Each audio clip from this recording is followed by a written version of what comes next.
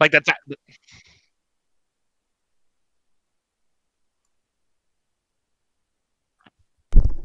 All right, it's working now, I believe. What is going on, guys? This is our week 3 doubleheader reschedule. We have 2 games for you tonight. But before we do get into that, we're going to do a little pre-game show. So joining me tonight, you know him from the first time we did it. You might have loved him. And we all sang happy birthday to him because he streamed Oh, on yeah. his birthday. Joining me tonight is going to be Tommy. Tommy, how are you doing today? I'm doing pretty. I'm doing all right. I'm vibing. It's nice Friday night. I'm down to watch some League of Legends, cast a little bit, see how this all goes down. Having a And good then, oh, sorry to cut you off there. Joining me as well, one of my brothers from another mother in Orlando, card game friend for years now. It is Alex. Alex, how are you doing tonight? what up. I didn't even know that it was Tommy's birthday the first time he streamed, man. Well, happy belated birthday, bro. Like Oh, Oh that's yeah, appreciate it pretty it. was a cool of you beautiful to time. dude. And you guys sung happy birthday for him. I bet it was the sweetest thing ever. Oh Yeah. yeah, definitely did not have me literally like physically in a ball. I was I didn't think you like liked like it. like at the restaurant. yeah. I was just like I was just sitting there like everybody staring at me, just freaking out. Yeah, it's like when It's your all good though. I parents call appreciate over it. the people at the Yeah. restaurant and they start clapping. Maybe not Oh my god. nowadays, but um, Oh, yeah. so I'm just gonna run through a few things we're gonna get to for this pregame show. First things first, we're gonna actually look at some clips from last Oh. week's game. I want to get both your guys' insight on that. Alex and Dehan were casting on that. After we go through a few clips, we're going to be looking at the current standings for everyone in the league right now and get some insight on the 2 teams we have. And the first 2 teams we're going to have playing is Looking for Players and, oh, God, A-Aron and the A-Aron. Funky Bunch. The Funky Bunch. Yeah, so definitely an exciting games to look forward to tonight. But first things first, we're gonna go through some clips from last week and kind of get your guys' insight on it. So let's start off with the very first one of the night, labeled Showstopper. You guys are able to see this, right? Yep. Yep. All right, sweet. So we're gonna go ahead and run through it here. Now, Alex, you were in the game here. So what hmm Well, here's the question: is it even gonna be doing anything? Oh, I remember this. Never mind. We can see I the remember spec. this game too. What's going down here, boys? Like, is it set about to pop off with an ulti or like? Oh yeah, set's Oh. coming in. Oh, here it goes. Set comes in, he lands the showstopper back on Anivia, and no chance of getting out of there. Yeah, really, really I mean, quick and simple yeah. play there. Yeah. That it's funny that was one of the first clips because I think I remember Goo ended up winning that game off of the back of the Anivia, and the first ban from Team Fish Tacos next game, first ban was Anivia. They weren't having any of that. Champ is.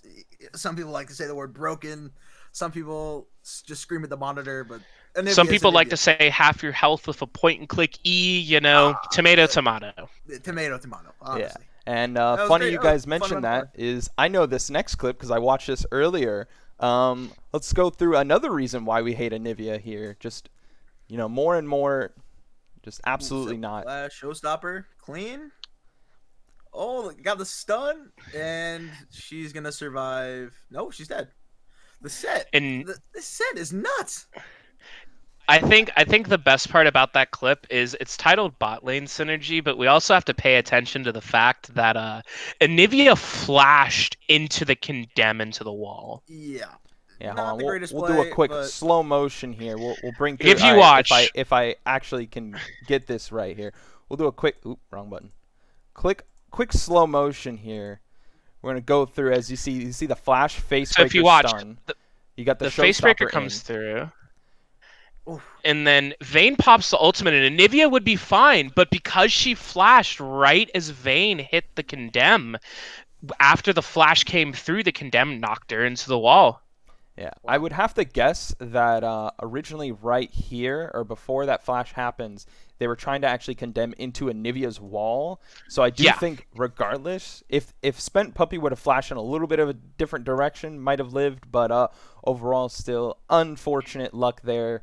And of course, we like 300 true damage off a main tank for doing absolutely nothing but taking damage. Let's, you'll Hey, love to come see on, it. come on. There's no money in support, so the supports have to find the money. They gotta find it, right? yeah, Like the pikes, the sets, Pantheon. You gotta find the cash. He found the cash. Let's not hate on the That guy. is He's doing true. his thing.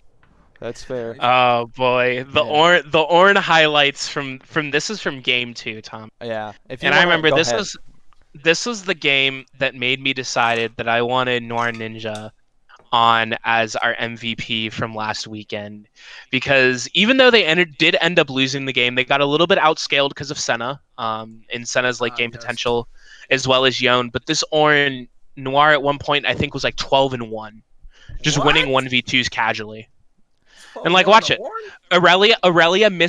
Aurelia misses the second casting of Flawless Duet, and Orin's able to get the knockup, and he just solo kills her.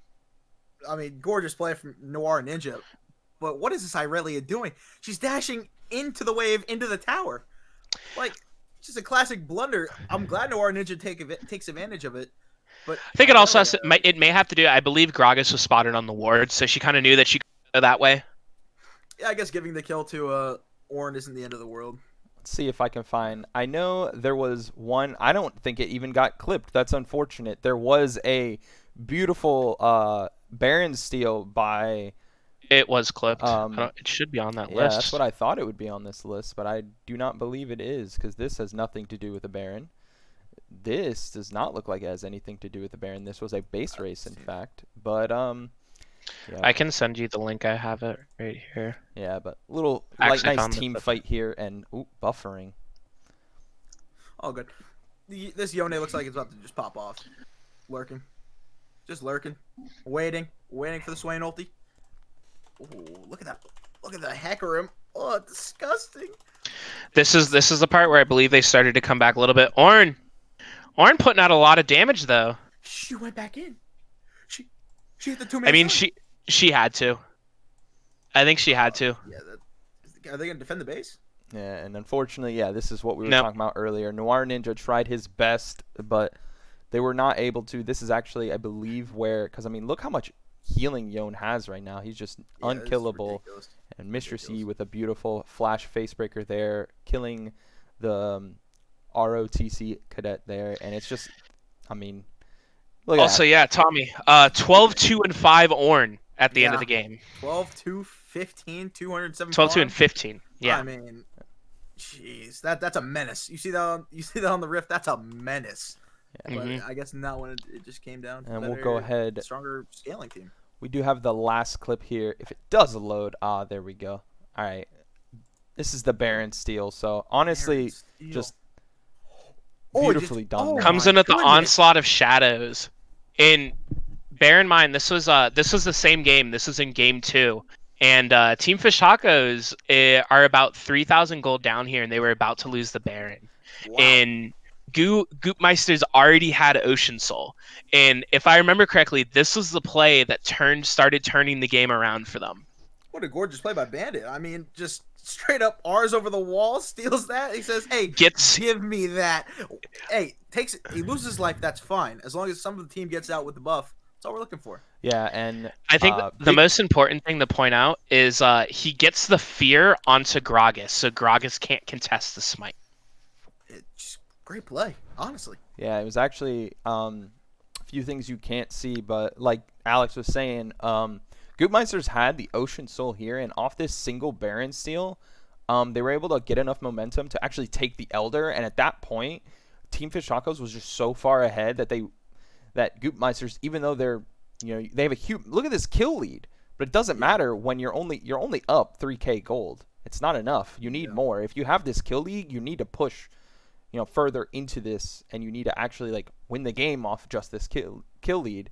Because, like, looking at this, you would think, all right, Goopmeisters has this, but just, like, a beautiful performance by Team Fish Tacos, just not giving up. We have Bandit here sacrificing himself to get this Baron. And, yeah, like, he does die here, but this was enough momentum to push them in. I think we saw it earlier. I mean, you guys saw, and you guys know if you were watching last week or saw the results, they did end up winning this game too here, and it was just, like, you look at this, there's no way they should have come back from this. But even with this, like, massive kill lead, they're only up 1 tower, only up 3,000 gold. They have all the ocean. They have 3 ocean dragons. Yeah, they should have had Vayne and Echo over that wall, along with Ornn, kind of zoning it off. Either Vayne on the Baron and Ornn and Echo zoning them off. There's no way in the world you should ever just let a Hecarim walk in and steal the Baron. Like, obviously he can. Like look at the Ornn. He just gets immediately stunned up. Showstopper into the wall. Like, I mean, just not fundamental. You have 3 ocean dragons with the ocean soul. You're not really losing a team fight. You should be forcing a fight here. You shouldn't even be on Baron. Rotate to the fight, win the fight, take the free objective. Yeah, absolutely. I don't know. But, you know, very well played there by them. But now that we're done with the clips, we're going to go ahead and look at the standings right now. So I know this is definitely a beautiful graphic, and you guys should be able to see this here. But as we can see right now, we have Different Breed is up. You know, they've won. Yeah. They've only lost 2 games, but they've won. They're 3-0. They've won, you know, all their games. And I do know that Team Solo Bolo had to reschedule one of their games, but I would say Team Solo Bolo, I do know all of them. I think they're really good players, and it's definitely a team you need to watch out for, I would say. And, you know, real quick, we're going to jump down to, you know, we have A-Aron and the Funky Bunch playing tonight against, this is actually the new name, not this one, sorry. There's 2, there we go, Looking for Players. So we do have 2 14 seeds playing, but Looking for Players did essentially a entire restructure of their team. And so this is a fresh team coming in tonight. I believe they have like 2 to 3 new players. They changed from they originally chose Steven over Dan as the joke. I'm sure Tommy might know. Alex, you might not know. Dan is actually the UF AD carry. Yes. And Steven is the UF mid laner. So the joke was, because they could not have multiple UF players, they had to choose between who was better over Steven and Dan. Okay. Or Dan and Steven. Yes, I see. And according to these charts, you would think that Dan is the better player. Sure. I guess so. XD.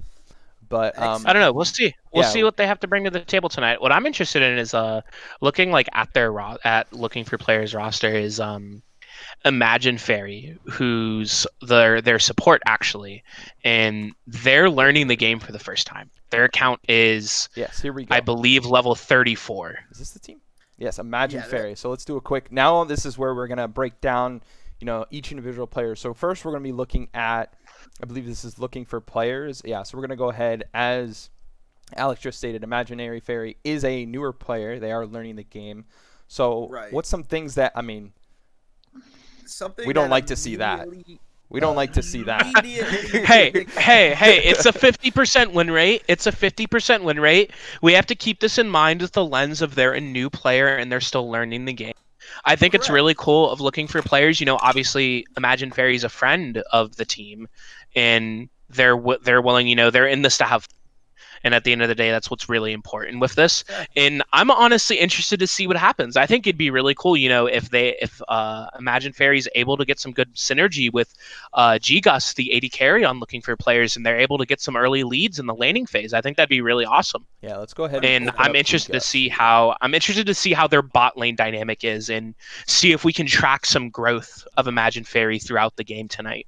The only thing I'm interested in with Imaginary Fairy is if the opposing team BMs them to the point where they ban Yuumi.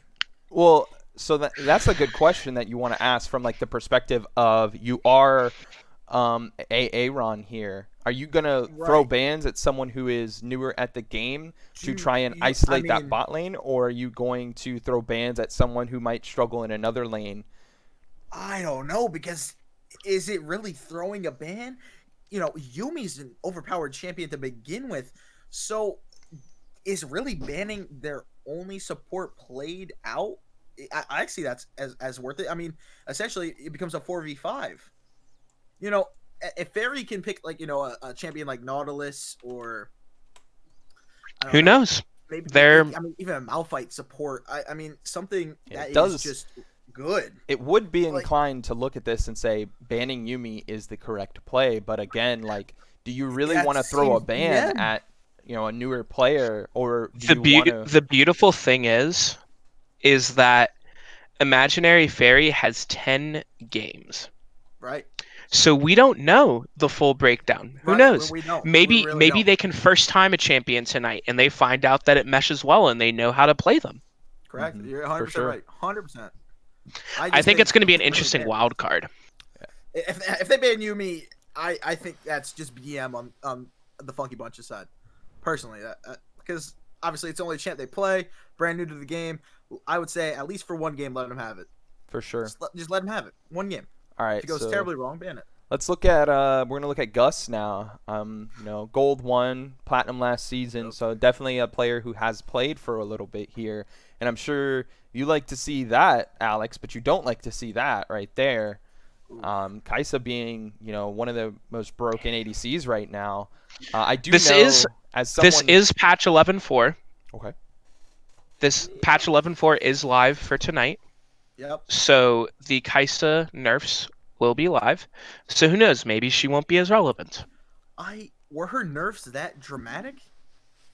Um, I thought she stayed kind of strong. as a Kaisa one trick, I'm upset because her nerfs are stronger than the buffs that they gave her like 6 patches ago. I see. It's essentially just nerfing the damage on her Q. Okay. And specifically Alright, for her well, isolated Q, which with the build that Kaisa goes with right now, the most popular build, which is full AD, all of her damage comes from her isolated Q and her auto attack. So it is a big hit to her damage. yeah. Okay, I see. But here, if we want to look on the opposite side of the ball with Turner 3, this guy is a hard Samira one trick. And he just hit Plat 1 last night, almost a diamond. So he's climbing the ranks like an absolute lunatic. It says Plat 4. Unless he rage queued and lost every game. Here, just click update real quick. So we get the real deal. The real meat and potatoes. Oh, he hasn't updated. Okay. Yeah. Oh wait, no, this is his old account. Oh yeah, this account no longer exists. But as you can see on this account, 73% win rate on Samira in 22 games. This guy was abusing Samira, killing it. I watch his game sometimes. My man is just pentakill, going off the rails. Absolutely ape with this champ. But now that she's absolutely nerfed into the ground, he's gonna have to reside in a new champ.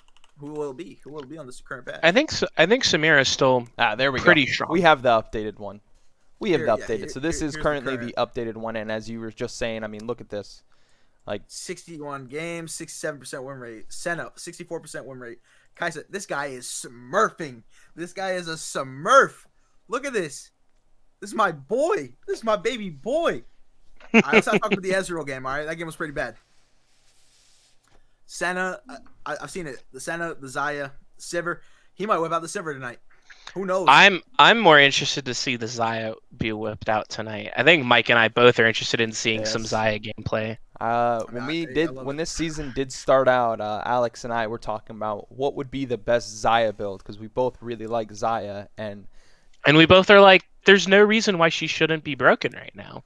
Yeah, she should be pretty. Yeah, she's pretty strong. no, I wouldn't say broken, but fairly strong. And Yeah. the Gale Force tech that is starting to pop up. You see it in the LCS. You've probably Yeah, seen oh, it yeah. quite often in your solo queue. Was one of We the were first on things Gale we Force were- before. It was cool. Yeah, we're cool. We're definitely Oh, yeah. cool. I was on Prowler's Claw Rek'Sai before the LCS played it. Exactly, dude. This is what I'm saying. The ADCs this game will be very interesting to watch. I think Turner's ego might get the best of him in that bot lane, and Gus might be able to punish maybe on like a Varus or something like that. Yeah, let's see if we can find the knows? support. It does look like Brenbron is Ooh, the wow. support. Let's Wow, that is let's do a loaded bot quick lane. double check real fast. Yeah, King Bren is the newer name. So not too sure if this is the current account we're going to be looking at. Let's see. We Wow, do this see, but I is- mean, we could still pull some numbers from it, and we do see Rel and Lulu. I just want to direct all of our attention to those win percentages. I think if I'm looking for players, I think one of the first bans, if not Samira, is going to be Rel. I think before you ban Samira tonight, you ban Rel if I'm looking for players, because Rel allows every single bit of Rel's kit allows for setup for Samira. It enables her passive. It enables the kind of dive, go in play style that Samira wants in order to get a lead and snowball during the early laning phase to get to the point that we've all seen, I'm sure, where Samira ults in a team fight and heals to full health from 1 HP off of the lifesteal on her ultimate alone. Yeah, Rel is definitely worth a ban. I don't think so from the team from the Funky Bunch side, but obviously from the opposing side, you gotta ban out the Samira Rel. It's anti-fun, honestly. That bot lane is like just obnoxious. Everything Rel does in this game counters the champions that I like to play. So every time I see a Rel, I just start crying. Like I'll hook her, bring her in, and then I'm stunned. Like, I mean, come on. Let's take a look at some of the solo laners as well. Yeah. Both of the teams, and see how those million matchups will go. So Papa Nick is actually their new clutch player that is going to be joining them this season. This is part of their restructuring, and this is going to be a top lane matchup. I am kind of curious about, because we haven't gotten to see Papa Nick at all. This is going to be the first time that we're ever really seeing him play, and he's going to be going against Dr. Dead. Okay. Deaded. All right. Deaded. So very interested to see your guys' takes on, we have a player that we haven't really seen anything so far, but he is definitely, Diamond last season. He's got some, we can't really check these win rates. Let's go ahead and look at season. I'm looking at his last season. He has pretty good win rates on every champ he played. See, what I'm looking forward to with kind of like these wild card picks that are coming out from looking for players and like this fresh talent that they're bringing in is I really want to see some like off the wall picks. Oh yeah. Like I want to see some top lane lock-ins that'll make you scratch your head tonight, because that might just be the edge that they need to get the advantage that they're looking for. So what are some in these games champions you'd want to see 100%. then? Silas. I want to see Silas top. I want to see Silas. I think it got whipped out in the LCS like twice last week, but I think that champion is so strong, so much burst damage. The AP scaling he has is just crazy. I don't know. I think he's fantastic. He looks good. Good looking character too. Silas, Rumble, those are all good picks. I'm sure we may see some Lulu, or I've seen some people throw around Graves top a little bit, going full crit with shield bow into BT. As kind of like a solo laner option, because Graves can be a really oppressive lane bully if played correctly. Yeah, you gotta get that wave clear real quick though, because when that wave's there, he is essentially useless. Now, while Papa Nick only has 2 games on it, how do you guys are feeling about Camille right now? Because Camille is obviously an incredibly strong top laner. We've heard, as someone who's played a lot of Camille, I will say she's absolutely broken. I know that that's not really saying anything. She does have 2 very bad matchups in Jax and Renekton. Doesn't really look like Dead plays either of those champions, at least in his recent games, as well as recent just history overall, playing a lot of A-Ram, but that doesn't necessarily translate to coordinated team play. Garen is an okay matchup into Camille, but do you think that this Camille is going to be a pick or ban, considering how powerful just Camille is and presence wise in the top lane right now? It might warrant a ban from the side of Team A-Aron. I personally want to see Dr. Dead pull out Shen. I think Shen is a skill match. Shen Camille is a skill matchup in the early game, and if played right, I think the early game is 100% Shen favored. Yeah, 100%. If they because Camille, though, it's pretty much GG. Because if a diamond player is playing against a bronze player in the top lane, just essentially on the skill matchup, he could just bully his way into getting insanely far ahead, and then using that lead across the map to just wipe out everyone. Especially because Camille's so overtuned right now. Definitely, and we'll have to wait and see. Yeah. I Yeah. think they'll probably ban it though, because I don't think anyone wants to deal with a fed Camille running around just one-shotting them. So take a look at the mid lane matchup. We'll save the jungle for last because I know you'll have a lot to say on that, Mike. Yeah, I'll try to save my thing here. So we're gonna go ahead and look at the we're gonna have Cream Puff in the mid lane for looking for players, and for the side of A-Aron, they actually have Big Schmidt. So gonna head and look at that. I do know Cream Puff is relatively new as well. Oh, I'm way off. I thought Cream Puff was a little newer, but we do have originally Cream Puff was actually the top laner for looking for players, transitioning to mid lane. Um, and I mean, I love to see this Diana here. I really like Diana as a pick. Maybe kind of iffy sometimes on the Diana here. You have some games where Cream Puff's just popping off, but some maybe not as much. Do see some team practice there. That's always good. I think Diana's a very conditional pick.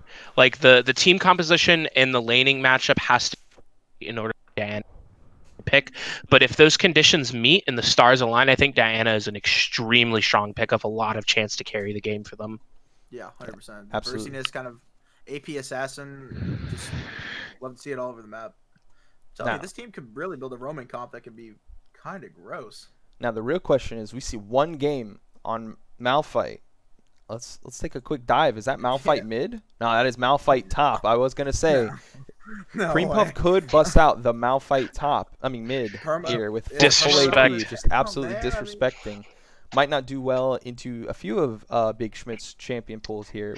I don't know. I see that Kiana and I see that Yone, and I'm like, man, Malphite's pretty good here. Yeah, Malphite doesn't sound too shabby. This guy almost seems like a hard Yone one trick. I mean, he has 47% win rate over 50 games, which isn't the greatest, but I mean, he's been spamming Yone like it's nobody's business. That's fair. Now, if you're the side of looking for players here, and you do you want to allow Big Schmidt to play a Yone or a Kiana or just an AD mid at all, and then let this Malphite pick come in as like a counter to it? Because yes, you can go the full AP on the Malphite, which is, of course, the one-shot potential is there, and the engage just so much damage. Or you can just do the exact same thing by going tank. And, I mean, you're going to shut down that Yone. There's going to probably be some decent kill pressure in the earlier parts of the game. But I think as the game develops, you can get something a little stronger there. I think it'd be interesting to see, and I think also looking for players might have a little bit more flexibility depending on what their top laner is able to do. Because if they're able to pick like an AP top laner like a Sylas or a Rumble, it would allow the Malphite to go through, or it would allow for even for the mid laner to go AD in that case, and kind of not like throw off the balance of like damage spreads and everything. Okay, we just got word that Big Schmidt that's not his op.gg. That's strange. Okay, I think I have it. Maybe we're not seeing the end. No, no.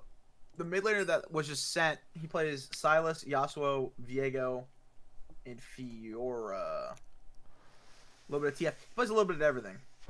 Last season was Diamond. Yeah, okay. Yeah, and real quick, we're going to go ahead and do a quick rundown because the teams are getting in the lobbies real fast. We're going to do a quick rundown of the jungle matchup here. Now, this is quote-unquote my domain here. So let's see if I see anything spicy. So first off, we're going to be looking at Yuki, another newer player to the team. Rengar is fairly solid, another diamond player, so this could be a strong addition for looking for players. And I love this already. Evelyn, essentially an Evelyn one trick last season. I do think Evelyn's really strong. Her early game is obviously very weak. If you can abuse that for the side of Genetic Sloth, and then I don't even think I really need to talk about Hecarim. Hecarim's another really strong champion in the early to mid game. The only thing if I may cut you off, we do need to keep in mind that this is 11-4. The jungle golden experience nerfs are live. Yeah, for sure. They are live for champions that desperately need experience, like Nocturne, Hecarim. And champs that's like that, actually a big champ like thing for Olaf. Evelyn, actually. Evelyn is Evelyn as a, well. while she can have level 3, level 4 ganks, her level 3, level 4 ganks aren't really that powerful. And once you get to that level 6 power spike, you really start impacting the map with both the passive on invisibility as well as the just execute ultimate. While Hecarim might be a power farmer, he's still incredibly good level 3, level 4 gank potential. So I'm wondering if a champion like Evelyn, that's not something you really want to play with the jungle XP nerfs live right now. Potentially they've found a workaround, but would you pick Evelyn when there's a chance that you don't, it might take a little longer just to get to that No, I mean Evelyn's still gonna be relevant. I mean, let's not. Obviously, these champions they feel less relevant because of the jungle changes and how long it takes you to hit 6, but still, it's still a really good ganking champ. The invisibility, like just her lurking all over the map, never knowing where she's gonna be. I think she's still fine. I mean, obviously, you definitely want obviously like a Hecarim, Lilia, something of that sort, like a super fast roaming champ, Udyr. Something like that. I also think as well tank junglers might be a little bit more viable. Junglers that don't need a lot of core items in order to be relevant and impactful in the game. 100%. Yeah. So it'll be interesting to see how these junglers adapt to the changes in their forest, the changes to Golden Experience. Maybe we'll even see an Ivern. Who knows? Make me happy. Ivern is another possibility. Ivern would be very interesting as well, I think. I mean, him and Daisy just running amok all over the rift. I love to see it, honestly. Just yelling at her. The forest are his friends, okay? I've got 2 thumbs and a shield. That's all I got to say about that. Exactly. But it looks like their jungler played Kindred recently, which I don't think Kindred's. Oh, that was last season. No, this is No, this oh no, season. that was this season. Okay. Yeah. So maybe we'll see a Kindred. I don't know. Just I haven't seen a Kindred in a minute, so this might be kind of fun. For sure. Kindred, Karthus. Yeah, be interesting. 100%. On the opposing side, Genetic Sloth on the Kha'Zix of the Kane. It's looking to execute some fools. Yeah, that'd be pretty nice. Yeah, but they are about to start the pick ban. We'll probably, after this game, once we get into our 9:30 game, we'll talk a little bit about the matchups there. But that game is going to be the 6 Donkeys with UF Lemillion leading the charge of the 6 Donkeys. And we do have General Wally leading the charge of the Believers. And if you've been around this Discord for a while, you recognize both those names as obviously the UF support and the coach for actually the UF team. So that will be an interesting matchup to see these people building teams and getting ready for it. But we are going to go ahead and jump into the pro draft here in a second. I'm going to be bowing out. I'll let Alex and Tommy take over, but that's been the pre-game show for you guys. Hopefully you enjoyed it, and we'll try to get a little more interactivity once we get later on these pre-game shows. Do you guys have any closing words on these upcoming matches? Maybe you guys want to, what are some final notes that you want to see going into this pro pick ban? I really want to see looking for players try playing around by this game. Just kind of to prove that, having all the skill and everything doesn't necessarily matter as much in play, and as long as there's strong teamwork, even players who are a little bit newer can still succeed and find good opportunities for really good plays. 100%. I'm just really excited to see these 2 bottom tier teams. All right, I saw this when we were looking at the spreadsheet. One of these teams has to win, right? We cannot get out of here at a draw. So we're going to see one of the bottom tier teams finally get a W on the board. So that's what I'm really excited for. I just want to see one of these teams really put themselves above the other. Whether that's the Funky Bunch or looking for players, I guess we'll just have to see in the next about hour and a half. Yeah, only one way to find out. So we get ready to go into the draft. It does look like they are waiting for a player on the side of A-Aron. So we can talk a little bit more about the upcoming game. I believe we've covered everything for Mike. I want to hear your thoughts on the jungle changes. Yeah. Jungle is a perfectly balanced role, and I don't understand why Riot is deciding to. No, all right. In all seriousness, I do think it is very like it's a good nerf because I feel like there have been a lot of champions that like have kind of gotten a little out of hand. Like, as much as I enjoy the jungle, I will say I absolutely hate that Graves is an option to play, and I was hoping that the kiting nerfs would, the kiting camps nerf that they did at the start of this season would actually kind of kick him out of the jungle, but it's kind of just left him there, and I feel like he's still really strong. And I do think, like, obviously this nerf isn't going to hurt as much for spam gankers because they don't really need to, once they get their level 3 and they're able to, start applying pressure on the map, it's kind of going to be the same thing because kill gold and kill XP I don't believe went down. I believe it's just the camp experience as well as camp gold. So I really think it only hurts power junglers or power farm junglers and the champions that absolutely need their level 6 because that's going to be delayed a little more. I think it's a healthy change for it allows tanks to be a little more prevalent, I believe, because Karthus is another quote unquote jungler that I don't like in the jungle because of the fact that he doesn't really have to do anything and apply any pressure. All he has to do is power farm his camps and just get the ball rolling. And then once he hits 6, it's kind of, he's in that power spot. It's got a gank on a stick. Yeah. Specifically to outline what the specific jungle changes are for anyone who's not super privy to the patch notes, the the experience and gold for Gromp, both the large and the small Krugs and the Raptors all went down across all levels in the jungle this patch as an attempt to nerf the power that junglers have over the control in the game, especially in the early game, because power farming junglers like Udyr and like Graves are able to just farm their camps as quick as possible and go full clear base, full clear base, full clear base, and then suddenly they're the same level, if not a level up on their solo laners. And obviously Riot sees that as a problem. All right. 100%. The pro draft has started. I'm going to go ahead and shift it over to that and let you guys talk. But thanks for joining me on this pregame show. All right, yeah, no problem. That was fun. All right, good talking, good talking. All right, the opening ban for looking for players comes out with Senna. We expected the Samira considering, Turner's one trick.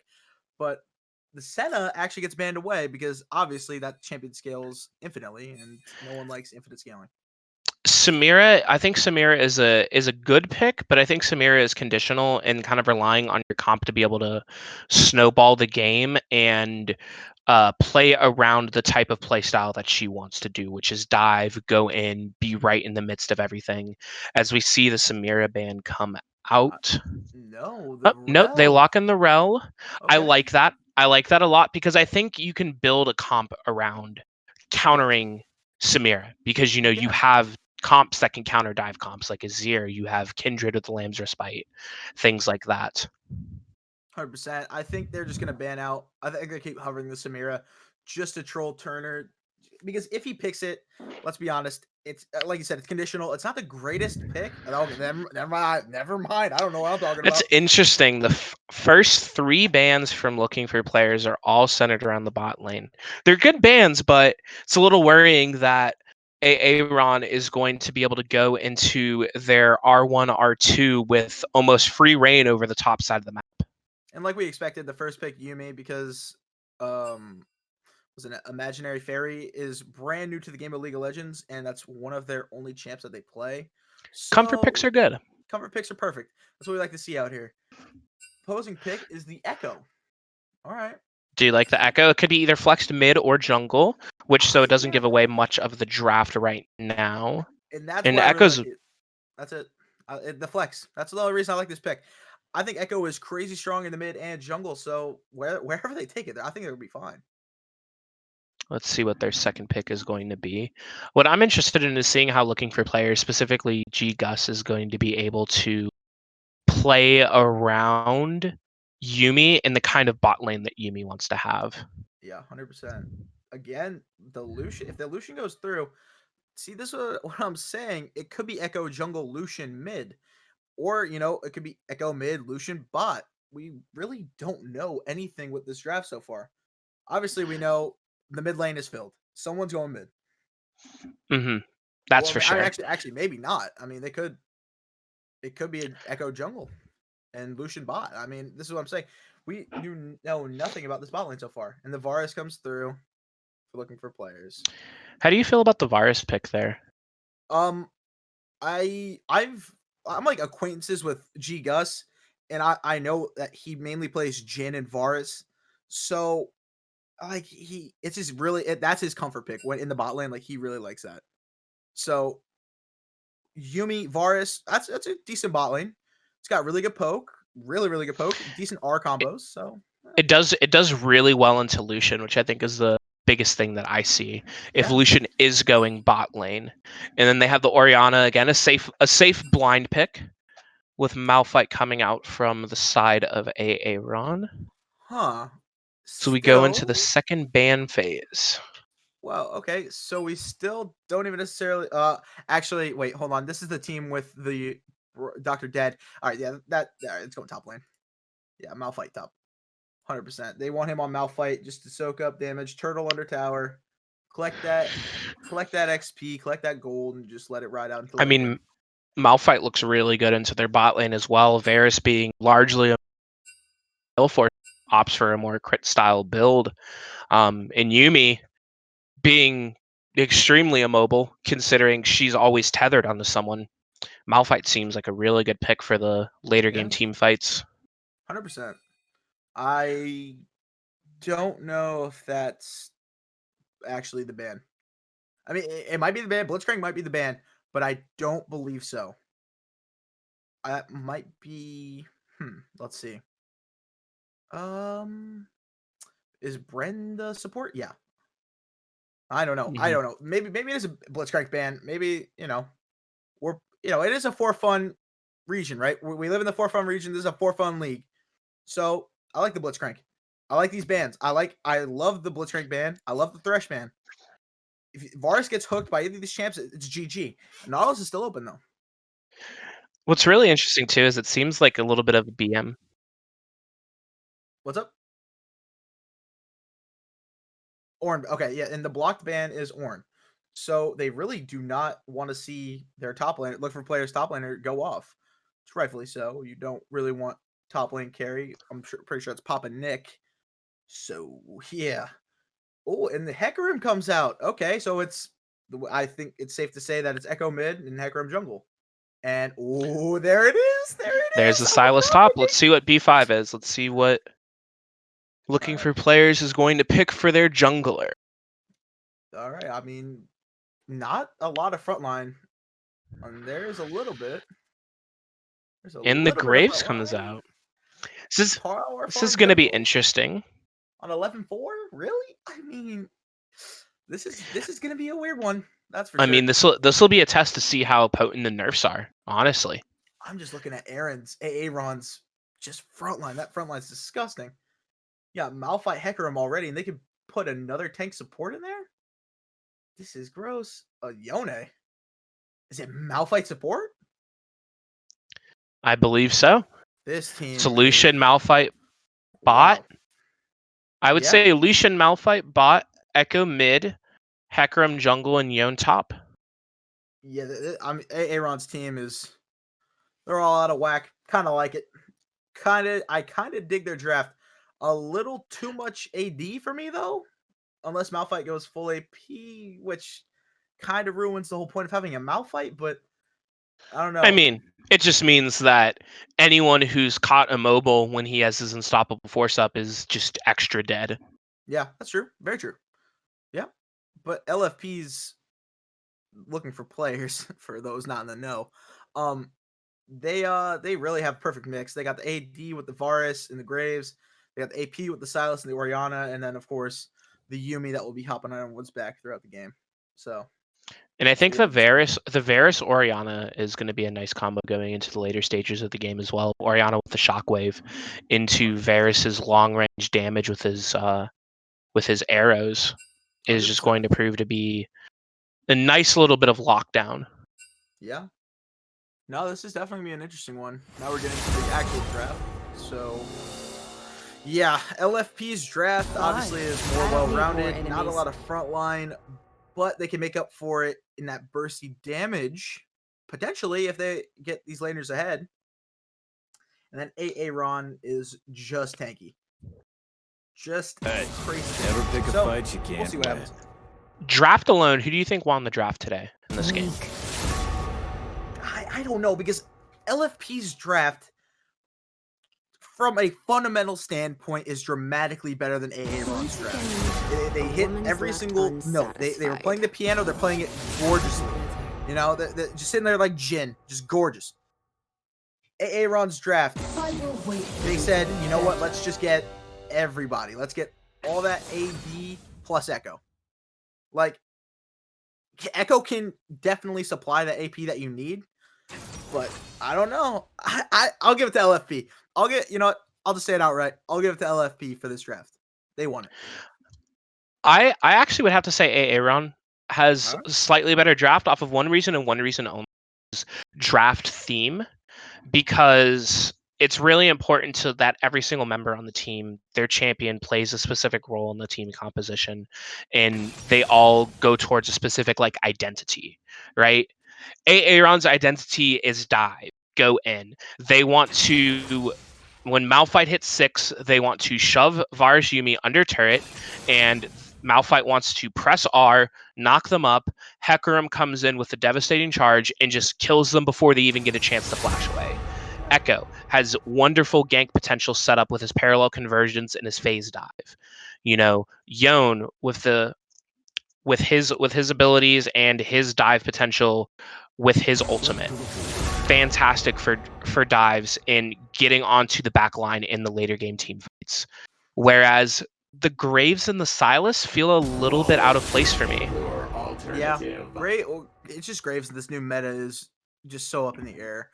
From being a PvE jungler to now all your camps are nerfed from XP and gold. It's kind of like, oh, he almost lost all of his pressure in every lane. So we'll just have to see how this Graves starts. If he double scuttles them, if he is just all over the map, stealing camps, getting kills, I think he'll be fine.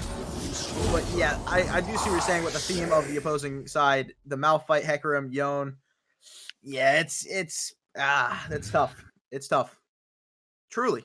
It'll be a fun one though. Their composition might not make the most sense in terms of the roles that the champions are going in, but I think the overall draft identity is a bit strong. Yeah, 100%. And that's what I like to see. 100%. Yeah. But we'll just have to see what the Silas Mr. Papa Nick on the Silas can do.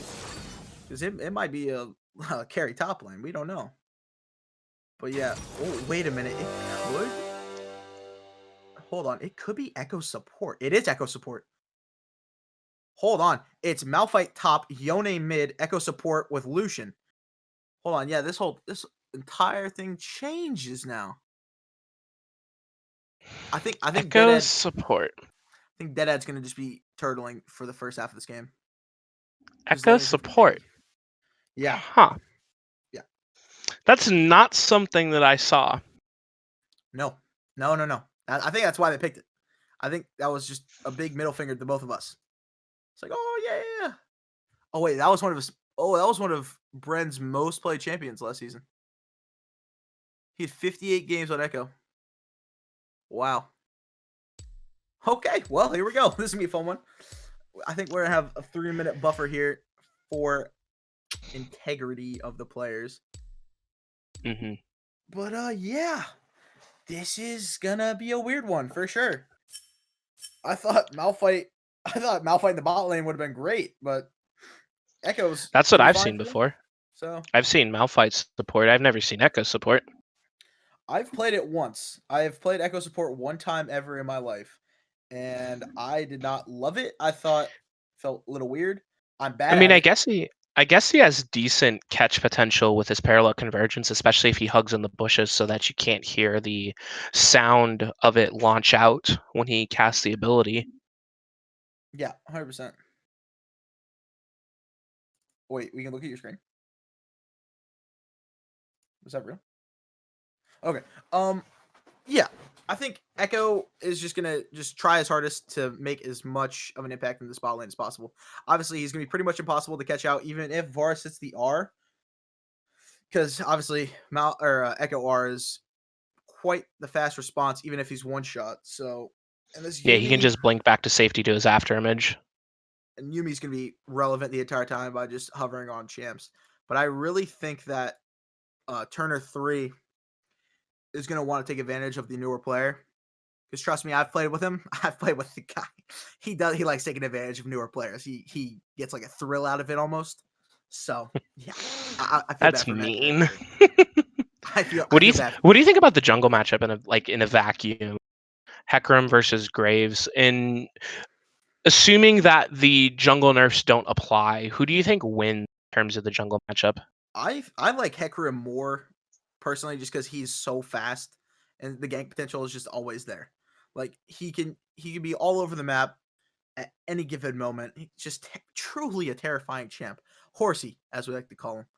But he just I don't know. Graves is so strong too.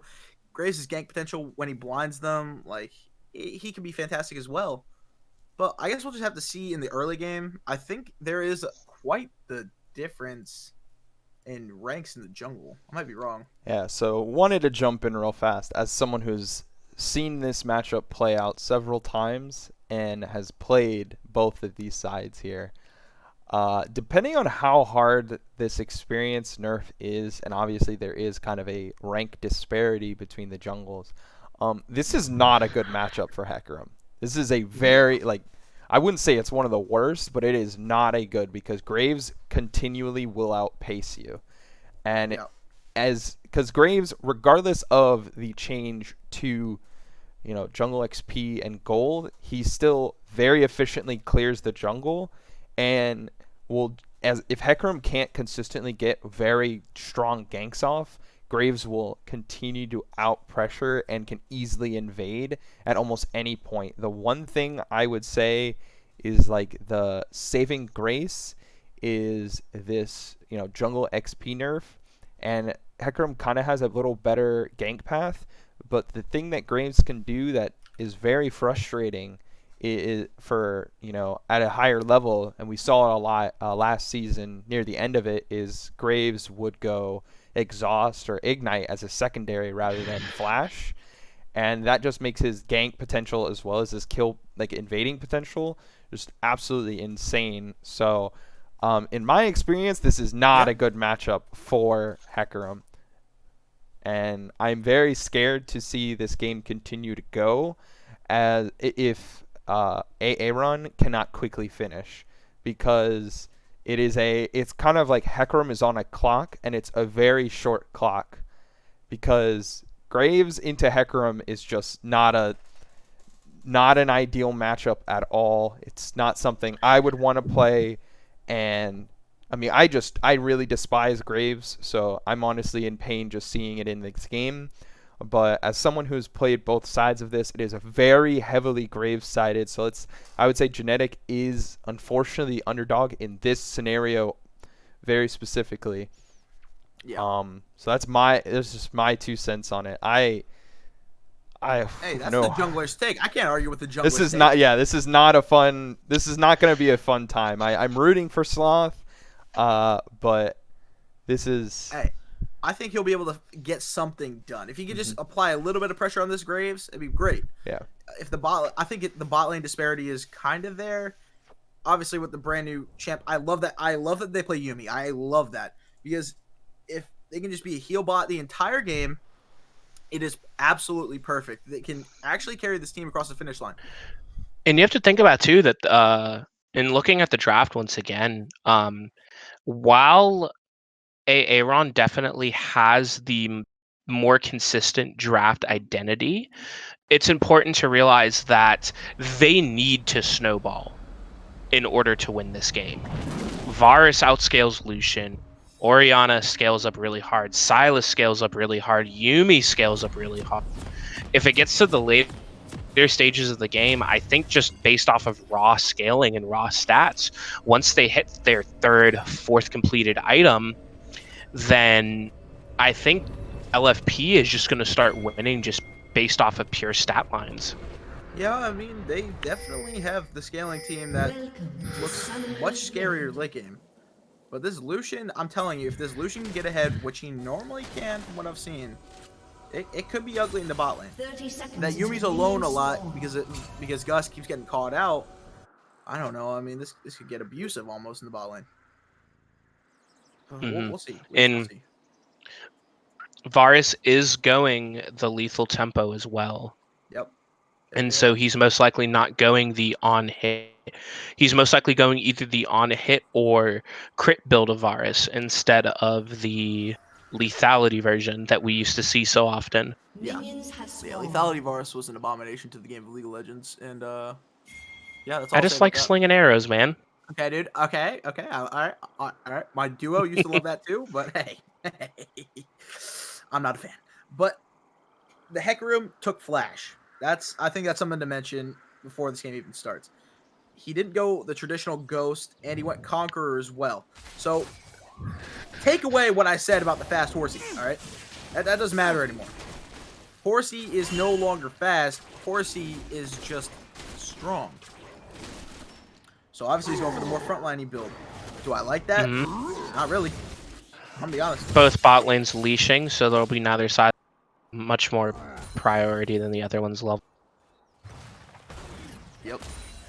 And that means both junglers are starting bot side, and they'll be pathing top side after they finish their respective clears. Yep, looks like it. Match up top. This is going to be a standoff for a long time. And then Turner and Brenbron are just going to keep that wave shoved 24/7. Try to deny as much CS as possible. Yeah.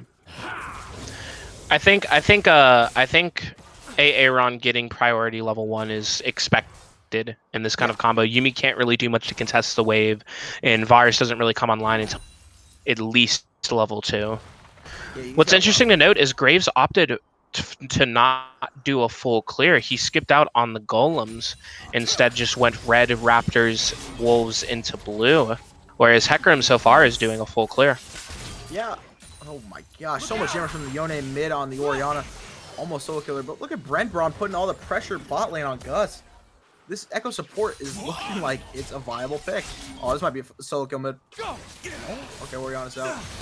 Bot lane. Barrier comes up from the Orianna.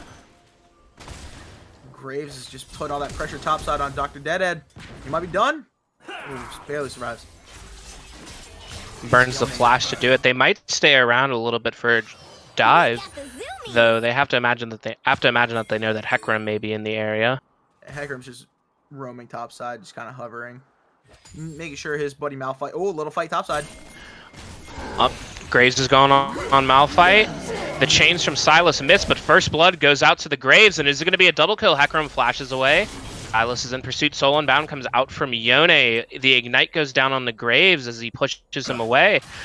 And Graves gets out with just a sliver of help as Papa Nick picks up his first kill of the game, making it 2-for-0 on the side of LFP. But Yone's not done yet. Grave dashes away, drops down the smoke screen. Yone misses his Mortal Steel, his lands, but it's not enough. TP coming out from Malphite as Silas is in there in the thick. He might need to back away because that Malphite is back, full HP with a cloth armor. Flash coming out from Silas. Yone snaps back to the Soul Unbound. Silas is still in there with the Kingslayer. Oh my! And meanwhile, while they're fighting topside, Sibs is losing all this farm mid. Oh, this is just disastrous right now. This Silas is going off. Dr. Dead just acting like he wants to do something, but he really cannot. Wow, what an opening play from looking. This is what I really wanted to see from. I wanted to see a pick like the Silas, something a little bit more unconventional in terms of top laners, and I wanted to see it do good things, and that's exactly what it's done. A little bit of action going down on the bot lane. Parallel Convergence comes in. Phase Dive gets Echo right on top of Varus, but takes a turret shot and backs away. Yeah, they're keeping this wave perma-shoved. Actually, they might even try to freeze it to make this Varus inch up just a little bit. Yuumi looks Yeah, I think this is time to punish. Yeah, they're letting that wave fall right back into their hands. But this might be the time that Lucian wants to go in, clean up the first kill. He needs to get ahead. He needs to do something in the bot lane. Because everyone all over the map in the top side is just looking like they're just lost. I don't know what to say for this top side. That top side play was absolutely ridiculous. The Silas is sick. The Graves, that was a fantastic play. Like Majin said before, he just ate them alive. Like, the Graves went off. He made Hecarim look so irrelevant, and the Yone was getting danced around like it was a ballet. That was amazing. Just a fantastic It was really good individual play by both Yuki and Papa Nick in that fight. Yeah, really fantastic. Definitely well played to both of them. Oriana's just kind of trying to hang out mid lane, just collect as much farm as possible. Yone is being extremely oppressive. Just, oh my gosh. Sloth might be caught out in his own jungle. My goodness, this is crazy. All right, listen, I'll be honest, I'm a support man, all right?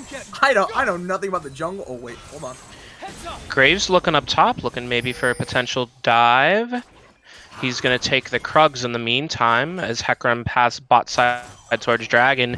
They have easy priority for that, so there's nothing. I do believe Graves was spotted on a ward. It should be first drag. A-Aron. Guaranteed first drag. Malphite begins to channel the recall as Graves ping 6. Still didn't catch that he was on a ward. Interesting, this Yone is still just being an absolute lame bully. Don't like that. So, Turner gets his Samira band. He gets his Senna band. So who does he opt for? The Lucian. Like, come on, dude. Like, let's see something cool. Let's see like a Jinx. You know, let's see a bad champion in the bot lane. You know? I mean, Varus is still doing so much damage. Oh, wow. Hecarim takes the blast cone out. Spotted out on his way into Graves' red side jungle. Graves might be looking for a counter gank here. Nah, he's just gonna take his red while Hecarim goes to take his blue. Little fight topside. Yeah, that is a extremely one-sided lane. It's also important to note too that Graves does have the experience lead on to Hecarim. Hecarim hasn't dinged 6 yet, and Graves is already halfway to. Level 7 comes in for the Dr. Dead is just getting. Oh my gosh, this is a massive wave topside. Absolutely huge wave topside. Cream Puff is just collecting all their XP. Mid. Hecarim's just solo farming. Graves doing the same. The game's pretty much a stale point. Varus is back. Yumi's just sitting there. Graves looks like he might be coming in for a gank. Mid lane, hovering around the river. Yone comes in with the Fate Sealed, but he misses. Graves coming back in with a smoke grenade as Yone snaps back and walks away for free. Yeah, not a fantastic play by either team. The Whiffed R feels bad, man, but not much you can do. Yeah, if the Fate Seal landed, Oriana definitely could have been in a lot of trouble, especially with how low. It does have the barrier and the flash, but it definitely would have forced at least one of those summoner spells out of. Yone going back in. Soul Unbound hits, Mortal Steel Ignite comes out, Flash comes out from the Yone, and he doesn't get it. Oriana's still alive. Oh, Oriana wow. used both summoners and the command Shockwave there to make sure that she survived. She was just shy of missing wave hit damage onto Yone, which if she hit that, I think it could have been death. Graves coming in from behind, looking to try to collect up some of the damage. I think he's just going to grab the wave. Yeah. And that's what Graves do best. That's what we love him for. A lot of top farm getting denied. Already down 35 farm on the Malphite, which was to be expected because, you know, it's Malphite. Silas TPing bot. This might be a play. The Chain of Corruption comes down from Varus, and Lucian's second kill picked up for Papa Nick. As Echo decides, you know what? I'm going to peace out to the mid lane. Yeah, Echo is out of there. I'm too cool for this lane. He does not want any part of that. But this is what we want to see. We want to see the Silas kind of take on a role where he can carry himself. Up, Parallel Convergence comes down. It does stone Oriana. She gets knocked up. Is she going to die? And yes, she will. Picks up the kill on that one. Good play by Echo. Fantastic. You were talking about that draft, right?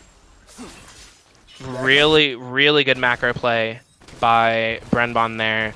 Losing the fight due to the TP from Silas in the bot lane. So he goes, you know what?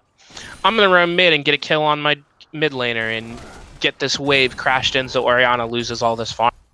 As she's now 22 CS down in the...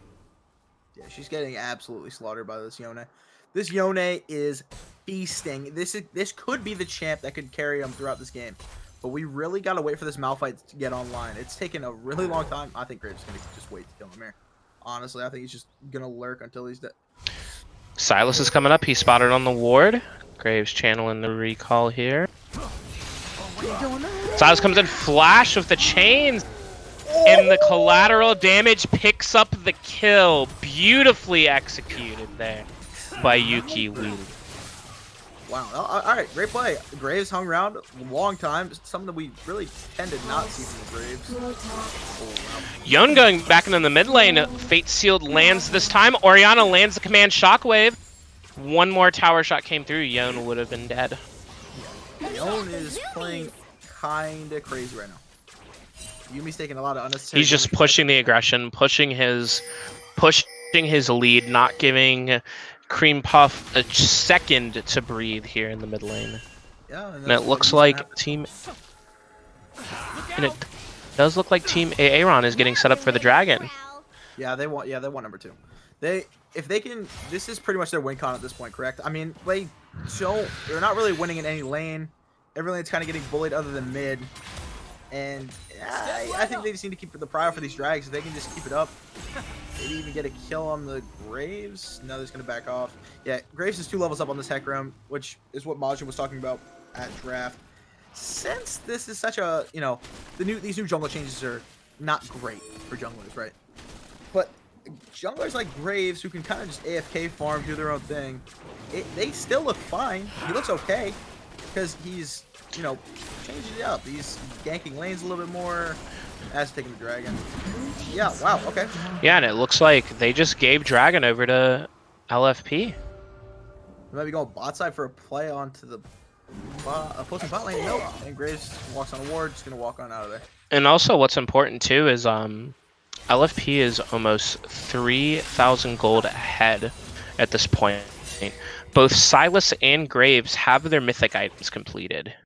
Their game state is extremely exciting. When you look at it in comparison, Malphite has a Bramble Vest, Boots, and a Null Magic Mantle. Yeah. Rift Herald coming down in the mid lane. Gonna go ahead and get some plates onto the Yon. They might try to take the first tower here, actually.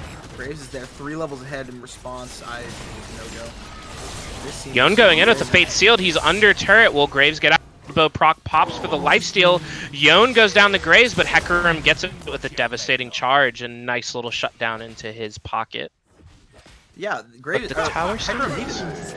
Oh wow, wow, that is a lot of damage out of Papa Nick. Wow. Okay, so that lane's over. Malphite at this point can not even stand under tower. Oh, Turner dashes the R. Ooh, Echo coming in. Can they make a play? He has no stun. Yumi R's out. The final chapter comes out from Yumi, but it's mispositioned. The final from Lucian. And it was just an ult exchange on the bottom side of the map here. Just a handshake. Everybody just, saying, okay, I see you. But these lanes, this lane is pretty much just the farm lane. Hecarim coming in. He has a devastating charge. Orianna gets knocked to the side. Let's see if she can walk this one off. Pops the barrier for good measure. Drops the command Shockwave. And Yon flashes, and the extra damage from the bound picks up the kill. Yeah, Hecarim tanked a little too long right there. Just a couple too many turret shots. Gave Orianna that free kill that he didn't need to give. He really needs to start focusing on farming more because I'm pretty sure he's still 3 levels down against his Graves, which you don't want. Grenbron coming up here at the parallel convergence. Graves might get stunned. No, he doesn't. He's kiting away. Shieldbot comes out. Flash comes out. Chronobit comes out from Echoes. He decided he's a little bit too deep. As Silas comes in from the back, grabs the Fate Sealed from Yone. The duck mix on the duct. And Yone pops out his own Fate Sealed, and Silas responds with his own in the Kingslayer. Completely pops Yone. Oh no! As Silas wants nothing to do with kings or samurais in this game.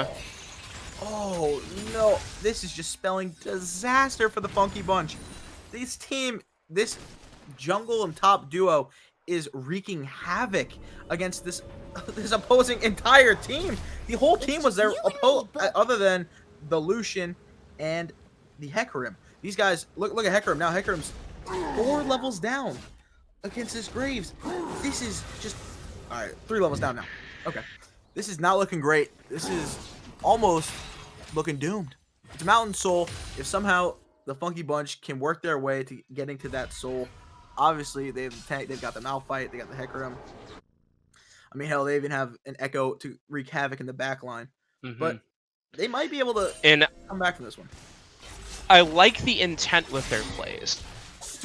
The intent with the plays, especially the Echo Roams, are really good. It's just the execution is failing somewhere. Yeah. And I think with the leads that Sylas and Graves have, they can't really touch them all that well. They have to commit so much manpower in order to even get Graves to pop his flash. I think that was the first time I saw him flash all game right now. Yeah, I think that was his first flash. I think Yone gets a solo kill here. Orianna coming in on the mid lane. Yeah, Orianna's just not having a good game. No, she's not having a good game. Kind of getting bullied by the Yone, but honestly, the entire team is getting bullied by the Graves Sylas combo. So, well, I'd like to see. See here, they're coming in for a 1v3. Parallel Convergence comes down, and Graves just goes ahead and dashes out of there with a quick. All right, Turner's taking on. Turner wants the 1v2 bot lane now. He knows Yumi's just there to press that E, heal Gus up. Nothing too crazy. Oh, Papa Nick gets spotted. Promise. I think this is easily a 1v2. Maybe not. Sylas. Ooh, the Unstoppable Horse comes out. Sylas goes golden. Will it be enough? Abduct hits in the Kingslayer healing. As a dive going on in bot lane with Turner and Brenbron getting a kill on Varus and Yumi. And Sylas responds of picking up a double kill for himself. 6-0-4. This is a man on a mission tonight, Tommy. Oh my goodness. Alex, this Sylas is having the game of his life. The Yone staying bot side maybe to kill his Graves. No, they're just gonna walk away. They don't want any part of that. This I don't know. This Sylas is just on another level. He's 70 farm up. He's having himself a hell of a game. Not to mention this great. Oh, Sylas coming in with the TP. It's time for some action. Yone uses the Fate Seal to get out of the Dragon Pit, but Sylas is here for Dragon. Will they give this one away and give LFP their second drag of the game? Do they even have an? I think they just have. They're forced to give. I mean, looks like it. Echo's channel in the recall. Wow. I mean, they're posturing like they potentially want to fight. No, they're all running back to their lane. Yeah, they can't do much right now. This is kind of just one of those games where you're just sitting there looking at your hands like, man, what did we do? What did we do? This guy's a menace right now. What's yours? Oh no, that's Yone A-Aron on Sylas. Look at this Graves. This Graves is just power farming. 80 farm ahead. Potentially we can see a Flame Horizon 2. Oh. Sylas going in with the Fate Sealed. Shockwave comes out from Orianna. Sylas gets knocked up, goes golden to drop the turret aggro. Dashes away with the Abscond. Unstoppable Force comes in from Malphite, but the Kingslayer healing. Someone else on this team healing reduction, or so help me God. Echo comes in, phase dive, ignite onto Sylas as he kites away. Won't be enough and they'll disengage. Graves looking to come in for more, dashing forward. But it seems like they've all had their fill of that fight. Wow. As Sylas is now 7-0-4, 700 shutdown. Yeah, this Please, A-Aron and the Funky Bunch. Please build healing reduction. Lucian, healing Executioner's calling. Yone, Executioner's calling. They want Gus dead. Seems like not okay. the turret will get Hecarim though. Wow. And Imaginary Fairy, the survivor of that dive, picks up a kill for herself. It's gonna go spend some of that gold. Get some cat toys for Yumi. Guess so. I mean, man, this is spelling disaster. They're only 4K gold down. Granted, it is comebackable. It's not over. Obviously, we can say the W word, winnable, baby. This one is winnable. It's looking not great though. They really need to find something. They need to find a pick. They need to find just a string of things to get them along. maybe feed some more gold to the Yone. Blue team's turret has been Get the destroyed. Lucian further ahead. I don't know. They gotta figure out something quick, because this game is really getting out of hand. The issue is most of their team comp, like their AD carry wants to play around early game. Yeah. Lucian is going to get to a point where it doesn't matter how many kills he has, he's going to get outscaled by the Varus, by the Graves. And they need to find their win condition and they need to play around it. And I think their best shot might be the Yone. Yeah, it's gonna have to be this team. Oh, he's looking for the one-to-one Yone hand. going over the wall, the soul unbound, sounding away. The duct misses, unstoppable force comes out, and the damage from the soul unbound lands Sibs a fat check in his wallet. And Alex, perfectly on cue. As soon as you say maybe the Yone is the win condition, we see a solo kill onto their most fed member. Great play by Sibs right there. Fantastic. Love to see it. Put him back in. 1K in his pocket, baby. Oh, man. It gets me so hyped to see this team just a little bit of life. That gives them just a smile on their face. They're all happy now. Like, okay. Oh, wait. This jungle gap, though. Okay. All right. It's 110 farm ahead in the jungle, right? 5 levels. Sloth has got to find something. Obviously, he's getting all his camp stolen by Yuki. But he needs to just get something going. Yone going in on Oriana in the mid lane. Not enough to seal the deal, but definitely puts the fear of God in their hearts as Graves gets caught out, has to try to pull away. And another 800 gold shutdown. Papanik going in. He goes golden. He's in a 1v5. He the B. Turner? Your team's fighting, buddy. You should not be there. All right. Okay. So they got the 2 members. They immediately pinged at Baron. They want it. They want it. They have no way to contest. This is a 22-minute Baron going to the Funky Bunch. Hey, listen. Win cons, baby. Win cons, win cons, win cons. Deadhead is about to get soloed by Baron. Gotta walk away as This is it. they're gonna get this Baron uncontested. There we go. And now suddenly the gold score is all tied up. We're knotted up. Somehow, some way, the top jungle duo on looking for players. I'm not gonna say inted, okay? I'm gonna say they made a questionable play. They got caught out. They had the entire team there. I think in a team fight aspect, Deadhead, Sloth, Sibs, Turner, Brenbron. They land that hard CC, and man, that looked ugly. If all they have to clean up other than those 2 guys is a Varus and Oriana and a Yumi, whew, man, oh man, this could get ugly. Sometimes all it takes is one fight. And let's see how it goes. Every member of Team A-Aron in the Funky Bunch has the Baron buff, giving him some extra stats. Malphite pushing out the mid lane as the rest of the team postures in the river. Though it does look like they may be going for a pick onto this Malphite, and he flashes away from the chain lash from Silas. Oh, he gets hit by the Varus already. Going back in, the unstoppable force misses, but the... Let's see if Oriana can get away from Echo as Lucian lands a double kill. Sibs is on a rampage. Silas is fighting for his dear life, throwing out the chain lash. Parallel convergence comes down, but won't find much as he pops the chrono break to bait the Silas in.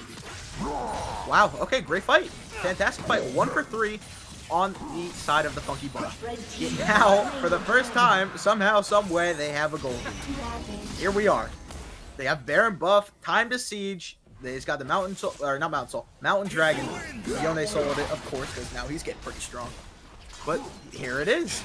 This team And they're going to raise a tier 2 turret. Tier 2, they don't want to greed for the tier 1, so just go take yourself a reward, go into the enemy jungle, steal some camps. Papa Nick looking for a pick potentially. Okay, no, alright, he just went away. Yeah, I mean, great play from the Funky Bunch. Don't blink. Looking not too shabby right now. Turner just needs to not run it down, not get caught out. And okay, the jungle gap has closed, right? It was a 5 level difference. Now we're looking at a 3 level difference. Farm is still exponentially in Graves' favor, which surprising, not really, but nonetheless, he's there. Hecarim's in the game, right? He's here. Look at him. There he is. Yeah, he's here. He's a champ. Malphite, on the other hand, is not. Even 100 CS down, Hecarim still can dish out some damage, and that's all that they need right Yeah, truly. But it looks like they've almost funneled all their sources, LFP, have almost funneled all of their sources into this Graves. Because somehow Silas was farming like an absolute lunatic earlier in the game, and now that it seems to have ceased as a whole. Like, he was easily Flame Horizoning this Malphite, but now he's only 70 farm ahead. Which, granted, you know, it's still pretty nuts. Oh, wait a minute. He is deep. Graves gonna back away from that one. He's not looking to pick a fight right here. Silas just took the opposing red buff with... Huh. Okay. I like this Silas. I like this guy. He's kind of nuts. He just walked into the enemy jungle, took the red buff, walked out. Okay. Alright. Not gonna annoy that guy. Brembronze is clearing wards, doing the casual support echo things. Yep. Love it. Lovely. Oh man, oh man.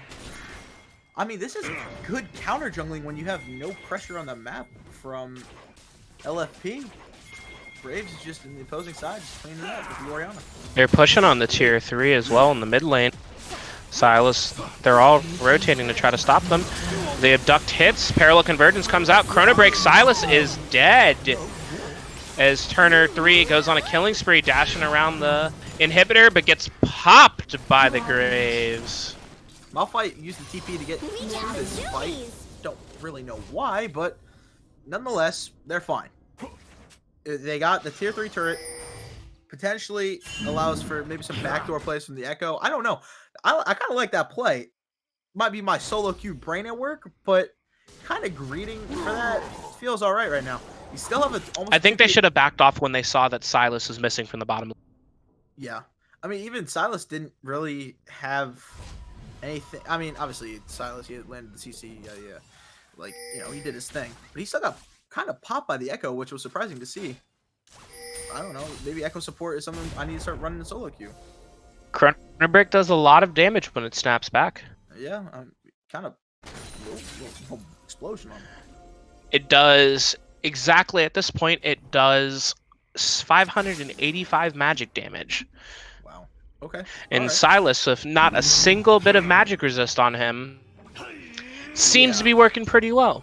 Yeah, not a lot of resistances on the opposing team. It's just, I mean, you see like the tabbies, or excuse me, stone caps. Oh, it's like a solo build. Nope. Dead. Walks away. Okay.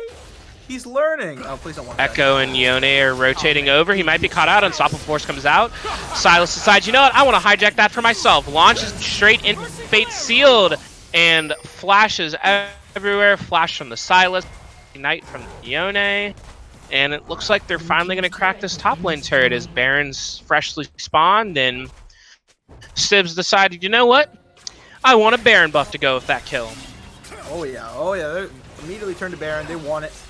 Sibs might just turn around, kill the Graves. Yone turned it off. He took a lot of damage from the Graves right there. Final chapter coming out a little bit early. Parallel Convergence stunning up on the Orianna. The onslaught of shadows coming into the back line. Huge shockwave as Gus kills off the Hecarim. Yone trying to hide in the bush, but Gus getting himself a nice little fat paycheck as well. And he said, you know what? Thanks for the cash. I'm going for it on a shopping spree, and it's the Mountain Drake and the Baron.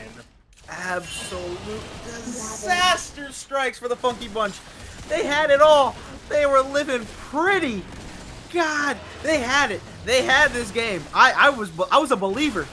I thought this team had it. Orianna lands the huge 3-man shockwave. Then Gus immediately follows it up with all that damage. What a play! What a play! And see, that's what I was talking about with the draft too. You see, all it takes is for Orianna to good shockwave onto the enemy team, and then Varus follows up with his damage and the chain of corruption, and the enemy team can't move. They're all caught out. And that right there puts LFP on sole point with the Baron buff to contest some of these pushing in waves with the open inhibitor in the mid lane. See, I'm actually a little bit confused by the Hecarim pick at this point. I know it just seems like now Turner's taking his farm, and it's like, okay, he's 5 levels down again. Why are we not, you know, trying to funnel a little bit of gold into his pocket? Like, why are we not trying to make this champ a little bit relevant in these team fights? Because he got an 0-8 Malphite. Oh, wait. And Graves just takes the rip off. All right, he says, thank you for leash. Bye-bye. Okay, this Malphite is irrelevant. Somehow, a perma-scaling champion has become really weak in this game. He's getting shredded out by all these players. He has one job and one job only. Press ultimate and hope he hits the backline. Yeah, and it looked good for a minute. It looked really good. As A-Aron looking for a little bit of A-Ram action down the mid lane. Yeah. Getting the wave shoved in. LFP might be looking to just respawn. Little 5-man mid. And A-Ram, baby, here we go. Varus has caught back up as well. He has 3 items. See here, Yuumi on the Yuki. Oh, yeah, he's fed. Giving him the zoomies to go forward and push that wave. Call it Funky bunch to do. Ooh, Silas hijacked the unstoppable force. Let's see if they're looking for maybe a play to try to break this game wide open. That's why I love the Silas picking the Malphite, because you can just take his R. Like, I mean, Malphite's biggest thing, like you said, is the R. Like, he loves just... Silas has so many good ultimates to take. Every single ultimate that he could take in against Team A-Aron is a valuable ultimate. He's got the unstoppable force for the engage. He has the onslaught of shadows for the dive onto the backline. He has the fate sealed for the dive onto the backline. He has the chrono break to break him out of danger as they are hitting on this inhibitor, and Team A-Aron is just giving it to them. Now let's see if they play like an LPL team or like an LCS team. They're vouching for the LCS team. They're just gonna walk away, say, "Hey, we got the inhib. We're good. See you later. We'll talk to you guys in a couple minutes." But I like that. I like that LCK LPL action. You know, like, you know, look for the end, maybe. Like, get a little greedy. You know, have some fun with the game. Even though they do have the advantage with the Yone, I don't think they can end in a straight 5v5. No, they're definitely gonna look to take two. Parallel Convergence coming out. Yone with the huge fate. The backline shockwave comes out. Yone shuts down Orion. Graves popping the shield bow, backing up with the collateral damage, but it's not enough. Popping Nick in Imaginary Fairy, the only ones left alive. Abscond misses. Kingslayer comes out. Silas goes golden. And it is a 1-for-5 ace in favor of Team A-Aron. And this is exactly what I was talking about. All in the straight 5v5, if A-Aron gets a good engage, Yone is too big for LFP to be able to handle in a straight 5. Oriana hasn't scaled up enough yet. Varus hasn't scaled up enough yet. They still have too much burst damage with the Echo and the stun from the Parallel Convergence. They're just not exactly there yet. This is really up in the air. I mean, I really have no clue who's going to take this game. It's like 1 second LFP's taking the 5v5, destroying him. Next second, Funky Bunch shows up, absolutely slaughters him in a 5v5. So I really don't know. I don't know what to say. This team's looking, both these teams are looking pretty good. This Yone is just a hyper carry. I know what to say. Yone just picked up that Guardian Angel, and he's looking mighty scary right now. It's already hard enough to take him down, and now they have to do it twice. Oh man. Maybe our boy Gus can find some extra farm. Maybe get another item. Maybe see if he can deal a little bit more damage. I don't know. They gotta CC this Yone. You gotta stack that CC, baby. Oh no, Gus. This is Gus getting caught out. Shockwave comes in to keep him off, and they just walk away. they keep him Just smile and wave, boys. Smile and wave. 25 seconds till Dragon's up. 20 now. Yeah, this is. So what's crucial for that is LFP burned both the Chain of Corruption and the Command Shockwave off Oriana and Varus. Crucial ults to their team fight success. And Dragon spawning right now. They might just have to give Soul Point to A-Aron. They don't need to give. They could. Silas has TP. The Onslaught of Shadows comes in.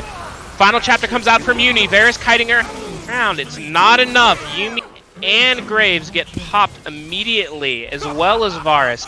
Silas TPing in. Unstoppable Force onto Hecarim. The burn from the Leandries is enough for Silas to get the kill on the Lucian. Flash back over the wall, gets the kill onto the Hecarim, but it's not enough. Wow. The only member of team looking for players left standing is the Orion. It does have the command Shockwave, but Yone is looking to zone her off of this dragon. The Malphite's just gonna keep her honest. Yeah, Malphite, just keep her off this. Ah, good job, buddy. Yeah, you got it. Yeah, Soul Killer. You can do it. Malphite. Come on. Stopple Force comes out. It's a lot of damage. Barrier comes out, and Malphite did his job. Sag. You know what? He's a simple man. He's a rock.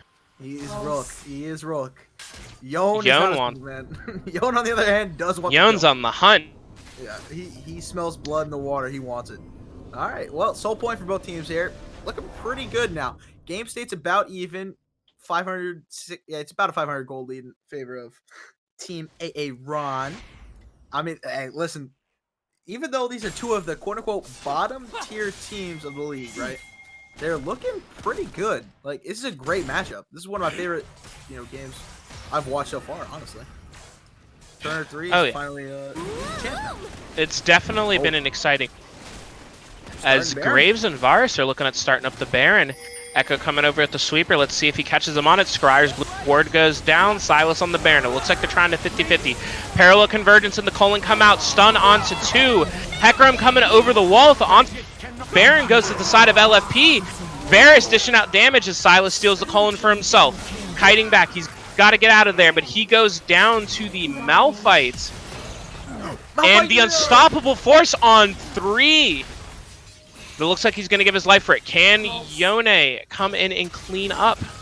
He's in hot pursuit. Fate Seal goes on to Oriana, but he's caught under the turret and snaps back as quick as he came in with the soul unbound. He did his job. He denied one of the extra Baron buffs. Good job on the Yone. Obviously, with the Yumi, you can't split push with, the cat on your shoulder. So, hey, Yone did his thing. And he's looking to take a tier 2 tower bot? This guy's out of his mind. I don't think Silas can contest him, even with the Yumi. He's gonna let him walk the base? What is going on? Up, he grabs a Fate Sealed. Let's see if he tries to go for a little bit of 1v1 action. This Yone is a menace on the map. 13, 3, and 8. He's already full build. He's good to go. This Yone is terrifying. They really can't do anything with him on the map. And like you mentioned, he does have the GA, so you got to kill him twice at this point. You got to stack that CC, keep layering it until he is deep in the dirt. What LFP needs to do is they need to wait for Yone to block. He's going to get cocky. He's going to overextend it, pushing these side lanes while the rest of his team is on the other side of the map. And that's when LFP needs to look for a pick, pop the GA, land a kill on him, and then from there, Yone's the only one they have to worry about in a team fight. Sure, Lucian's got 4 items. He has an Ivori Quick Blades. He has the Gale Force. He has the Essence Reaver and the Infinity Edge, but Lucian can get popped easy. It's Yone's the one that has the never-ending sustain, the crazy amount of damage, the mobility that Soul Unbound provides to let him go in the team fights and then tether back to his body on a mere click of a button. Yeah. And Lucian just doesn't have that kind of mobility to match, really, even with the dash. Yeah, I don't know. It seems like the Funky Bunch are trying to force maybe an in-hit fight. Oh, got okay. Silas misses his Fate Sealed. Probably was about to run off a cooldown. Yeah. Alright, so like you said, obviously the Yone is now frontlining, taking unnecessary damage. Fate Sealed comes out and followed by the Unstoppable Force. Final chapter comes out, but it's not enough as the Onslaught Shadows come in. And Silas, Graves, and Oriana go down. He's got to get out of here. The only member of LFP left standing as they push down the middle inhibitor. Echo comes with the flash, the ignite, the time winder. Is it enough? G-Gus stays alive, but what can a lonely Varus do against 5 members of Team A-Aron? Absolutely nothing. That is GG. LFP just turned to shambles in that last team fight. That Yone was ridiculous. Hits the 3-man ulti. Gorgeous play. Wow. 40-minute game on the dot. Perfect game. I love that game. That was... Oh, I can't even put into words, my boy Alex. I can't even put into words how much I love that game. Wow, that was It a was fun one. it was really good adapting on the side of Team A-Aron.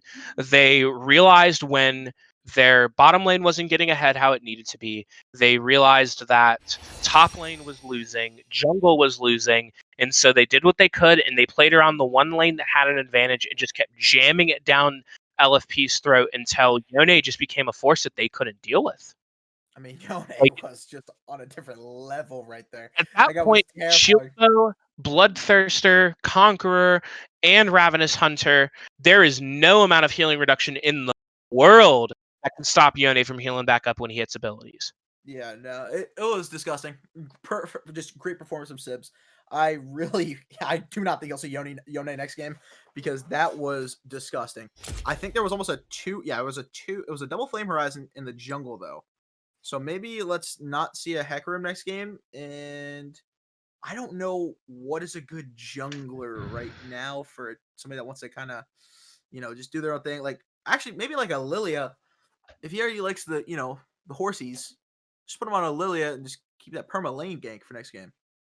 I don't know, It's maybe. possible But that to was see that was a here. fun one. Silas actually healing up more than the Yone in the game, but Yone obviously healing up more where it mattered.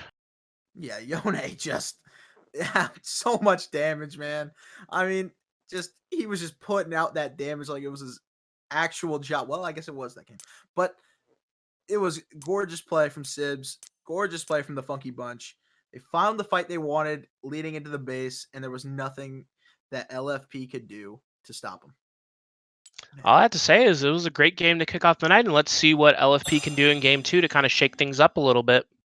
All right, that was a fun one. Yeah, I was fantastic. I'm so hyped for game 2. I think honestly, game 2 could go to either team at this point. Only I'm hyped. time will tell. I'm hyped. I think both teams surprised me in that game. I definitely wasn't expecting the top lane to be such a large gap, neither with the jungle. Yeah. And it was definitely a pleasant surprise. And I think if LFP can replicate the early game like they did with game 1 and game 2, I think they could very easily pull out with a win. Yeah. LFP needs to ride that momentum way harder. They had the huge lead. They had like a 8-kill lead, about 4K gold. They just didn't ride that wave hard enough. I really wanted to see it. I thought they were gonna do it. I think it's when Silas got caught out and gave Yone the shutdown, and then Graves got caught out immediately afterwards is when things started turning around. It gave them a chance back in it, especially with the kill on the Silas going over onto Yone. 1,000 gold really makes a difference. Yeah, that was wow. I mean, that was just a serious, crazy game. The mid diff, we saw it early, right? We saw how just aggressive this Yone was being against this Orianna with the excessive poke, just keeping her so weak. Just one shot, one shot, one shot. It couldn't really finish her off. Late game, obviously, we saw that he had an excessive amount of damage. He was good. He was fine.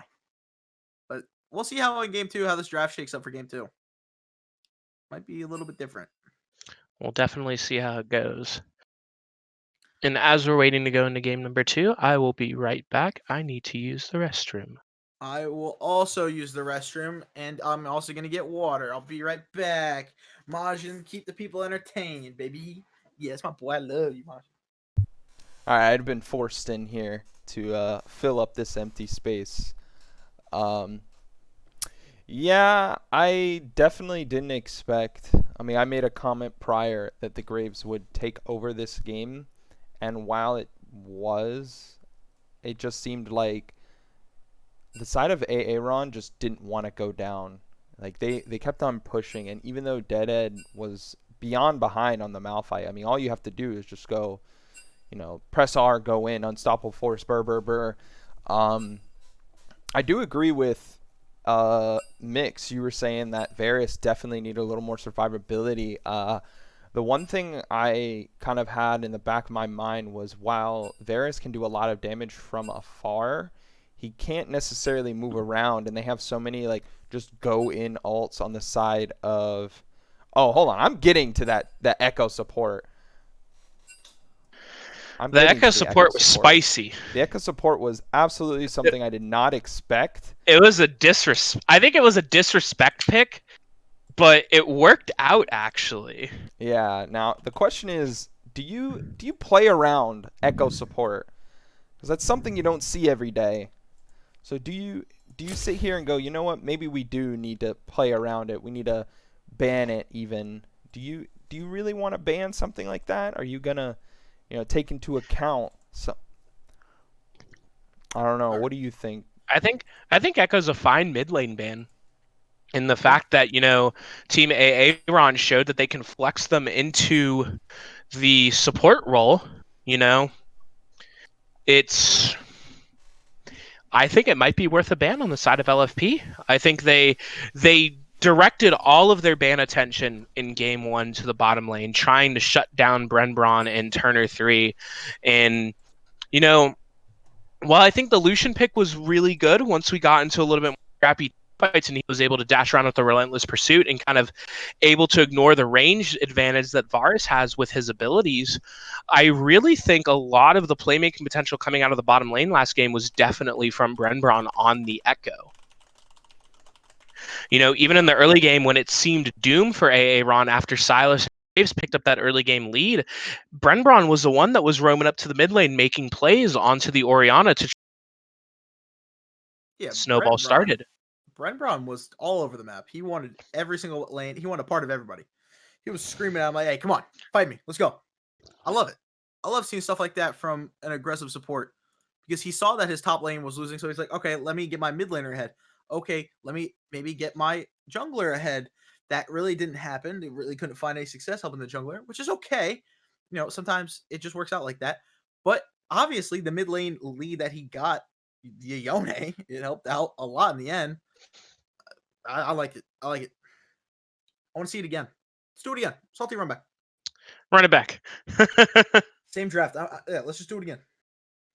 I like Give it. him the good old run back. I dig it. I believe we're waiting here for a minute or two as the teams are getting ready for the draft phase of 2. And how do you think LFT can shake it up this time but still keep the same pressure that they're looking for? Because obviously based off of just game number 1 alone, I definitely think their carries are definitely in the top and jungle. I think Papanik and Yuki just displayed for all of us that they're more than capable of getting their own leads, and they're more than capable of putting the game on their shoulders, because with the exception of a couple of unfortunate plays and unfortunate series of events, for the majority of the game, they were ahead. Top and jungle alone. I mean, we saw the CS difference between Yuki and Sloth in the jungle. Yeah. There's a jungle gap. We see it. All right. It's fine. Yeah, that's what I say every single time Mike's in one of my games. Yeah. Oh. Okay. It's up for you. It's up for you guys to figure out which way it's going. Poor guy. Poor guy. I love Mike. I love it. He's a wonderful jungler. Don't let anyone tell you otherwise. Yone ban coming out from LFP as we kick off the ban phase of game number 2's draft. Yeah, that's no surprise, right? Obviously, I can understand it. They don't want Sibs on that Yone again. No shot. That was pretty ugly that last game. Set ban. All right, cool. Not letting the top laner play any fun champs, I guess. I mean, Silas is fun. Come on now. I think that was pretty fun. Right. Healing half HP off of 1W. True. Very true. Rail ban again. Yeah, traditional. No. Okay, last time we saw 2 ADC bans, obviously they're thinking, okay, maybe Turner isn't that good. Maybe we just, look the other way. Maybe not ban the Samira. Maybe not ban the Senna. Let's let him have it. Let's see what he can do. See that he couldn't punish enough on the Lucian. I will say I think this is a blunder. I don't think they should give a diamond ADC what he wants against a gold ADC. We'll see. They still have a couple other bands. Senna band coming out now is the first of the 80 carry bands. This does give A-Aron the chance, if they go through with it, to go Samira either on R1 or R2. Yep. Yeah, for sure. I don't think that Brembron will want to play the Alistar. I mean, he might if he just wants to win, but we'll see. But I don't know if they'll pick Samira. I think. Okay, then here comes the Graves. Graves band coming out. Mike's smiling at that one. You Yeah. get Graves out of his games. Hey, get Graves out of here. We don't want to see him. The AFK farming dude. Like I don't want to see it. B1 Yumi again. Even though Brenbron said last game it was his turn on. Wow. He said, "Mom, it's my turn on the." Mom said, "It's my turn on the Yumi." LFP said no. Yeah, they don't. Come on, they got to give it to the fairy. All right. Oh, and there's Yep, the there's the R1 Samira. Okay, all right. He wants it. He's feeling me in this game. It's gonna be Samira Alistar, Samira Nautilus, something that can also assist Samira's passive with a knock up. Oh, we're going back to the Hecarim. Okay, There all right, comes the Hecarim. all right. What is Hecarim's another one of Hecarim's counters? Because LFB is just gonna pick it right here. So let's think. I could see a couple of things. I could see Lilia coming in if Yeah. kind of push more towards a little bit of scaling. I like the Jhin pick here because I feel like in a vacuum and in a well-contained game, if Samira doesn't snowball, I think Jhin game. And Karth is coming out as the jungler. Okay, Karthus. I love it. Everybody loves the Karthus, don't we? Yeah, we love Karthus. Hey, who doesn't love a point-and-click gank tool? Yeah, I And do. Team A-Aron picking up the Silas for themselves as bans. Okay, I want to wait till this ban, the whole pick ban rolls out, because Brenbron whipping out the Echo support really threw just a wrench in our plans. What, do you think it's Silas support now? I don't want to say anything because I don't know where it's going. It could be a support. I mean, for all we know, it could be Hecarim support. Like that team, they're gonna ban the Malphite out. Okay. Dr. Dead gonna have to play something different this game potentially. Yep. Okay. They don't want the rock. They don't want the Croc. No, they might want the Croc Rock out there. No Rock Man. We don't want him here this game. Let's see. I want to see something spicy. Some mean ban. They left the Yumi open just to be nice. Yeah, that's fair. Brand new player on the Yumi. It's fine. They played fine. Last game, they looked fine. They were just there doing their job. On the Jhin, I don't know. Because if you don't have somebody to counter a Samira, like early with hard CC, you're kind of in a little bit of trouble. Morgana ban coming through. Morgana. I think Jhin just has to play the lane passive. Will be fine. Yeah. I mean, he's going to have to stand extremely far behind, W farm a lot. And yeah, because Samira's all about in your face. Okay. And Nivea coming in. Is this? Oh my god. See, now you got me thinking as well. Shen coming in, so that perfect. is Silas mid with Dr. Dead on the Shen. Perfect. Always like me a little bit of Shen gaming. One of the few top lane champions I know how to play. Same. Oh my gosh, we have so much in common. Oh. What's your I favorite love Shen that. skin? The new one. I love the Psyops Shen. Psyops? Yeah. I'm a shill. I'm a chill for Riot Games. Orianna coming out on B4 for LFP. Back-to-back Orianna picks. I kind of like it. Don't know about It's a this safe team. pick. I Orianna's really- a safe pick. I think Orianna fits into this composition a little bit better. The Lucian pick, though. Lucian top, I guess. Okay. That's in Pantheon to round out as the support? Okay. Question mark? Okay. Now, okay, so they have pretty much on Team A-Aron, right? A-Aron. They have a crazy damage, 80 damage dealer in Samira. Pantheon's disgusting early game, falls off crazy hard in the late. And they have the AP damage with the Silas, right? This team's okay. They got Shen for the front line, Hecarim to kind of front line, Pantheon to front line. They're good. LFP again goes with the same composition that they did last game with this, like, bursty damage composition that I personally don't love. The Lucian doesn't really fit well into the team comp, I don't think. I can kind of understand the Lucian coming out to go against the Shen, as Shen, piloted correctly, can struggle with some ranged matchups. but I don't know if it's going to really be enough.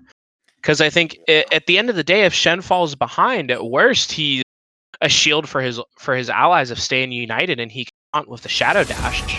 Yeah, staying united is always it's easily one of the more valuable units in the game. Hecarim is also one of the best Shen delivery systems. Oh my gosh, I didn't delivering think a about Shen onto a backline near you with the touch of a button. Never pick a fight that. you Ooh, that can't win. 2-day prime shipping, baby. Ooh, that's my favorite right there. Yeah, this is gonna be an ugly one. I'm gonna let's get a hot predict in after I the don't whole need pick more thing, enemies. alright? I want to hear your thoughts on what team is taking the first win of their interview. End of the line. I want to believe in LFP. I really do. I love the underdog story. I want to see this Yumi win. I want to see LFP to take home the series so you port diff at the end of the game. I like it. But honestly, I think A-Aron's comp is too good. This is a draft diff. This is draft diff. I think it is. I think if they had picked something like a Gangplank instead of the Lucian for the top lane, 100%. I think it would have been better. But Yes. I just don't have faith in the Lucian. I understand Papadix. He showed himself as a very skilled player last game. He did a Oh, yeah. fantastic job on the Silas, but I don't think the champion is enough to Yeah. not only counter Shen in the laning phase, but also be able to impact the map overall. Yeah, I didn't think Lucian. I mean, obviously Lucian's a great solo laning champion overall, but I haven't seen it be played top much. Obviously, again, like I said before, there is a top gap, there's a jungle gap, but right now, this Lucian, I don't know, even if he gets ahead, we've talked about last game with Lucian in the bot lane. If he gets ahead early, it doesn't really matter for the late game. But like, what's he gonna do? Is he gonna steamroll into ganking mid continuously? Like, because Sibs played hyper aggressive last game on the Your Yone worst decisions will haunt all you. laning phase and didn't get punished for it nearly enough. So I'd really, really, really like to see him actually get punished for over aggressiveness this game. Oh. Think with a Lucian that is a little possible, but Karth is not really being known for a very gank heavy jungler, especially in the early game. Once he hits level 6, he can offer the extension of his gank stick with the press of the ultimate button, but Yeah. besides that, he doesn't really have that much gank pressure unless Sibs is just straight up under tower. Yeah. I mean, Karthus is so immobile. Like, they really got an extremely immobile team. Like, I don't know about this one. This felt like draft diff from the pro draft. I don't know. We'll see getting deeper into this game, but it really just, they picked just slow champs, really, like, Jin has to stop to cast his W, to cast his Q. He has to, he's got to just slow down. Karthus, obviously, he's like the ghost, the ghoul, coming in lane, looking to tickle everybody, but screw that guy.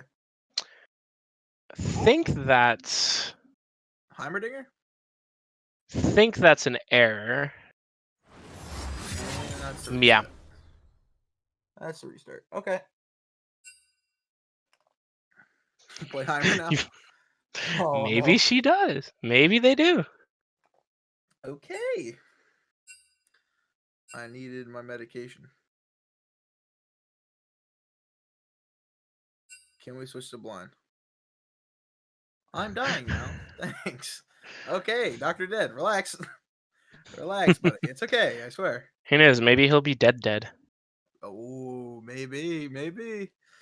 I don't know. This is feels like Team A-Aron is quite tilted. I'm pretty sure they're just trolling. They've been throwing the playful banter back and forth all throughout the lobby. I really like these teams. Man, come on, man. Get into draft, man. What are we doing?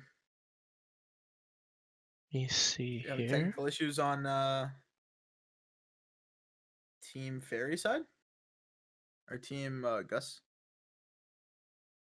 Huh. This is out of In the way. meantime, this stream is brought to y'all tonight, at least on my half, by Sea Dog Brewing Company. They have a wonderful Hey, you, Albert. ale called Blue Paw. It's got a dog on it. It's blueberry, and it tastes pretty good. Yeah, that's pretty based right there. I'm drinking. This is sponsored by water. Drink some water. It's very Because- good. It's very good advice. because you need it. I'm not blasted, Albert. Go, man. I hate this guy. I think Turner 3's Biased. gonna. I think The Turner 3's word gonna you hit were this looking game. for was biased, not blasted. Yeah, biased. There This it is is. brought to you by also drinking water. Yes. Thank you. Man, I've had enough water today. I talk on the phone all day for my job. See, I'm sick and tired of water. And yeah, blueberry ale. It's really good actually. I never expected it to be good, and then I tried it once, and Weasley little liar, dude. I'm a fan. I'm hooked on these things. Hey man, hey, I love it. I love it. Dude, I cannot wait for this game. Seriously. I just want to see. Yo, hey, Turner, can we see some like Samira gameplay? Last game you got kind of rolled by the opposing EDC. So I don't know. Not really rolled. I don't I know. think it was more so he wasn't smurfing on them. There wasn't like Yeah. their bot lane, LFP's bot lane wasn't 0-10 by 15 minutes. I mean, hopefully we can see something. Oh, look at this! Look at this guy's ego. I'm literally better than everyone on my team. What an ego on this guy, dude! I hate him. Gods can bleed. That's all I'm gonna say. Gods can bleed. Gods can bleed, but will they today? That's the question. Dr. Dead is the carry. That is true. What is it God to a non-believer? This is why we love Majin. Albert, next time I see you, son, we're throwing hands. I don't care. I don't care anymore. I'm willing to risk it all. I'm willing to risk it all. And yeah, it is NA production, buddy. You also live in NA. NA production Keck W. Dragon Ball. This guy's just spewing at this point. This guy sounds delusional. This guy's just spewing lies. He's a Weasley little liar, dude. Albert, you should cast and play at the same time. Albert could do that. I am offended that this man Alright, just Maj. said Dragon Ball is a bad anime. Oh my gosh. What are we I am What brought are we out from waiting my on? Like, wait, slumber what's going on? Hold on. First off, hurry. Second off, Like, holy what? moly, dude. Like, what is happening? We're I just want to be sitting here- named Boku no Pico. Me too. Me too, Oh, Dead. No. I appreciate you. No. R. Yes, here we go. Back to it. All right. I wonder what the draft is going to be. If Turner gets Samira, the other team's kind of screwed. I hope you guys can hear that. One to fear. Actually, she's pretty bad on this patch, I'm going to be honest. Let's see how bad she truly is. I think with Samira in champions like Samira, especially when you look at champions like Viego, you look at Aphelios, you know, like the 200 years champions that memes are made about. Mhm. I think no matter how they are, their kits are so overloaded that if they get ahead, it doesn't matter. Like Aphelios has by and large been non-existent in competitive play for a long time until there's like maybe one or two times in the LCK or the LPL where he was picked in the recent patches. Yeah. But even then, if Aphelios gets ahead, he still scales. He's still able to accelerate his, and he's still oppressive. The same thing of Samira. It doesn't matter if Samira gets shut down and she can't do anything and she can't snowball. Yeah. She's pretty bad. She can be pretty bad. But it doesn't matter. If Samira has, you know, she's still going to dash in there. She's still going to win all of your skill shots. And she's still going to heal back up to full from her ultimate. Yeah, she's gross. She's disgusting. Like, and that's the problem, right? Where you look at a champion like Malphite, and this is like a champion design. Look at a champion like Malphite. Yeah. He has a point-and-click damage ability that slows on his Q. He has an ability that gives him a little bit of AoE damage on his, I believe, his W. Not 100% familiar with Malphite's I mean, kit, honestly. the W and the E both give AoE damage technically because the W, when he pops it, he can he gets the old Sterix, where he Yeah. slams and they those. Yeah, exactly. He has a little bit of utility, and then his ultimate is, where he pops in and he engages in the team fight. Champion like that. And then you have a champion like Viego, who's also played in the top lane, where his passive on his Q is Blade of the Ruin King's passive. Yeah, I mean, and then he has Vi's Q, but a stun on his W. His actual passive lets him play every other champion in the game. This is what I'm saying, man. Like these 200 years champs, just come on, Riot.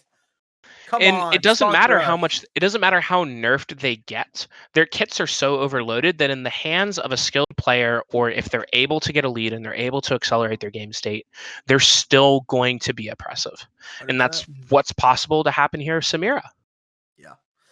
Well, yeah, we'll see, because they're with Samira, they have the early game Pantheon, which, Pantheon's not the best combo with Samira, because, if someone's knocked up, she can keep them knocked up by shooting them in the air. So I mean, it's still point and click stun to allow Samir to proc her passive to at least get in range and get an attack on them order to get the first stack of her passive going.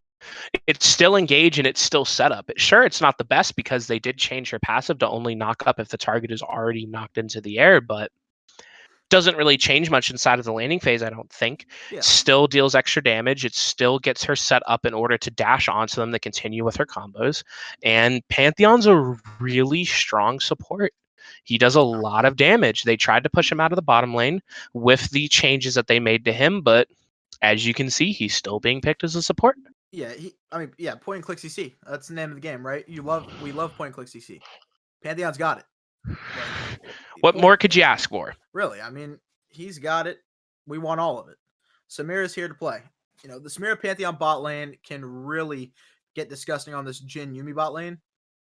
I don't know, like if this Jhin Yuumi plays, they're obviously playing safe, right? They're not gonna get too rambunctious. They're not gonna overextend it all. It's gonna play behind tower. Wave's gonna be permanently shoved. The issue that I see going into this game, right? If you look at how the early laning, Jhin and Yuumi are going to be hugging their tower like they're scared for mama. Yep. Karthus is going to be power farming away because Karthus does. He doesn't have nearly as much gank potential as Graves does in the early level. Like I've said before, he has a point and click gank stick on his ultimate. Mm-hmm. And so they drafted a jungler that doesn't have a lot of presence in the very early game. He has on farming to scale up, and he does clear fast enough, I think, to get around the issues that may arise from the jungle nerfs, because he's able to just power farm and power farm and power farm, similar to how Udyr can, where it's not really that relevant because he can just full clear, reset, full clear, reset, full clear, reset, and do it at such an efficient rate that it doesn't really matter that he's getting a little bit less golden experience from Gromp, Krugs, Raptors. But they also drafted Jhin Yuumi, which is going to be a losing lane, which is not going to have priority. And I think Team A-Aron is going to have a lot easier time of stacking Dragon Souls in the early game. Yeah, they should have permanent prio bot side. If they don't, something's going wrong, right? Either, Jin's landing all his skill shots, Samira's constantly getting caught, Pantheon's not blocking for the Samira, he's kind of trolling. We don't know yet, but and sure, if we look at, and even if we look at the top lane matchup too, like, yeah, Lucian's going to have prio because Lucian's range, Lucian is a lane bully, Lucian does a lot of damage, but Hecarim can come in, Shen can land the taunt flash if need be, throw up the W in order to block all of the auto attack damage, and then Hecarim comes in and just runs Lucian over. What's Karthus' counter gank? Walking in, just walking. I mean, he has nothing. This is done and dusted from draft. I'm really excited to see how it gets played out, but from how it looks right now, it's not looking too hot. Maybe I'll be wrong. Yeah, I mean, maybe it'll be another jungle gap. Maybe it wasn't just champ gap with the Graves and Hecarim matchup last game, as outlined by Mike. Yeah, maybe so. Maybe so. The Psyops Samira. Ooh, clean skin. Some of these skins are just so clean. Yeah, these new skins are all so sick. I love them. Thank you, Riot Games. You really make good stuff. You make me buy it all the time, even though I don't want to. I like the fleet footwork on Silas on this one. I think the Electrocute on Pantheon's a little bit interesting, but I guess they're just going for the first damage possible. What I would have liked to see out of Dr. Dead was he actually goes fleet footwork, and then resolves secondary. Because in the range matchups, fleet footwork gives 100% effective healing on minions for melee champions. Yeah, I like the grasp though, just for the tankiness aspect, because he's just meant to be here just to eat damage. Like you said, he's not gonna have prio on lane. He's just gonna be turtling the entire time, and it's not gonna be the best time for him. But we'll see. I mean, hey, maybe he'll surprise us, land a couple of taunts, like you're saying, the flash taunts, get something done. Jungler will be there, just so happens. Hopefully, he can have a better time than he did last game when he went 0-6 on Malphite. I think that's definitely what we're in for. I think he's gonna have this game. Hopefully, I mean, hey. Team A-Aron looking for a little play on the bot side river. Invade Level one. almost. They gotta flash this wall if they spot somebody. What's going on here? What are they doing? Oh, here we go. Stacking on the wall. Pantheon leading the charge. Let's see here. Yuumi is sitting by the red buff. Will she get caught out? And the stun comes down. Dash comes down. And first blood goes over to the Samira. Wasn't really much Yuumi could do there. Yuumi with exhaust and heal. Not much she's doing to get away. But it was the flash out from the Samira. Yeah, to secure the first blood. I think that's okay. Because realistically, you're not getting to lane for a little while. Obviously, you have no F. But again, they have no pressure on the Samira. They can't really force lane. They can't do much. So I think he knew that. Burned his flash. And it's like, okay, they're not going to punish me at all because they can't. Karthus is starting topside as well. They can't do much. They honestly cannot do much. So, hey. Questionable for some, answered by others. There you go. I just came up with that on the spot. But Samira Silas coming in here for a little. She gets an extra sword. She gets an extra long sword to start the game. So what I want to see in this game as well is I want to see Kreenoff really abuse the range advantage. Yeah. Like, I understand she's playing the respect the abscond abduct from Silas, but she's playing a little bit too far back for my liking. Yeah. She really should get up here and weave these autos in, punish Silas for even thinking of going up for CS. He's got like a mini freeze in the bot side. Yeah, I mean, if I'm the Funky Bunch and, you know I'm going to win bot side, right? I probably want to freeze that lane. Just deny this Jhin any fun, along with the unit. Yeah. I mean, they can deny the level 1 as much as humanly possible, or the level 2 as much as humanly possible. And that's kind of to be expected here. Hecarim walking up on the Karthus, doesn't spot him still taking the red buff. I think Shen topside. No, Shen is already turtling topside. His lane's pretty much done and dusted from draft. We knew this, no big deal. Mid lane is the biggest point flip, in my opinion, right now. It should go in Orianna's favor, but we don't know. She seems to be just hard shoving into the Silas. There is art here, waiting. Pantheon. That's exactly what Silas wants. He wants the long. 1, 2, 3. Yeah, Gus on this Jhin really needs to put out some damage, like way more than he was doing last game. The free poke this Lucian is giving is crazy. Silas is going in. Closing the gap. A lot of damage onto the Orianna. Good job on the Silas. Chain Lash comes out. Scoring at about half HP. Meanwhile, Karthus is up on the top side of the map. Dealing a fair amount of damage to Genetic Sloth. Sloth's going to heal it all up. Walk on out of there. Okay, alright. So this matchup mid is pretty even so far. Orianna has a slightly large wave mid. It's nothing too crazy. I don't know, man. I don't know. No Goldie. No. Thing is, she's down on CS. It should be the other way around It should. It really should. in this kind of matchup, especially for the early level. Silas should, but instead he's just exerting complete dominance over the early laning phase here. He's looking to punish already. Obviously, Silas this game does have some good ultimates to steal on the Karthus, the Lucian. Action. Yeah, I mean, call me crazy. Even the Yumi. Oh yeah, the final chapter is a really strong ultimate when positioned correctly. Yeah, and there's decent CS lead in the bot lane. I think too crazy. If Jhin can just keep it tight, just relatively close, I think they'll be fine. But if they really let Samira start flying, it's gonna get ugly fast. Meanwhile, Karthus is up about 12 CS in the jungle here, about to be 16. Yeah. As he finishes the red buff. Oh, fight bot side. No, never mind. Pantheon jumps in at the... He's stunned. And Jhin just walks it off. Throws in a couple extra autos into... Oh boy, this Jin's just not having a good time. Another stun on him. Oh, Samir's going in now. Karthus is hovering bot side. Exhaust comes out. He might be looking for a gank. Yeah, Yumi is she's trying her best. Again, the Yumi is a brand new player to the game of League of Legends. Really just filling in, being a nice person. They're not doing too bad. So, you know, they got caught at red buff. That's okay. You know, no big deal. 5 people there for one measly little cat. Like, come on, guys. Bullying the cat. But yeah, I guess I got to really want him. Ooh, Silas going in mid. Steals the Orianna ulti. So how does the Silas ulti work with Orianna's shockwave? So like he's the ball? Huh. Silas is the ball. Interesting.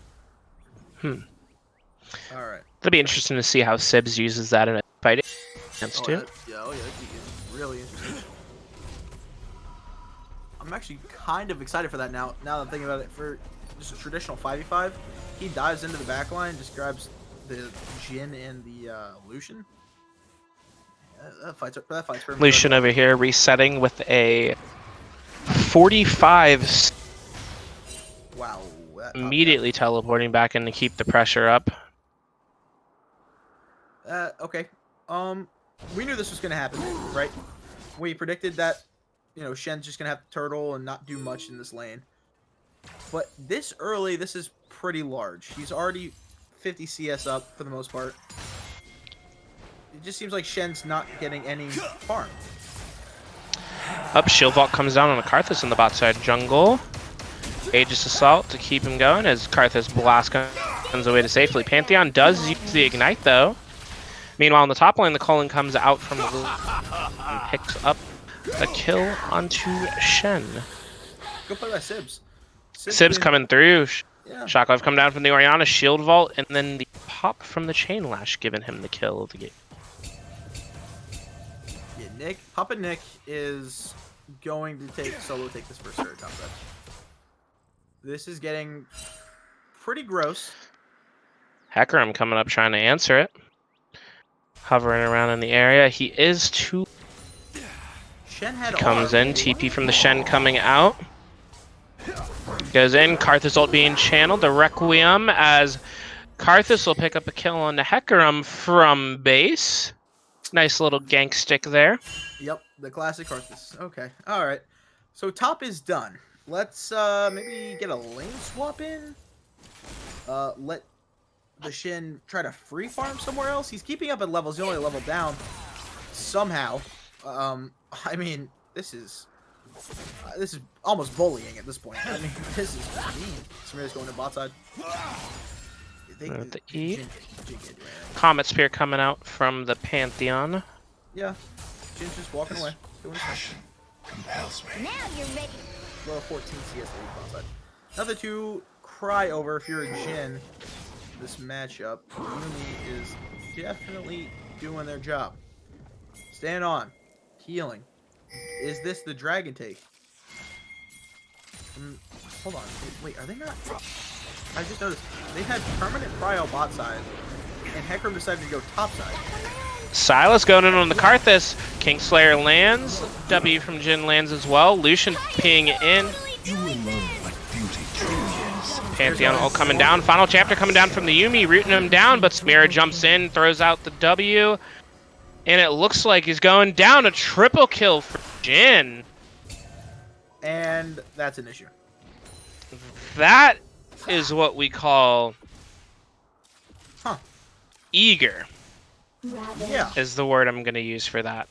that was quite the rambunctious play. I don't know if that was the right call necessarily. Karthus has, I didn't know that was, but Silas still has his R of Karthus. So let's see if he can get. Okay, Papa Nick is lane swap with Orianna. Okay, this is what I wanted to see, because now this Orianna's just going to sit topside and free farm. Again, bullying this Shen, because Shen can't do anything into either of these champs, because he just gets purely outranged. Shall transcend. And now he built the Bramble Vest only to be dealing against a completely magic damage comp, or Right. champion. Yeah, he's really, the mind games are getting played with Mr. Dead up topside. Even if they give this gold to Cream Puff, this could get out of hand fast. They need to steamroll really hard right here if they are to continue this lead. If the Silas tries to close the gap on the Lucian, I think Silas can And do once it. again, like we saw earlier, LFP is ahead 2,000, 2.5k gold. Yeah, another early lead. You know, they're looking like every team that played against 100 Thieves last week. You know, get that early gold lead. They're letting Samira free farm, though. I don't like that. Don't like leaving her in the sideline. And now Gus seems to be caught. Wait, here it is, Gale Force? Oh, yeah, he does. Shield Vault coming down. Gale forces away from the damage. Electric Proc comes out doing a little bit of extra damage, but Yuumi heals right back up. Has some action coming out on the top lane. Unstoppable Onslaught of Shadows coming out as Orianna seems to be a little caught. She drops the command Shockwave, but only pulls the Hecarim closer as Karthus comes in with the lay to pick up the kill onto the pony. Okay, it's just not looking fantastic for Funky Bunch. Right You ever had eaten horse before, Tommy? That might be illegal. I don't know. Seems like it's what Karthus wants for dinner tonight. Okay, I was about to say that does not seem like a thing we should be doing. Like, ooh, all right. But Karthus wants this Hecarim off the map. He's keeping it. He's doing a fantastic job. They should be. No, they're Lucian roaming down here to the bot side of the map. Requiem comes down from Karthus, and they sense something's up as the final chapter and the curtain call come out from Jhin. body block. Let's see if they can body block it, and Samira takes the fourth shot, leaving Pantheon alive with 100 HP. Lucian coming through with the calling to try to get the damage onto Samira. It takes out Turner, and he's still chasing. But he gives it up as he decides he doesn't want to dive the tier 2 turret for the Pantheon. Breathe in the And now atmosphere. Yuumi and the Jhin get the free farm. Okay. Alright. Lucian is an issue that the Funky Bunch have to take care of very soon. Because I'm saying there's not a lot for them to do. They gave Lucian the early game advantage that they weren't able to punish his overextending top side of the map. I really would have liked Sloth to come in on the Hecarim a little bit earlier to try to gank him before he had gone back to buy items. Yeah, And now Lucian might be a problem if they can't keep him under control. this Shen. But we'll see it. is just having a terrible time. He's not running it down. He's doing fine in that aspect. He's just taking a lot of poke and really can't do much. He's caught up on levels. He's level 10, same as the Orianna. Hecarim coming in from behind. Let's see what she can do. Devastating charge comes and hits, but Orianna just walks away. Yeah, this is not looking great. The top side of the map again it's a pretty large gap. It's just not looking really good for the Funky Bunch. They yeah. Keep in mind, we said this last game. So we have to see how it pans out and how they can keep the lead going. Deadly Flourish roots Pantheon, and before I can even say what ability it was that Lucian popped, Pantheon was dead as the Colin comes out. Samira dashes in, shield bow pops, and Gus is on a rampage right now that's in the bottom side river. 4-0 Jin. That's not something you want to see. Alex, are you watching the Discord stream? Or are you watching the actual stream? Yes, actual stream. Okay, watch the Discord one. You're off by a couple seconds. Okay. Grand Starfall coming in as the shield vault onto Lucian, and Silas gets the shutdown. All right, feed it to the Silas. That's fine. That's big. That's who you want. It's who you want on, right? You want on the Silas. You don't really want on the Pantheon. Obviously, crazy early in the game, but let's see if Hecarim can catch out the Karthus. It's looking like a no. Gus is a menace walking around the map right now, twirling around his gun. That's a scary looking Jin. Stand United coming down on the Shen. Karthus getting shut down before Shen even channeled. Requiem comes out. Let's see if it gets the Pantheon. Not much else as A-Aron is going to claim the dragon for themselves. Jin dropping the curtain call to see if he can get the chance of a steal. Oh, wow. I thought that was really going to go their way. For a second there, I thought the Jin was just going to just say, yoink, give me that. Thank the Lord they secured. Red team's turret has been destroyed. I don't know why Sloth didn't smite earlier. I thought he had it. Sib's just going to try to run away. Yeah, this Jin's scary right now. This is a champ you don't want to mess with. It's a 4-0 Jin. 4-0 Jin, scary to anyone. Not much they can do against bullets. Yeah, Samira is now looking dramatically weaker than she did at draft, so that's not good. Like I said, Samira is a champion that relies heavily on head and become oppressive. They do not. Colin comes out and just completely deletes Brenbur. I'll make good use of this. Oh, Arena pulls a shockwave on 2. Lucian going in with a relentless Blue team Oh. double kill. and picks him up a nice little double kill. This one is looking a little different than last game. It looks like they're actually taking their lead and trying to extend it even further. It's looking a lot better this game. Yeah, the Looking for Players team is looking dramatically better this game than they were last game. They're looking pretty good right now. They need to keep this lead going. This Lucian is all over the map, while also Flame Horizon his lane opponent. So, if he can stay going for about 15 more minutes, 20 more minutes, this game's pretty much wrapped up. But that's a big if. What beauty truly is. The Shen is just...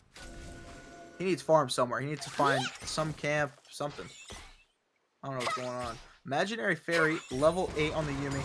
Getting pretty strong. Getting pretty strong with those heals. So here they're doing.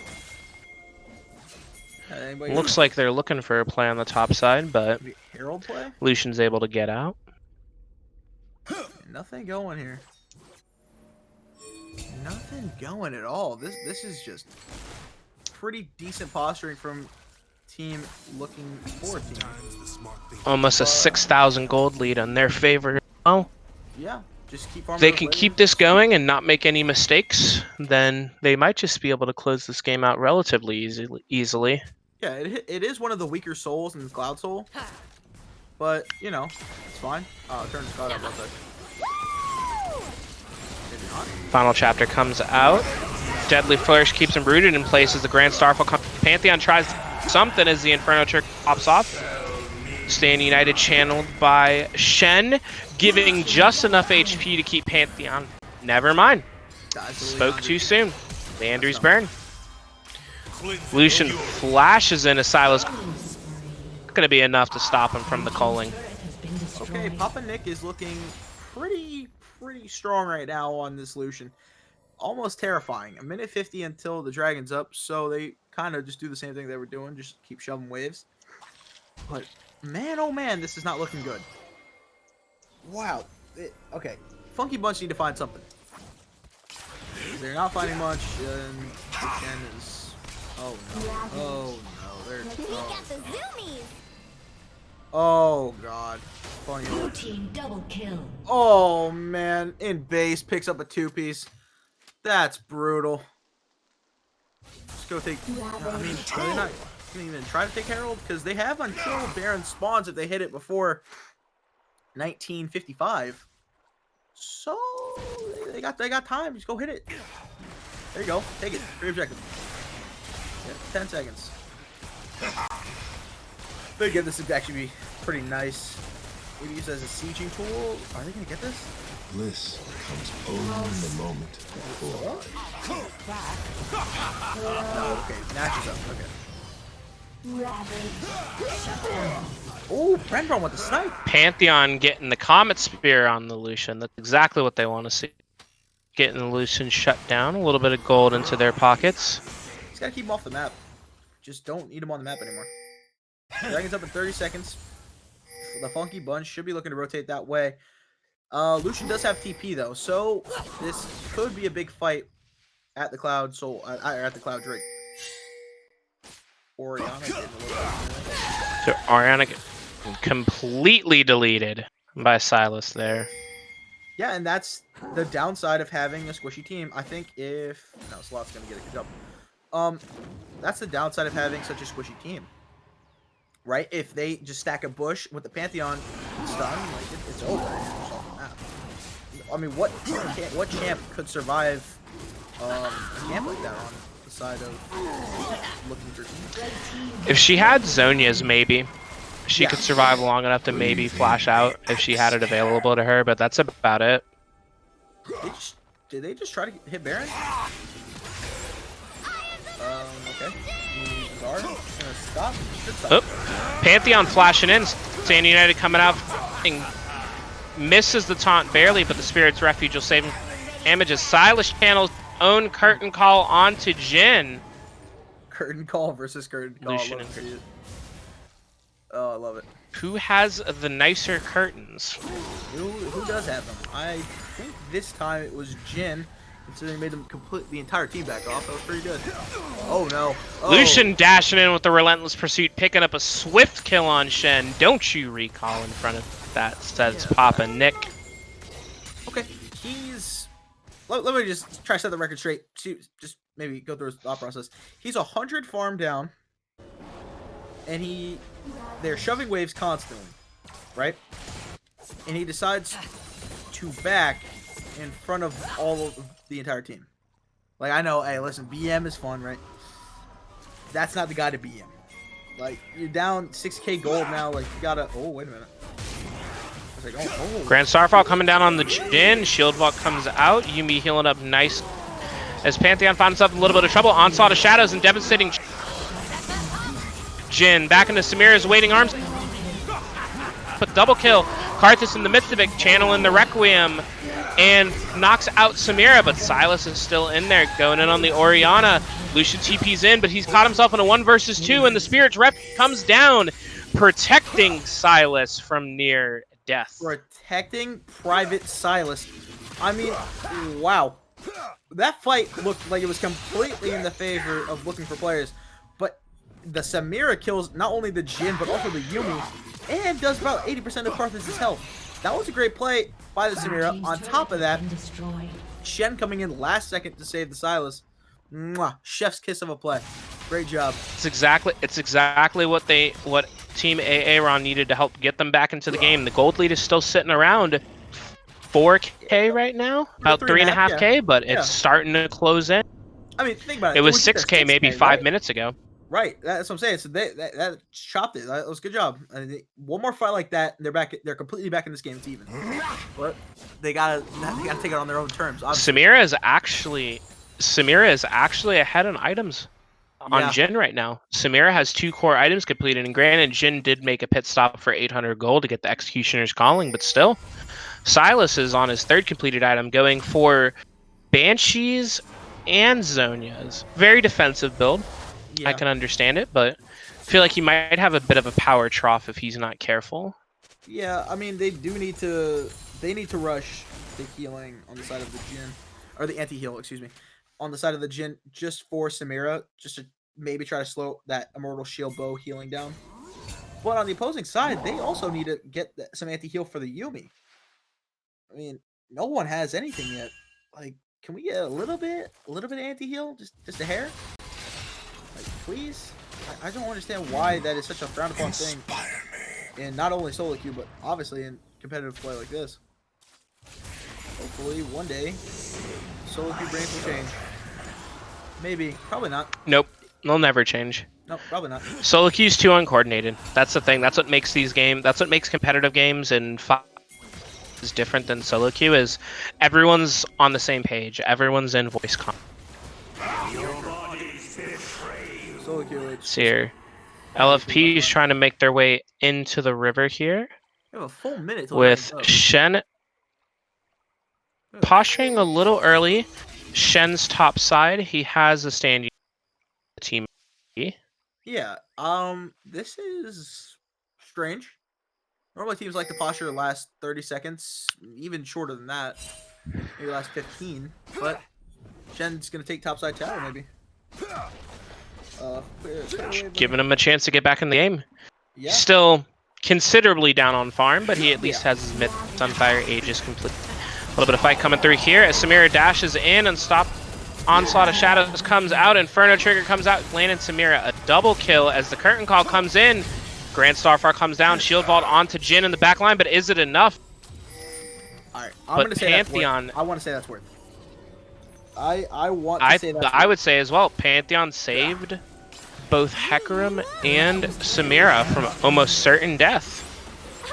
Karthus coming in here with the lay waste. Abduct misses, Silas goes golden as the Sand United comes out. Shen 2v3 and Sibs with the one shot. Triple kill for the Karthus though. Oh my goodness, Karthus after he died just queued one Q, killed both the Hecarim and the Shen. This is ridiculous. This damage that this Karthus is doing. Oh my gosh, I just looked at the scoreline. It's 12. It's a 12 kill Karthus. Dude, wrap it up. Yep. Something about a gank tool from any lane possible. Seems pretty good if you ask me. Gus might be able to steal this dragon right here. I got a feeling. Nah, never mind. Red team has slain the dragon. Come on, Gus. I wanted a nice dragon steal. Give us the Jin W steal. No, that's what I'm saying. Something pretty like that. Alright. Both teams just now gonna free farm. Gold lead's still hovering at around 3k and P, but they are staring at Team A-Aron with a point on the map right now. Yeah, again. They can't afford to give any more dragons up. Yeah, it's also Cloud Soul, which again is the greatest soul in the game, but it's still a soul nonetheless. So the increased movement speed, ultimate CDR, kind of a big deal. Orion gets a lot of damage on Brentbrom right there. Is he not building any resistances? Oh, he's not. Okay. Nope, he's full damage. Alright, that's my type of support right there. I like that. I like the Yumi ulti. I like it, Silas. They're posturing around the Baron. Maybe they want to try to start it up here in a second. Might try to hover around for a fight. Pantheon's about to have ultimate. The Grand Starfall. Looks like they're threatening it. Lucian does have TP though.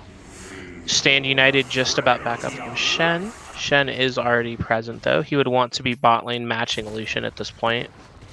Ideally. Surprised he didn't actually go bot lane. Lucian looks like he's gonna keep walking. See how much they're gonna give him. Lucian saw everyone on the map when looking for players hit the Scryer's Bloom, so he's got no reason to think anyone's there yet. As Silas gets a little bit of damage on Orianna, she goes down try Karthus, but sees no luck as the Sand United comes in. Shockwave from the Orianna, that side goal gets the shutdown on the Karthus as the Requiem goes out. Picks up a kill on the Pantheon as Gus slays Hecarim. That you cannot tell me that champion is not broken. Oh, Papa Nick is about to take an in-hit by himself. What? Shen neglected. Wait a minute. Shen neglected the Lucian. Fight broke out. He made the decision to join his teammates instead of. Wow. And this Karthus. And so Lucian gets 2 towers for free. Oh my goodness. This Karthus is an absolute menace on the map. He is doing so much damage to everyone.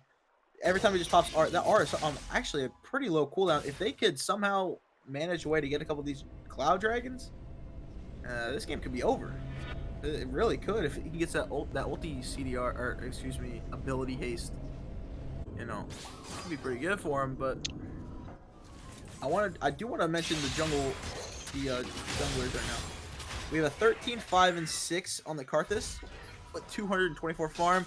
We have 123 farm on the Hecarim at 0, 8, and 7. I haven't seen Hecarim land like crazy good ulti yet, but I'm waiting on it. I want to see it. Good turn fight. Sometimes it's only one ult that you need. Oh yeah. Well, I'm waiting to see it. LFP moving here into the river now. Drop the control ward on Baron. It looks like they're trying to start it up. Got all 5 members here in a concerted effort. See here, Team A-Aron knows they're there. Let's see what he tries to do. He goes over the wall, misses fight, and goes down to the Orianna as the Colin comes down. Grand Skyfall from Pantheon. Samira gets popped instantly by Lucian. And Team A-Aron is in retreat as it's a 2 for 0, and they get the Baron to boot so far. This could be the end of the Curtain call coming out from the Jhin. Let's see what they can do. They're still chasing. Dashes them into the relentless assault, but gets stunned by Pantheon.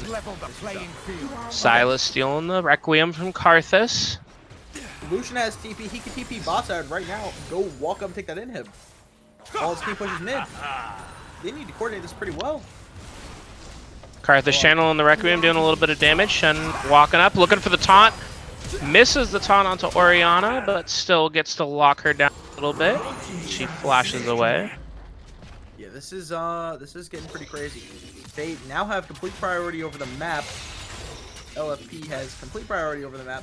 They can take Dragon with pretty much ease. They might be able to crack at least. They should be able to crack at least one inhib. But they might just peel away. Okay, all right. Their focus is on. Looks like they're gonna elect to take the jungle and set up for Dragon. Yep, they want it. It's okay. It's fine. Taking an objective. It's nothing to cry over.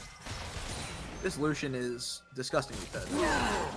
This Karthus is disgustingly fed, and the Jhin is also grossly fed. So, for Team A-Aron to come back into this game, Alex, tell me what they got to do. I think if they can win this soul fight here, and if LFP blunders and gives up Baron buff, I think they do have a chance. Samira is pretty far up there in items. Silas is on his getting ready to get the Banshee's Veil as blue team gets the Dragon. Colin comes down from Lucian. Karthus goes golden. And Karthus gets a double kill. Orianna lands a Shockwave. Silas goes into the stasis not to do anything but give Karthus a triple kill. 40-second death timers on everybody. That more than, I mean, it could be game if they just force this. They are extremely. Let me tell you, strong Tommy, that was not what Team A-Aron was looking for out of that Dragon fight. Pantheon's the only one up for the next 15 seconds. They're definitely getting the inhibitor. I think they could end. They should. Pantheon's built all damage. He doesn't have any resistances. He'll just get popped if he doesn't land his Aegis Assault right away. Crack the first Nexus turret. Let's see here. They're committing for the end. Hecarim's back up. Let's see what he can do.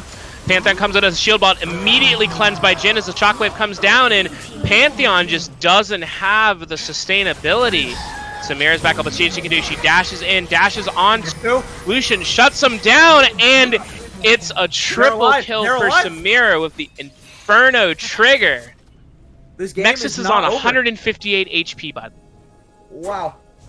This one is not over. If they just sprint it down mid, see if they can get something out of this, out of the mid inhibitor. Maybe, I don't know. That was a great play by the Samira. Ran it down, chopped them all up, looked great. Little bit of an overextension from looking for players, a little bit. But hey, that's fine. That's okay. It's no big deal. As you can see in chat, it's a for fun league. You gotta try to end it, right? Why not? They might be able to. I want to see if Lucian tries to do a sneak backdoor. Yeah, I'd like to see it. Doesn't look like they have any wards. No, but they know. I don't know. This is a weird one now. Because this game's kind of over. Like, 8K gold lead. we're getting to the point where it's not that big of a deal, but it kind of is because Shen's not really online. Shen only has 2 items, and Hecarim also is not really online because he also only has 1 completed item. I don't know. This is kind of ugly.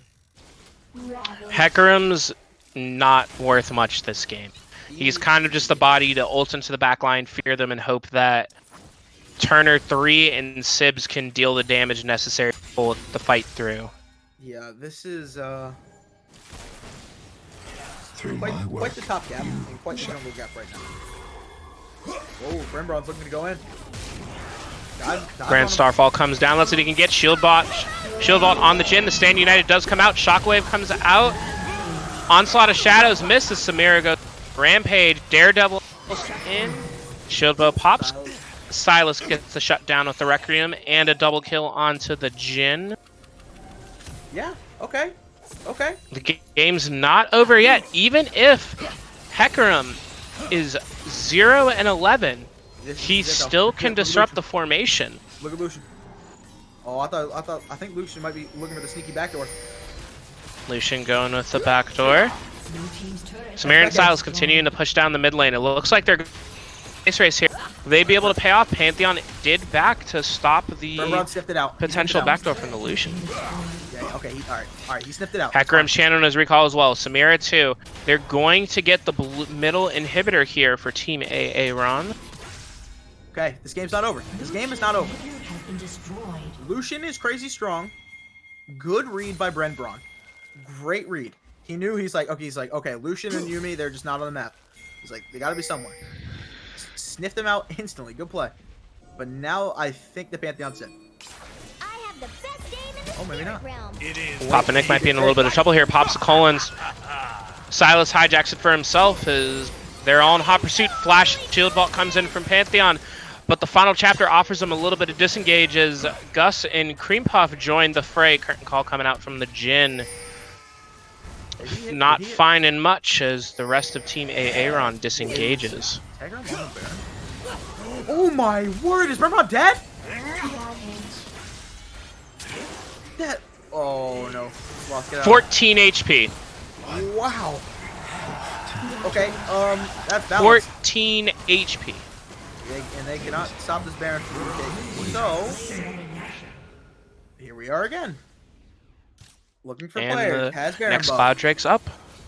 Cloud Drake is up. And I think if you are Brimbrawn's team and Turner's team, I think if you're the Funky Bunch, I think you just have to give the Dragon. It's not Soul. It's gonna put him on Soul Point. It hurts, but you can't do much to contest it, especially with them having Baron buff. They can't really win a fight. They can go for a pick. That's pretty much all they're playing for at this point. So let's see it happen. Let's see somebody get caught out. I need the Hecarim to just start building tankier items and just keep find farm, man. Like find farm somewhere, keep farming up, and you'll be fine. But Shen's starting to get a little bit of nah, never mind. It's just they're honestly like just CC bots. I like it. I like it.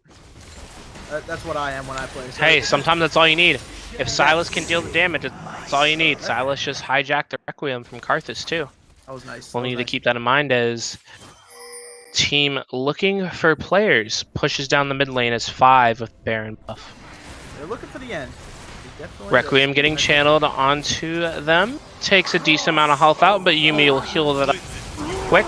Grand Starfall coming down from Pantheon. Onslaught of Shadows comes in. Papa Nick has slain Genetic Sloth, but Sibs is on a killing spree. Samir is going into the backline of Blade World, but gets shut down. Lucian with the triple kill as Silas is in retreat. Tail tucked beneath his legs as Gus, Imaginary Fairy, and Papa Nick march into the base. Yep, okay, great team fight. I opened up with the Silas with the Requiem. Let's see what he can do. Steals the Cullen, fires it off at Papa Nick, getting a good chunk of damage down, but it's not enough to completely take him out as Jhin crits him for a healthy chunk of his health. And the minions will do the rest. Wow, a lot of damage at the end. As we go into game number 3 in this series. Alright, we got game 3 here. Okay, Alex, I'm going to keep it a $150. That All game right. did not go how I expected it to go. I'm gonna be No. honest. I thought we both thought from draft that the Funky Bunch had a better draft. I still think they did. Somehow, some way, the top lane got gapped to the point where Lucian was roaming around the map, not only creating havoc in his own lane, but also in mid. Somehow, bot lane, he also had presence down there. Mhm. Along with the Karthus just doing unholy amounts of damage to everyone. Almost killed a Pantheon at half health by just pressing R. Like, come on, man. For Yeah, real. if there's anything that I take from the game too is Mr. Dead does not play Shen. Yeah. Shen is not a champion for him. Maybe it might have been the matchup, but based off of that performance last game, I don't want to see it again from them. Yeah, I would say don't pick that. Call me crazy. I would also say let's stray away from the Hecarim. Let's I want go. to see what other champions Yeah. Genetic Sloth has in his pool. Yeah, I want to see something new. Like he's Because not playing obviously like the first game he played okay, but that game it was like it wasn't even there. the Hecarim is definitely not doing it for him. No, yeah, just let's find something new. Let's find something strong. You know, Hecarim doesn't, in my opinion, I don't think Hecarim's that bad of a champ. I think he's actually pretty good, but right now he looks okay. Samira, hey, I'll give it to Samira though. She looked fine. Did she look as broken to you as she did prior to the patch? No, I will say that. Riot taking away Samira's ability to dash to allies definitely hindered a little bit of her utility, but I still don't think the champion's bad by any means. No, yeah, she looked fine. I thought I was actually pleasantly surprised that because I thought she was gonna be pretty irrelevant, but she looked fine. So we'll have to see if they let it go through again. But hey, I would personally, because he wasn't. There's been no bot gap. This Yumi somehow, some way, is finding a way to perform at a decently high level. I Yeah, love it. I would agree. From what I've seen, I definitely would think that Yumi and Gus, they're both able to hold their own against the bot lane of Team A-Aron.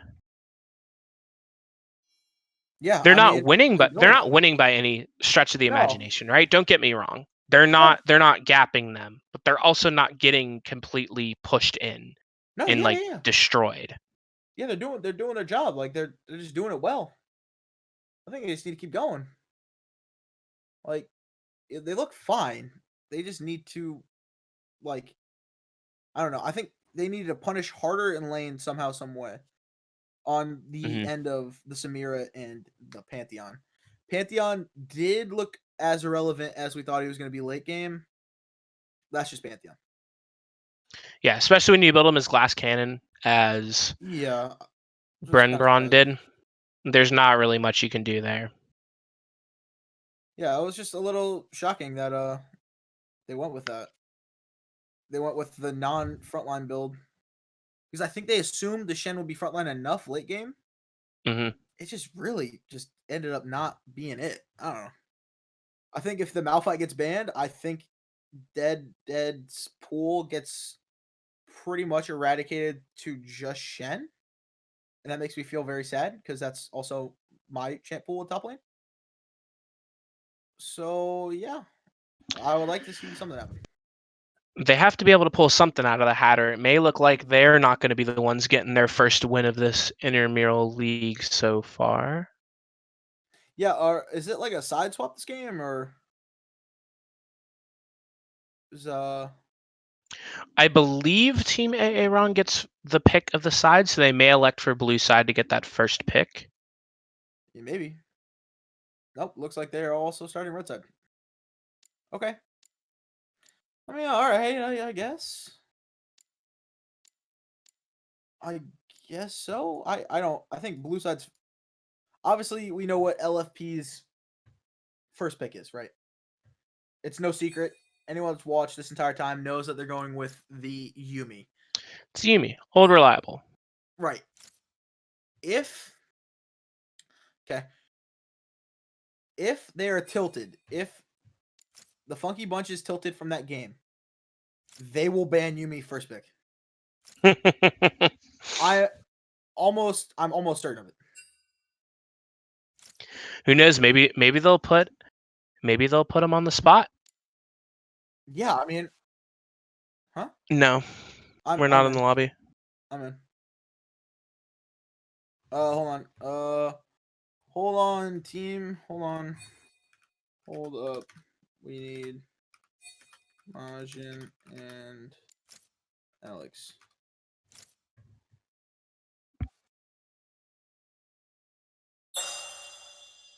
Yeah, there it is.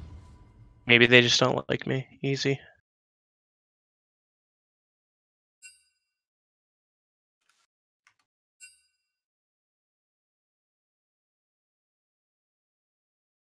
Yeah. We're gonna judge. All right, someone's give it setup. to me. Get me into the lobby and then give it to me. Take a look at it. Get him in there. Get him in there.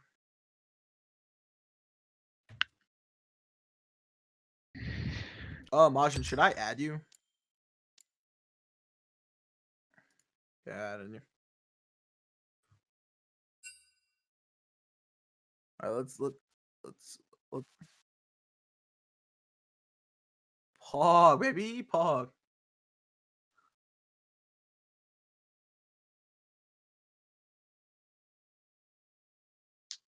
Immaculate setup.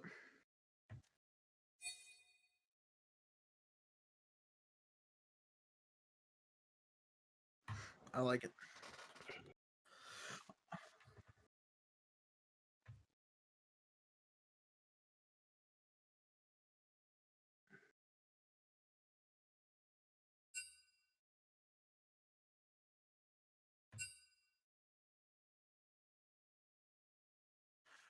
Yes. Yep. Let's see it. Come on, you're building up this anticipation. It better be something great. I'm so hyped now. I'm like itchy. To all the viewers watching, Big Nick wanted to show us his immaculate setup, and I just want to, big shout out to Big Nick for letting us show this. So I want to get a nice evaluation of everyone on this Oh my on this setup here. No shot. No shot. No shot. He just smurfed on him like that with that? No. Doing it like he's shot. folding laundry. No Now, Nick, shot. I see you're in the chat right now. Can I get an explanation on why a laundry bin and not like anything else? Dog, what? Dude, he smurfed that last game too. All right. Dude, what a champ. Oh yeah, we're pretty deep into pick bands. Okay. Yeah, I'm switching over now. Whoop. There you go. Okay, so we have a Yone band, Rel, Senna. Understandable, same bands as the last game. A-Aron bands, Set, Karthus, and Evelyn this time. Genius, love it. Yumi's first pick, crazy, out of the blue. Who I couldn't guess that one. A-Aron, gonna pick Samira first pick. Calling it now. Profit. Give it to me. Give it to me. Come on. Come on. Okay. Come on, baby. Come on. Come on. Come on. Come on. I don't know why they're acting like it's hidden. The Malphite. Yes. All right. He's back on the Malphite. Okay. Okay. Top gap, no longer Matt. The Lulu. Ooh, Okay, so they might, I like the Lulu pick. they might not be going with Samira then. Because I know Turner is not the fan of Lulu with Samira. Jin being hovered by looking for players again. Probably going to run it back. Might be trying to run back the bot lane duo. Also hovering over the Varus. Oh, there it Looks is. like they'll opt for that. They opt for the losing bot lane. And Graves back on the power farm. Yep, okay. So it's almost a salty run back for LFP right here. I wouldn't be surprised to actually see the salty run back be completed on their end of the deal. But the Lulu is interesting. So here, Graves isn't locked in yet. It could be something else. They could switch up last second. And it's Graves. Okay. Nope, they'll lock the Graves right in. Power farming boy of the century that we all love. Right, Majin? Kaisa coming in Oh, okay. for Team A-Aron. That's what I like to see. All right. Just like to mention, Samira's open. This guy didn't lock it. First time I've ever seen that. All right. Bandit Camille. Kaisa's still very strong. Yeah, Still a for really good sure, pick. For sure. No doubt. But they banned the Camille again. I don't think LFP's top laner, Mr. Papa Nick, will never. I don't think he's gonna see that champ for a minute until she gets No. nerfed. Probably not. Yeah, because even if you play her, you don't want to play against her. I think it was an Echo ban. Echo ban coming out. Echo. Yes. They don't want to see the Echo support again. Yeah. For sure. I mean, it's more than likely Lulu support, but yeah, understandably so. Echo even Hey. in mid lane. Lulu could be flexed into mid lane or Could be. top lane. Yeah.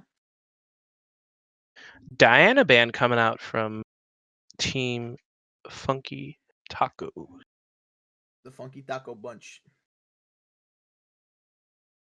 What was that last man? Darius? Darius. Okay. All right. Fine. Darius ban Darius. Okay. So that's a Darius ban. Understandably so. I hate that champ. I don't know if you like that champ. He's kind of infuriating, but you know, it is what it is. Silas. Wow. Okay. They don't want to see the Silas. Wonder what they're gonna put Nick on this game. Yeah, this is maybe a Lucian run back. Potentially. Possibly. It looked pretty good last game. No BS. Let's go. I think my favorite LCS team just won a game. I'm happy. Let's see. A-Aron's gonna pick their mid laner. Bang. Whip it out. I like. Okay. Rammus. I like that. I like that. I'm gonna tell you why I like that. Because Can I get an okay in the chat? what is that? Is it Rammus? Tell me that's a Rammus. Yeah, buddy. Okay, cool. Okay, yeah. And that's gonna be the top laner, Vlad. Or are they gonna flex it? Could be flexed mid. Vlad's being hovered though. Locked in for Team LFP. See, I'm kind of lost on a Vlad. Is it a mid main champ? No, okay, it's going top. But it's a mid champion, correct? Or is it a top lane champ? Yes. Okay. Actually don't know. I'm Okay. pretty sure he's supposed to be. Yeah, I think it's like a flex, maybe. Yeah. Okay. I kind of like the LFP draft because if a Vlad gets fed, you really can't play. And a Rise, yes, I love Rise. Rise is great, good pick, fun pick. Going to be pretty toxic for LFP to deal with. I'm interested to see how Genetic Sloth does on this time.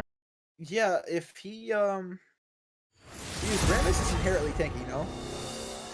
Yeah. He does damage based off of how much armor. Right.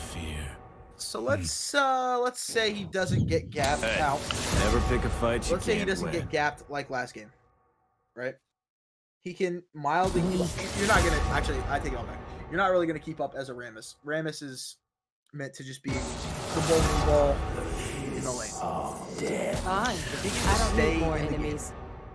right? One thing that Rammus does have that Hecarim didn't have as great of a time against potentially is ganking bot lane. Because one thing that Rammus is really good at is after about 20 minutes, he just taunts, presses R, and deletes the AD carry. Yeah. Yeah, that's what I'm saying. I think this is a better pick. I think this is a much better draft. I don't think that LFP predicted this at all. I think A-Aron actually just whipped out a random pick, and it potentially could work. So I'm kind of about this game. These teams, like we've been talking about the whole time, they're crazy even. They really, there's not a lot different between the two, but there's a top gap, and there's a jungle gap, and there's a bot gap. Right? Mid has been pretty even, other than game 1. Game 2 was even, right? But I don't know about this one. To be completely honest, I think the Rise's mobility might come into play super late. I like Aaron's team A-Aron's mobility a lot. Rise also scales really, really into the late game. They are definitely the I scaling will team. wait for you to be 10% better. the scaling team. Because Kai'Sa's good late game. Malphite's insane late game. Like you said, Rammus is also a great late game. Just one-shotting ADCs. I do not tolerate cowardice. Well, for Kai'Sa, it depends on the build. If You cannot Turner 3 keep opts from in wrong. for the full AD build going Gale Force into Collector into Runons or Phantom Dancer third, and then Guardian Angel round out the build. Her damage actually begins to fall off as you get into the game because it's all based off of her ability to land isolated Qs and her auto attacks. Right. Where Kai'Sa's scaling comes in, and I would like to see Turner pull out this pivot, is around third item you building AP. Your third item, instead of being Runon's Hurricane, becomes Nashor's Tooth, and then you build items like Rabadon's Death Cap, Zhonya's Morellonomicon, whatever utility that's an AP. And at that point, that's where Kai'Sa's scaling really comes in, because her passive's percentage missing health damage scales off of AP. Okay. And it scales very well off of AP. With Rabadon's Death Cap, her passive proc, and with Rabadon's and Nashor's Tooth, her passive proc does about 32% of the target's missing health. Yeah, this is going to be quite the interesting game because we've seen that top lane is definitely, it's pretty much, there's a term they use in other esports called when something is doomed, they'll say the word chalked, right? Top is chalked. You really can't do much about it. You play for late game, you have Malphite, you're fine with the late game. You collect your farm, you just sit there, you have a good time. Maybe, get a mimosa, maybe a margarita action, just kick back, put your feet up, just collect the XP, collect the gold, you're fine. What's good about a pick like Malphite, and why I think it's really important that Team A-Aron and the Funky Bunch got it for this game 3, is no matter how far behind, he still can impact team fights. Yeah. And that's why he was banned in game 2. A lot of the team fight setup came from Malphite being able to land the ult in game 1 into the Yon's Fate Sealed. Oh, 100%. Yeah, I don't think Sibs, because Sibs I think is a sub right now for the Funky Bunch. If he ever plays again, he probably won't see Yone or Yone because of how disgusting that first game was and how hard he hyper carried, even though his team was down pretty bad early. So Definitely, it was an excellent performance on his. yeah, it was a great play. I think he definitely has his potential again to do it on Rise. He really does, because like you said before, Rise is scaling into the late game gets kind of nuts. Like, he just starts landing those abilities and people just get deleted. Like Avaris, again, Team Funky Bunch went with a traditional, front to back team composition, where the other team is kind of just like, you know what, we have the damage, fight us. Like, they're essentially just inviting the fight with the Oriana, the Graves, that type of stuff. And that's and you mentioned the whole thing how A-Aron's team comp is very like front to back. That's almost one thing that I'm not a huge fan of Kai'Sa pick, because Kai'Sa tends to work better of dive comps because her entire kit revolves around her being able to dive into the back line, get isolated Qs, get isolated ability rotations onto the key targets like the enemy Vars or like the and she doesn't necessarily fare as well in front back comps because it's a lot harder to get that isolated target acquisition. Yeah, and they can dive with the Rammus, with the Malphite, with the Rise. It's just gonna take a little bit later into the game for that to get set up. Like, obviously you need Rammus to get the speedy ball boy and start sprinting around. You need Malphite's R, you need Rise's R, you need to wait till 6 before you have like that great dive potential. And honestly, this Rise, I think, again, top lane is pretty much, I would just like to see Team A-Aron focus the bot side super hard, try to pull off a couple dives, see if they can get a little bit ahead like they did in game 1. If they get Kaisa accelerated, she can very easily run Yeah. Oh yeah. against a team like looking for players team composition where they don't really have a solid, they don't have a tank or anyone extremely beefy. If Kaisa's able to accelerate her game state and get to her Q evolve power spike or get to her 2-item power spike with the collector and her mythic item faster than anyone else in the game, she can very easily snowball. Yeah, I'm really excited to see this game. Really excited to see this one go down. I think Kaisa has the potential to be an absolute menace on the map and just be deleting everyone. And at the same time, on the opposing side, I would like to see the Varus do a little bit. I would like to see Gus play like how he played earlier, right? He played that. He had a really good Varus game 1. I would like to see it again. This Yuumi, a Miss or Mr. Imaginary Fairy, they are kinda smurfing. I'll say it. They're playing fine. Like, if they lose, they're not the issue. And I think that's almost an advantage of having a newer player on a Yuumi. Yeah, and like I said earlier, like with the Malphite, it's all Yuumi has to do is be able to stick onto key targets and provide them with heal and provide shields. Sure, great placement of the ultimate, the final chapter, can make or break it, but at the end of the day, the main thing that Yumi's there for is to keep the carries alive. Same as the main thing Malphite's there for is to ult in onto the backline and deal a lot of damage. With that one ultimate and disrupt their positioning. Yuumi is okay. See, this is where I'm confused. This seems like a bait. Hold on, they're definitely baiting this Yuumi play, correct? Okay, but they have no follow-up to kill the Lulu. This is really confusing. I don't know. They're chilling. They're extending the olive branch between supports.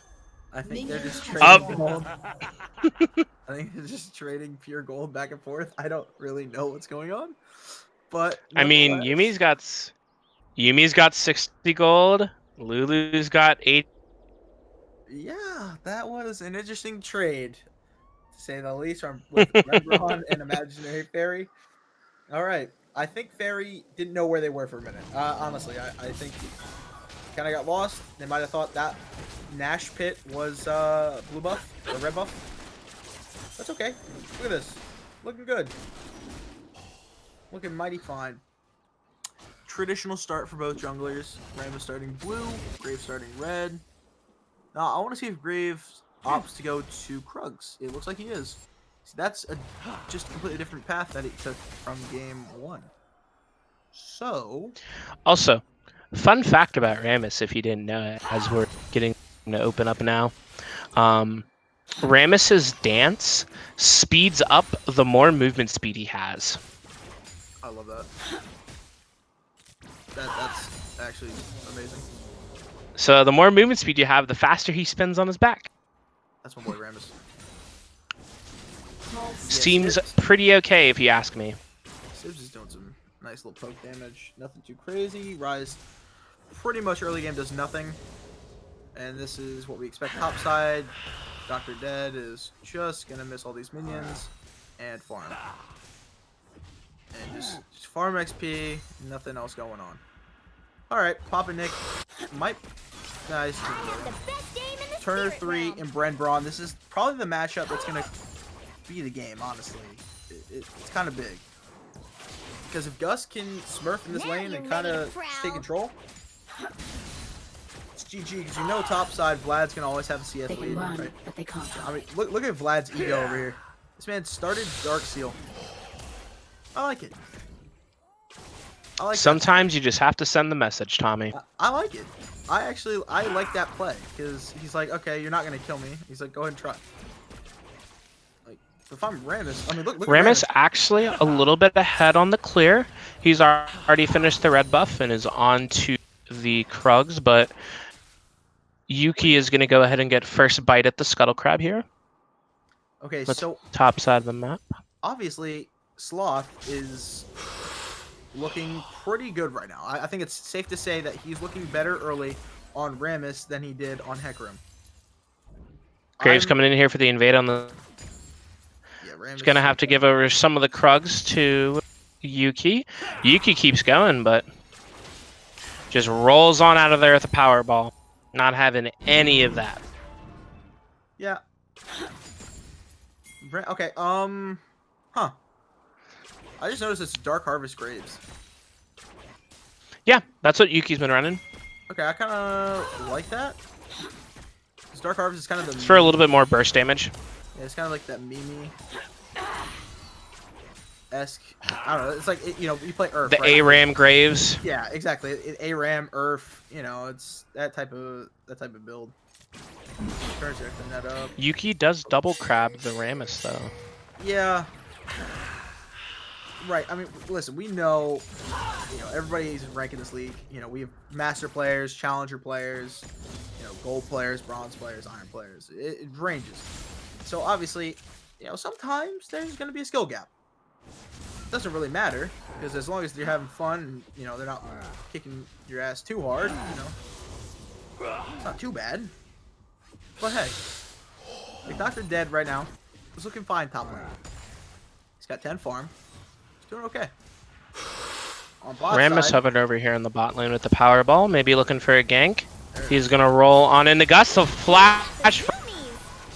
Cleanse comes out from the Varus, and he'll walk away from that with a little bit more ratch on his cheek. wow. All right, Genetics Law taking Sloth taken. a lot of free poke from the Varus right there. Wow. Good play. Good response by Gus. Good cleanse. See, I like the idea of the play, but trading flash for cleanse isn't really that worth it, because cleanse is obviously going to be on a lower. Yeah. Rise over here getting a lot of damage. Flashes in. Barrier comes down. Woo! Gets the first blood.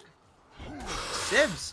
I mean, again, we talked about the Rise, how he's late game champ, but if you can ramp to late game, I mean, hey, that's danger. So let's see if we can actually, you know, take that kill that he just got and get a little further ahead. Bot lane's looking about how it normally has looked this entire series. Turner 3 and Bren Braun pretty much shoved the entire series. Varus can't do much with the Yuumi on his back. But yeah, I see what you're saying about the cleanse. Going back to the cleanse. There's no hard CC bot lane. You flash into it. So you waste your 5-minute cooldown. Like, I don't know. Yeah, cleanse is already almost halfway off its cooldown. Yeah. That was an interesting one. If they had gotten the first blood onto Gus, it would have been worth it. Or if Gus used both his flash and cleanse, it would have been worth it.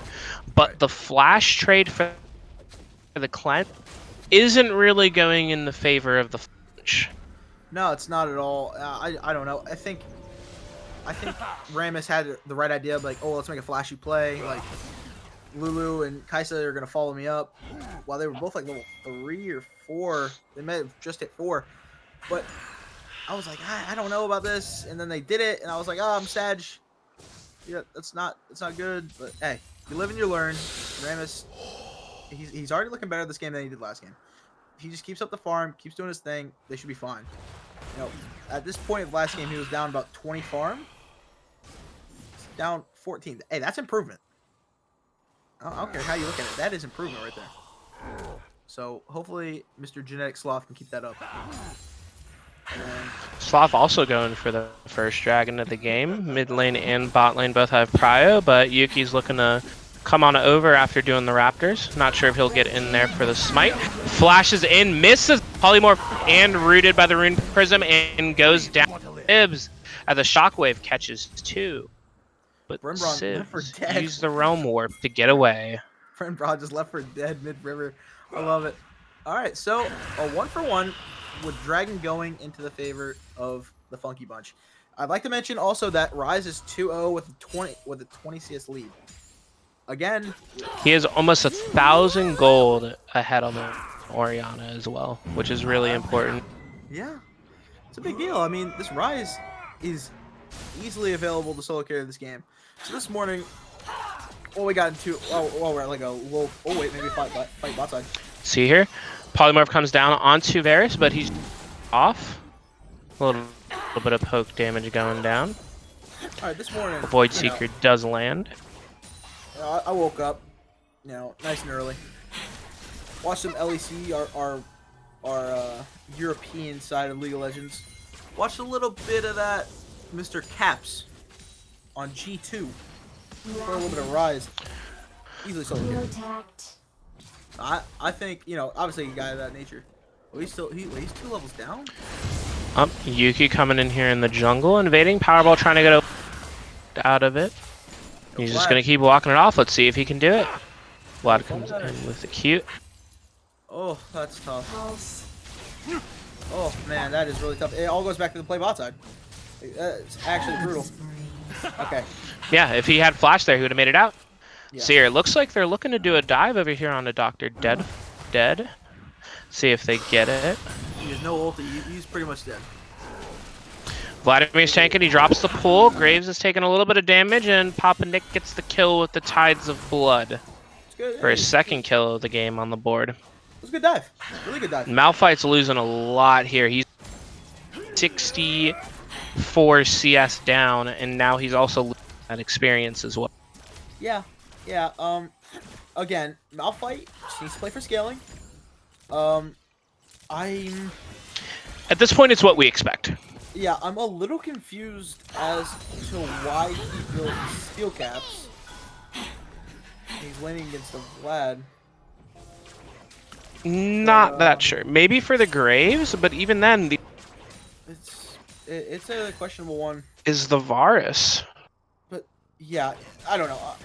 We could talk about that all night. That's a weird one. But I don't know. I think play through mid right now.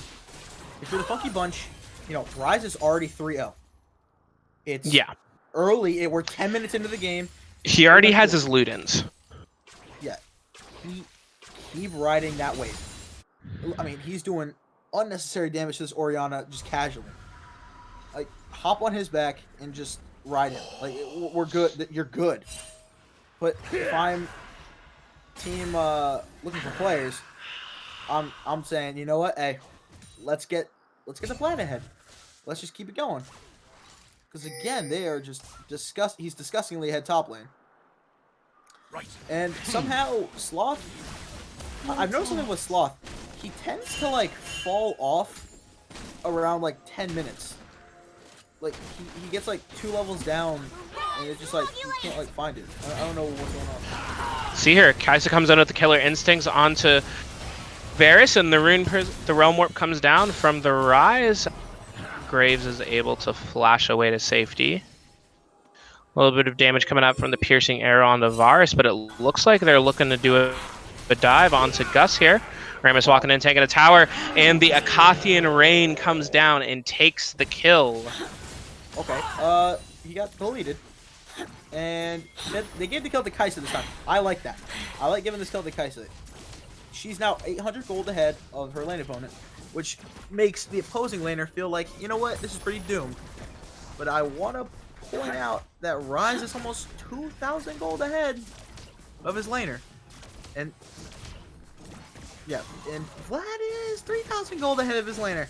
So all over the map there is diff. It's like, at the end of this game, I think jungle diff, mid diff. I think if A-Aron and the Funky Bunch want to win this game, they need to focus on carrying through Ryze and Kaisa. Yeah. 100%. Ramus is going to fall behind. Malphite's going to fall behind. Lulu won't be able to get enough gold on her to be relevant in terms of it at all during this game. Yeah. They need to focus on getting gold onto Turner 3 and Sibs. 100%. They should see that Graves is on this dragon. I think and also it's worth noting as well, and this is just a personal thing, but as Yuki casually takes the Mountain Drake, Kaisa is building incorrectly and inefficiently. Yeah, not. She wants to finish. She wants to finish the serrated Dirk before her mythic item because she prioritizes the Q evolve with the 100 bonus AD more than the mythic passive and the active of Gale Force in the early game. I see. Okay. All right. Because once Kaisa gets 100 AD, she evolves her Q. So I don't know if you know how. Let's see here. Sibs is getting in a little bit of trouble from Papa Nick, but Lulu pops the ultimate. Ram is coming in with the taunt and the prism to shut down. Massive shutdown. Vladimir. To the Rise. Like, dude, just somebody. I need somebody to just grab a shovel and just keep piling this gold onto this Rise. I mean, he's 40 farm ahead. He is like 3 kills ahead of his laner.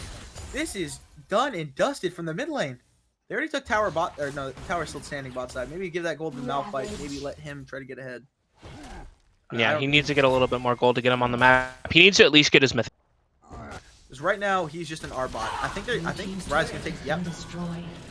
Oh my. Kaisa steals over the blue buff as well. Good play. Sloth is looking to take the Herald. Nice. Decent play. Graves is the only one nearby. Yeah, Graves, I think he's just going to give it up. He can't really take it. But, yeah, I'm really liking how Funky Bunch looks in this game. They look dramatically better than Game 2. They look way more coordinated with their dives all over the map. Their team play, you know, Rise is... I mean, you got to ban this guy out if you're playing against him. Like, obviously, I don't think they knew enough about him going into this game. Yeah. But every champ he's touched... The last minute sub like that. Yeah, he's looked good on everybody so far. I don't know. Definitely, and he's just finished his Archangel staff. Yeah. About 5 stacks, I think, away from Seraphs. Yeah, he's kind of killing it right 3 now. stacks. I think he gets 1 more stack and then he has Seraphs. Okay, Graves is hovering bot side. Definitely looking to kill this Malphite. Malphite does have Flash and R, so chances of him getting caught are quite low. But hey, it's all good. Kaisa's coming straight to bot lane from base. Let's see what happens. Now, my question is, does the Orion think... Nope, never mind. And Malphite comes into the Azalpa Force. Kaisa Gale forces in and the Akathian Rain secures her the kill. Great play. Fantastic kill. Quick, easy, simple. Only cost the Malphite R keep. And Kaisa held on to the killer instinct. So, yeah. Yeah. Great play. All she had to do is use the Gale Force to get in the range. Yeah, Kaisa coming over into the mid lane. Polymorph comes down. Killer Instinct from Kaisa. A taunt from Rammus to seal the kill, even with the cleanse. Okay. Funky Bunch has not had an early game lead in this series. This is the first time we've seen this. This is actually out of the ordinary for this team. I really, really, really badly want them to see, or I want to see them just absolutely run away. Rise is doing so much damage right now. Graves might be caught out here. Taunted down by the Rammus. Kaisa comes in for a little bit more damage. Flashes forward for the autos, and Sloth picks up the kill. Okay, Sloth cleans it up. He's a couple levels down. That might actually let him get ahead. Ooh, the This might be a little shockwave bit- from Cream Puff misses completely. It's unfortunate. Rise is looking like he's taking a tier 2 top. Yeah. Rise is going to take his tower. Dragon in at 1 minute. Sloth and Turner bot side getting the scuttle. Nice. I am really impressed by how this team's playing. They look like they finally found their stride. Like, game 1, they looked okay. They looked actually, I'm going to give it a buck. They looked pretty bad early game. They looked almost atrocious. But late game, like right now, they look, like early game, they've looked fine. We're rolling up to the mid game pretty soon, and they still look pretty good. So let's see if they can secure a couple of these dragons on this. I mean, if they can get an Infernal Soul on a Kaisa and a Rise, I mean, man, wrap it up. Put a bow on it. It's over. It's done. Gotta get there, though. 15 seconds on the dragon. Vlad's bot side clearing vision, along with Oriana and Graves and Yoon. A-Aron and the Funky Bunch are already in setup in the river with Kaisa, Lulu, and Rammus. They have first setup as Kaisa's catching the wave bot. Varus is not going to be at the fight. Looking like, I mean, he's no TP or anything. Nah. looks like Yuki's gonna try to go for the steal because they do have a 2-level lead though on the Rameth. See if they can get it this time. Goes in there, he misses the smite and gets knocked up and just instantly deleted. Alright, yeah, it was a good shockwave. Realm Warp coming in from the rise. They're looking to press it. Orianna flashes over the wall. Powerball coming out from Rammus. Kaisa Gale forces in. The taunt lands onto Orianna. Dominating. Yeah, this is dominance. This is utter dominance. A minute and 10 seconds till Baron is up, so they can't claim any more objectives other than towers. They should be able to take the bot tier 2 before anyone can respond. Yeah, Funky Bunch looking fantastic. Can't really say much more than that. Looking great. Turner on the Kaisa looks good. Sibs on the Rise looks even better. Blue team's turret has been Turns out, destroyed. even with the Q nerfs, Kaisa's still a really strong champion. Go figure. I mean, oh, some backs? Nope. See that was a 2v2 they could have potentially taken. Yeah, but see, we were talking about the Graves going for this the Dark Harvest build, right? Not being nearly as tanky. I mean, he really has no health. Like, Yeah. And I mean, this game, he's not having as easy in the jungle. Even Rammus still in Graves. yeah, at 20 Builds minutes, armor, deals damage based off of armor. Oh yeah, but at 20 minutes last game, Rammus was a solid 100 farm down. Like a clean 100 farm, or not Rammus, but Sloth was a clean 100 farm down against Yuki. So, hey, he's keeping it tight. I'm loving it. I'm loving what I'm seeing. Sloth showed up to play game 3. This is the only game that matters, right? Like, obviously you got to win one of the first 2, but game 3, this is where it counts. Yep, it's down to the wire, and let's see. Their base is essentially open. They got only tier 3s left. So they got tier 3s and the, you know, of course the Nexus towers. But yeah, this is looking Yeah, good. and meanwhile, looking for players hasn't taken a single tower yet this game, as the gold lead sits at about almost 6,000. Yeah, very different from games 1 and 2. Quite different. Looking interesting. Rise over here of his third core item, completion 2 coming in Banshee's Veil finally. There it is. There's As he is the most fed member on their team. almost Flame Horizoning the Orianna. Wow. And it looks like they might be trying to set up vision for Baron. They're going for one more play, coming in behind Gus. And Sibs goes godlike as Varus pops before I have a chance to even describe what they just did to him, as Rise picks up a double kill for himself. And they're going to march right over to the Baron. With the Kaisa and the Rise, they'll shred this in no time. And my goodness, Mars got deleted. That was ridiculous. All right. Wait, outside we have a play. Oh, what a play! Malphite ulting Vladimir under tower. Nick might be in trouble. Pull away. Let's see if I'm gonna say it. Vladimir can pursue as the Baron goes down. Yeah, Vladimir Malphite gets needs back. away safely. Malphite needs back ASAP. Oh, he's gone. Oh, goodness.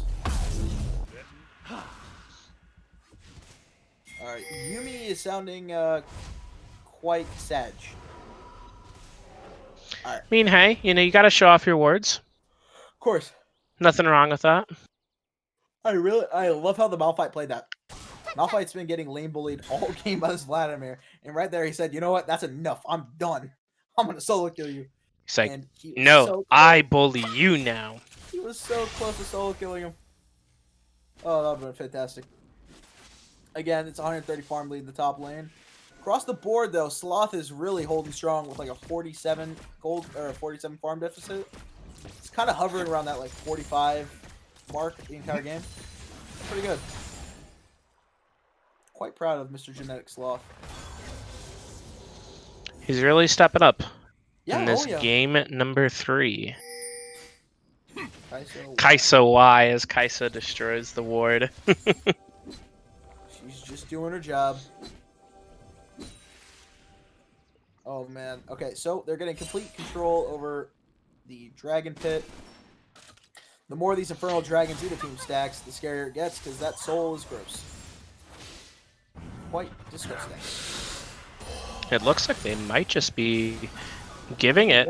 I mean, A-Aron and the Funky Bunch have complete control over Graves' bot side jungle, and they kind of just don't really seem like they're doing They can't. They're really positioned to even try to steal the Drake. They could go for And if it, you notice too. too, Sloth is caught up completely on experience. Yeah, yeah. First time in the series that they've been the same level. Team has slain the dragon. So hey, I mean, hey, they're going straight back to mid. Okay. Gonna go ahead and put that Baron buff to work as they try to lay siege to the mid tier 3 turret, it seems like. Might have a little 5v5 skirmish here. Or maybe not. Or maybe the funky bunch just goes back to the jungle, starts farming up again. No camps to even take. Yeah, there's not much to do here. Like, they're just waiting for objectives to get up. Turn on 3. Just letting them know he's there. Giving him a good night kiss. It's a little love tap. Nothing too dramatic coming from him, but it's alright. Okay, so right now, I want to see Malphite in the side lane. I think him Yeah. being grouped mid right now is kind of a mistake because they're wasting out on pressure. Ryze has the right idea by going bot. Sib's getting pressure on the tier 3 turret there. yeah, Graves Yep, left him out. that's 2-item Kaisa for you. Oh my goodness. Oh, Vladimir flashing in with the Tides of Blood. And let's see here, they all disengage. Rammus topside. Yeah. Varus is meeting Ryze bot side for what? Can't really do much there. Oriana gets a little bit poked off. Okay. Looking for players needs to come up with something fast in order to try to mount a defense, or else get the base encroached on by all sides. A-Aron and the Funky Bunch don't have the Baron buff anymore, but they did get Yeah, that bot 2 inhib inhibitors. is pretty massive. Er. Bot inhib immediately just says, okay, you cannot go to Baron for the next 5 minutes. Like you're done. Like, Yeah. You cannot go there. That is our zone. And considering it's up in 2 minutes, you should be chilling. Okay, this Graves getting into a little fight here at the Malphite. Fix. He okay, you got the support. goes 1-for-1 with the Lulu. Okay, there was no shutdown on the Lulu. Or was there a shutdown? No, I don't think so. Believe so. Okay, Graves kind of throws his life away. Again, Baron's not for another minute and a half. He's fine in that aspect. He's not throwing away an objective, but his presence on the map is needed. Like, they need Graves to do damage. I mean, what really can looking for players do right now? Like, they don't have any objectives to fight over, so it'd be stupid to try to throw a coin flip fight on the map. They have bot inhibitor down, and they are down almost 10,000 gold right now. Really, all they can do is wave clear and hope for a miracle play around Baron or around the next dragon fight. Yeah, it seems like the Yuumi has completely given up on Varus. Seems like they're just like, okay, I'm done. It's like Vladimir is almost 200 farm ahead and 2 kills ahead of his laner, so I'm just gonna rock with him for the rest of the game. So I'm done playing with you now. I'm done playing with you for now. Bye. Obviously, in team fight, should be swapping back and forth. Get the shields on for the champs. But for now, it seems like, I mean, it's not a bad play because Vlad's kind of just split pushing everywhere and he's fast. So, yeah. It's not the worst play, but hey. Getting vision over in the top side jungle. Graves over here in the bush. Let's see if he gets spotted out. He can't kill him. As Ryze just clears the wave. Vladimir coming over there for a little bit of action. Realm Warp comes out from Ryze, but he actually doesn't get transported away, and Graves gets 1,000 get as they are spam pinging Baron. But all of A-Aron is just camping in the bush, using the Lulu as bait. They'll back off. It's a 4v4. Oriana's in the bottom lane. No TP. Wait, what is she doing? Looks like Turner's gonna go for the middle tier 3 turret instead. I think they could have contested this Baron. Maybe, but considering Ryze is the majority of their damage, obviously he's 8-1 with 100. Oh wait, the Baron's not dead. Wait. Wait, this Awful Baron- Force wait. comes out from Malphite. He gets buffed up by the Lulu. Baron still isn't dead. Graves finally secures the Baron, but at the cost of an inhibitor. That's considering the game state and where the gold is at. That is a better play for A-Aron and the Funky Bunch. Okay. Yeah, because now they get the first move on the Dragon. I mean, Graves still... Look, Graves is clearing waves mid. Yeah, that's what I'm saying. That was a dramatically better... Whoever shot called that was money. Good job. You potentially 22 in the game. He's got Infernal Soul, one of the strongest souls in the game. Like, that was a great call. Like, screw that Baron. Come on now. We don't need that. Like, come on. Who doesn't like more damage? That's what I'm saying. Like, this is great. Look at Sloth's going to farm. Yeah, hey. There it is. Attaboy. Get there. Yeah. Yeah. All right. Okay, okay. I love it. Oh, wait. Gromp is only worth 85 gold now? Yep, it used to be 100. That's Or garbage. like 103, I think. Yeah, bro, it was actually worth a decent amount. Oh, that's garbage.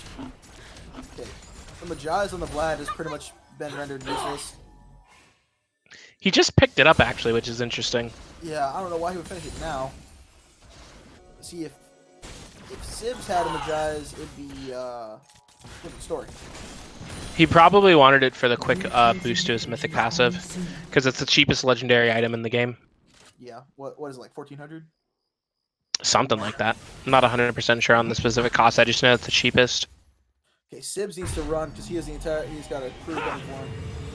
Alright, never mind. They're just gonna run the sideline. Because they have to back because they're pressing top side. I like the Yuki and Imaginary Fairy are going to base to help defend against the siege.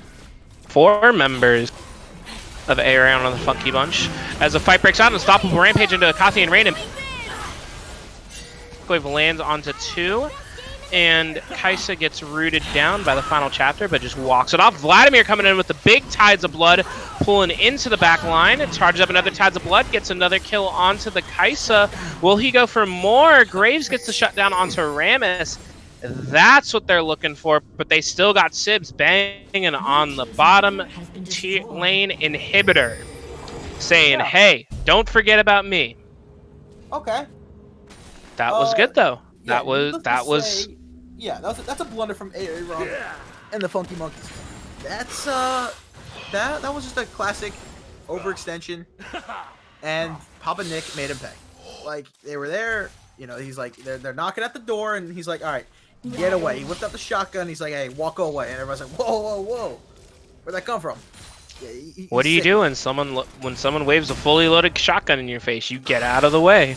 I mean, they tried. Guys coming in into Vladimir. Tides of Blood pops a Vanity Veil, so does Rune Prism. Away, but down by the corruption. Sibs might be in a little bit of trouble. He's still casting his spells, and he gets a double kill. What was that damage? Wow. Okay. Yeah. Rise is good because Rise is good. Yep. That So is it another shutdown onto the Graves, though. Graves has gotten a hefty amount of gold from these past couple of fights here. Unstoppable Force channels the recall killer in the Kaisa. And that might be the end of the game, as Cream Puff is the only one left to stand against 4 members of A-Aron and the Funky Bunch. Maybe Getting run down by the Lulu. Rammus rolling into the Powerball. Frenzying taunt coming in just to add insult to injury. All right, and that's gonna be it. And that'll be the game 3, a decisive win. A-Aron. Varus is going to try to do something, but doesn't really get much more but a Gale Force away. Wow. Okay. Undoubtedly, Sibs is the MVP of that series. I mean, that was disgusting. What a performance from that guy. I mean, just hard smurfed. Fantastic performance. All 3 games. Yeah, it was a great job. I mean, really. I don't know. I was fantastic. I did not expect that game to end that quickly like that, but hey, great play. It was definitely a lot more one-sided. Yes. There were a couple of moments where LFP had a chance to come back, but they really kept on top of their game. A-Aron on the Funky Bunch really ran a tight ship. Didn't really allow for much room for misplays. There were a couple here and there, but they were able to pull it together and drive it home cleanly. And I did really like Genetic Sloth on the Rammus this game instead of the Hecarim. I think, Fantastic. at least for how the game state was playing out, with him falling behind so much and so often to the Graves and to Yuki's champion pool, whether it was the Graves in games 1 and 3 or the Karthus in game 2. I think a champion like Rammus, who doesn't need necessarily as core items in order to be relevant into the game, in comparison to like a Hecarim, was a lot better of a pick in game number 3. Yeah, just him being able to become a champion even later in the game really made a difference for his team that game. I mean, yeah, what's up, Papa?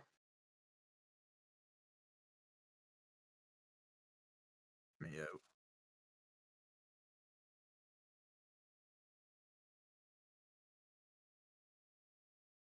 Yeah, sure. Like a single, like, yeah, okay, yeah. Okay. I would say Yeah. Sibs is the MVP. I don't know about you, Alex. Yeah, Sibs. It's unanimous, I think, from you and I. Yeah. Like we're getting Sibs in here for that interview. Yeah, Game number 3. Sibs, if you are around, be sure if you hop into any of the channels, we'll drag you in for a quick interview while we get ready for the next game here. Yep.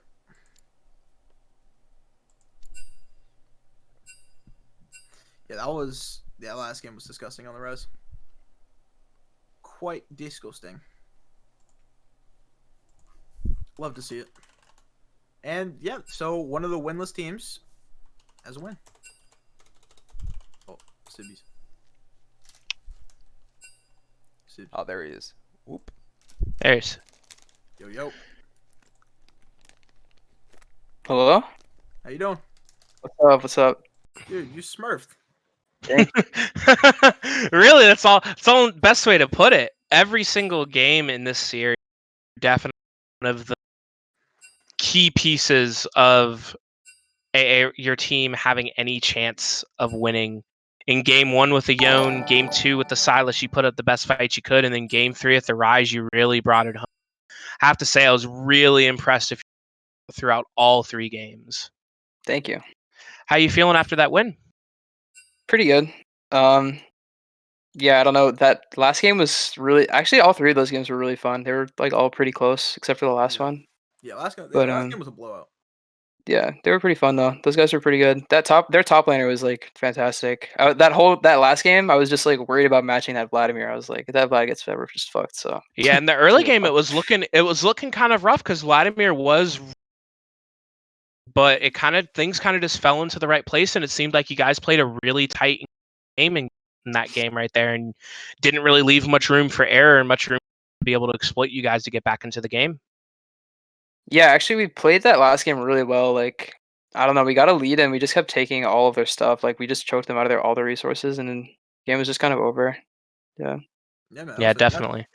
And we heard, because I'm not too familiar with the UF anymore. I actually don't even out casting for Mike. We heard that you were actually the sub tonight.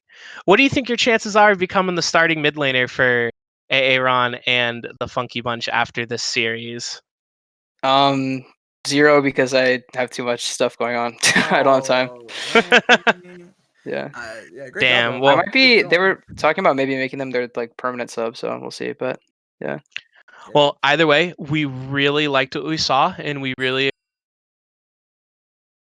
to give her anything like that. Sorry, you got cut out. What'd you say? Do you have any shout outs you'd like to give or anything like that? Hell yeah, I'd like to shout out my top laner for fucking holding it down. Hey, he did it. He did it, you man. know. He did. My boy Eric really, he held it through. He was there. Hey, well, there you go. Even no matter what happened, he still pulled through and did what he had to do. Hell yeah. He had a nice taunt on Shen too, that one game. Oh yeah, I saw it. Gamer. It was really good. It was really good. But all right, if you don't have anything else to say, I think we'll go ahead and let you go as we get ready to go into game number 3 between. Hey, congrats, bro. Yeah, see you guys. Have a good night. Good night, man.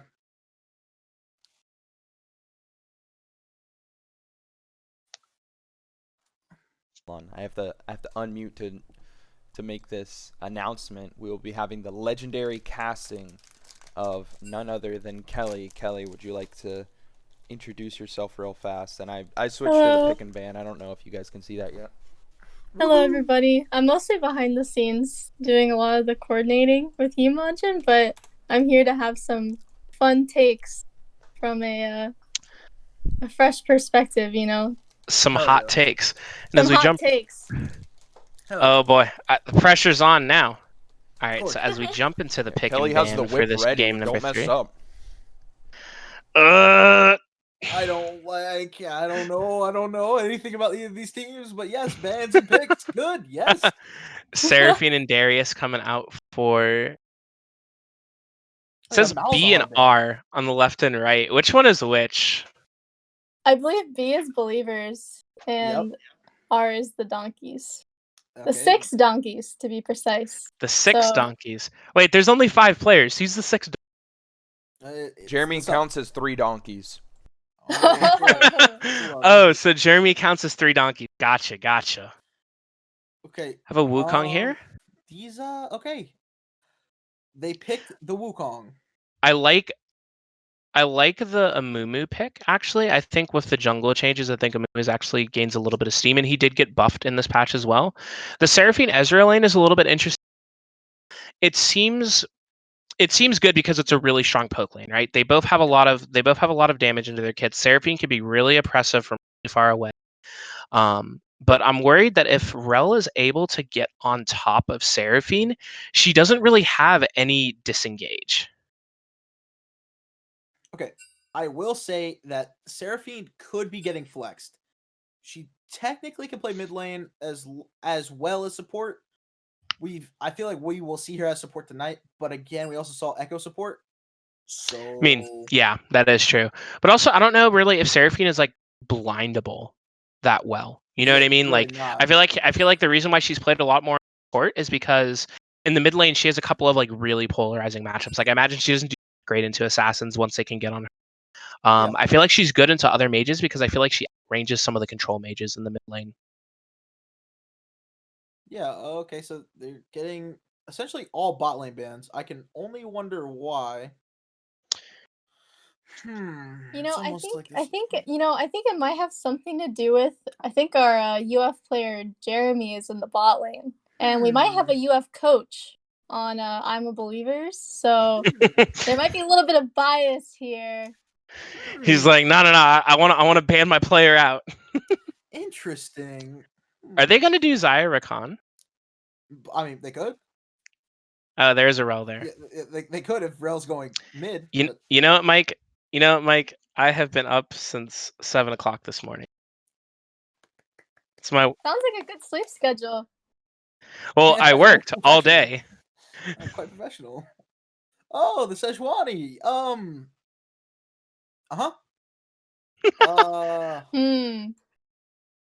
I'm interested to see how these tank junglers are going to do because in the previous match that we were casting, a lot of the junglers we were carry farm heavy junglers that the jungle nerfs in patch 11.4 are towards hitting and toning down.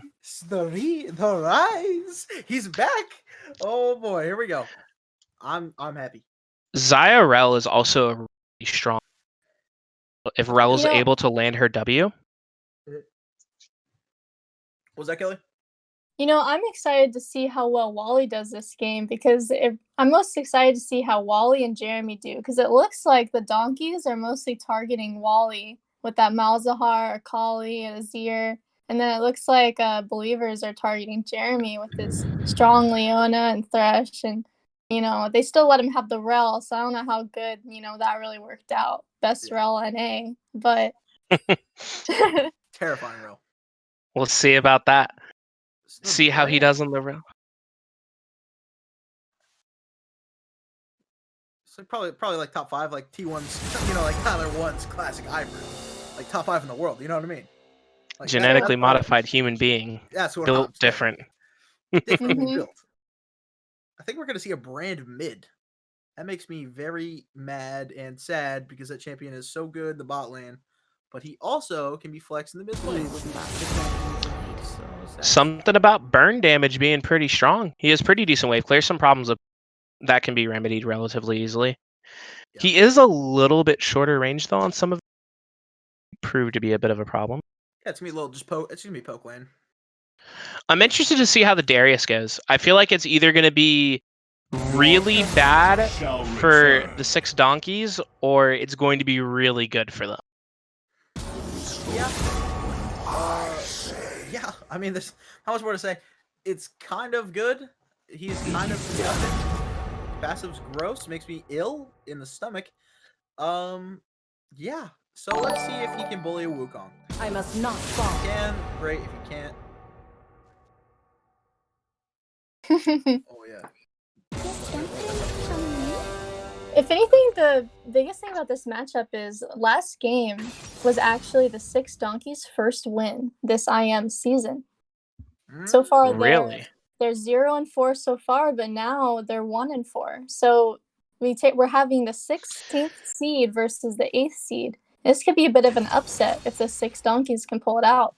You know, I really hate to say this because it's going to be me, but any believers in the chat for the 6 donkeys? Oh, believers! Any believers in the chat? Yo, 6. Hell yeah! Any believers? I'm a little biased. I want them to win specifically because I think Zaya's really good and I think she's really rated. And Mike and I will both agree when we say that the Zaya bot lane is really disgusting. And if the believers don't respect it, they might be in a little bit of trouble, actually. Good to know. Yeah, I'm just really excited to see what we got here. You know, we got the Rise versus the Brand. Fine. Who's gonna win I don't it? need more I mean, I got enemies. my money on a champion that does not start with a B, but we'll see. Amumu in the jungle is kind of good. Can force a lot of pressure in every lane. Same thing with the Wukong with teleport. Their fear is Impacting the wise. bot side of the map. We'll have to see. Darius most likely going to take Flash Ghost, so he can't follow the Wukong. I don't know the ranks Not of a these problem. players, but I think in terms of team fighting, looking at the team compositions, I think I'd give it to the 6 donkeys. Because they have Amumu's ultimate, they have Raul's ultimate, they have the engage from Wukong, they have Brand's ultimate. All of their key abilities synergize very heavily around team fighting. And sure, they have the encore from Seraphine, but Ezreal, he prefers sieging a lot. You know, he doesn't like big, brawly team fights. And Rise wants to scale up. And sure, Rise can do damage if he's able to land his combos, but if he just gets knocked up and CC'd by the enemy team, can't really hit his spells. yeah, what you said. I was trying to find their op.ggs and I couldn't. I'm pulling it up right now. I can share it. Beautiful. Because That's why we paid the big bucks, Kelly. Darius is gold 3. That's a matchup. I mean, I didn't watch game 1 and 2 of these games, so I don't really know. But one of these teams is playing good. It's the upset. I'm with the believers.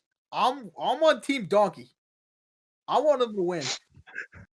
I really want to root for the underdogs here. I really want to see the 6 donkeys, kick the believers, down a few seeds and move themselves up. I want to see them finally get their first win tonight. It'd be big, their first casted game. They're also, pulling out all the big shots, the big comps, the big plays. Really in that bot lane. I think since there's so many bans on bot lane must have been doing some scary things this matchup. It's 5 bot lane bans. Like I'm terrified. They are obviously scared of Misery Season and Mr. Lemillion. They're terrified. All right, let's keep it a $150. They're scared. They're gonna play scared, and I hope they take advantage of them. The Zaya goes in, the Rel goes in. They can take down the 8th seed. Make everyone happy. Ezreal is a very good champion for playing scared too. With the arcane shift, he's gonna be very slippery. He is gonna be slippery. I think my favorite interaction with Ezreal, on that note as well, like with his kit, is how if you buffer and time his arcane shift right, you can buffer hooks in other CC abilities. Yeah, it's kind of gross. And I feel like there's always like a little bit of like a tilt factor, like when a Blitzcrank lands a hook, but you buffer it with the arcane shift, and you kind of just like sit there and just like look at them like, yeah, you could have had that hook. As a Blitzcrank player, it makes me very sad to hear that. Blitzcrank Nautilus, every time I land a hook, it makes me angry that I cannot kill the slippery Ezreal. Okay, so there's a support gap, top gap. I think that's it. No recent ranked solo games from Count Deucalion on the 6 donkeys, so it could be a little bit of a wild card. Yeah, who is he playing? Is he the? He's the Amumu, so he'll be their jungler actually. Wait a minute. Yeah. Huh. Okay. Interesting to see. I always love a good wild card. Yeah. I was rooting for the wild cards last game, and I'll be rooting for him this game. Oh yeah, I'm on that. Okay, yeah, no, there's like no. These teams are both pretty even actually. Like in every position, they're pretty similar. I think mid. I think there's like a slight rank advantage. Yeah, not really. No, yeah, this is probably the most even matchup we'll see, other than the game we just watched, which was actually pretty entertaining. I'm happy. I'm happy my friend won. Finally got a W in the book, but I'll make fun of him later for a couple plays he misstepped on. Yeah, I'm happy for sure because something this season we've really been seeing is we have a lot of point diversity. So our last matchup, both teams had 2 0-pointers on their team, and we really saw those players shine playing with these other players of high elo and hear the macro. And I'm hoping to see that again this match because we can see that Amumu is a 0-pointer, and we can see that there's a few 1-pointers scattered amongst both of these rosters. So it'll be kind of exciting to see how they perform. And because definitely last game, Genetic Sloth, Dr. Dead Ed, Cream Puff, and we had Imaginary Fairy just having some awesome plays. I mean, that were just super unexpected. Kelly. Fairy is level 38. I mean, come on. Playing what? Of their mind. Out of their mind on Yumi. I was amazed. Last series was a banger, absolute banger. At the end of the day, what it counts the most in terms of competitive and organized play for League of Legends is the ability to work with your team and be able to coordinate properly and commit on plays. Very true. That's so true. Macro, because at the end of the day, especially even in the highest levels of play, PL, everyone's human. Everyone's going to be able to make mistakes, and being able to minimize those mistakes as much as possible throughout the course of the game and being able to capitalize on the mistakes that your opponents make is what's going to cause you to be successful and cause you to have comebacks.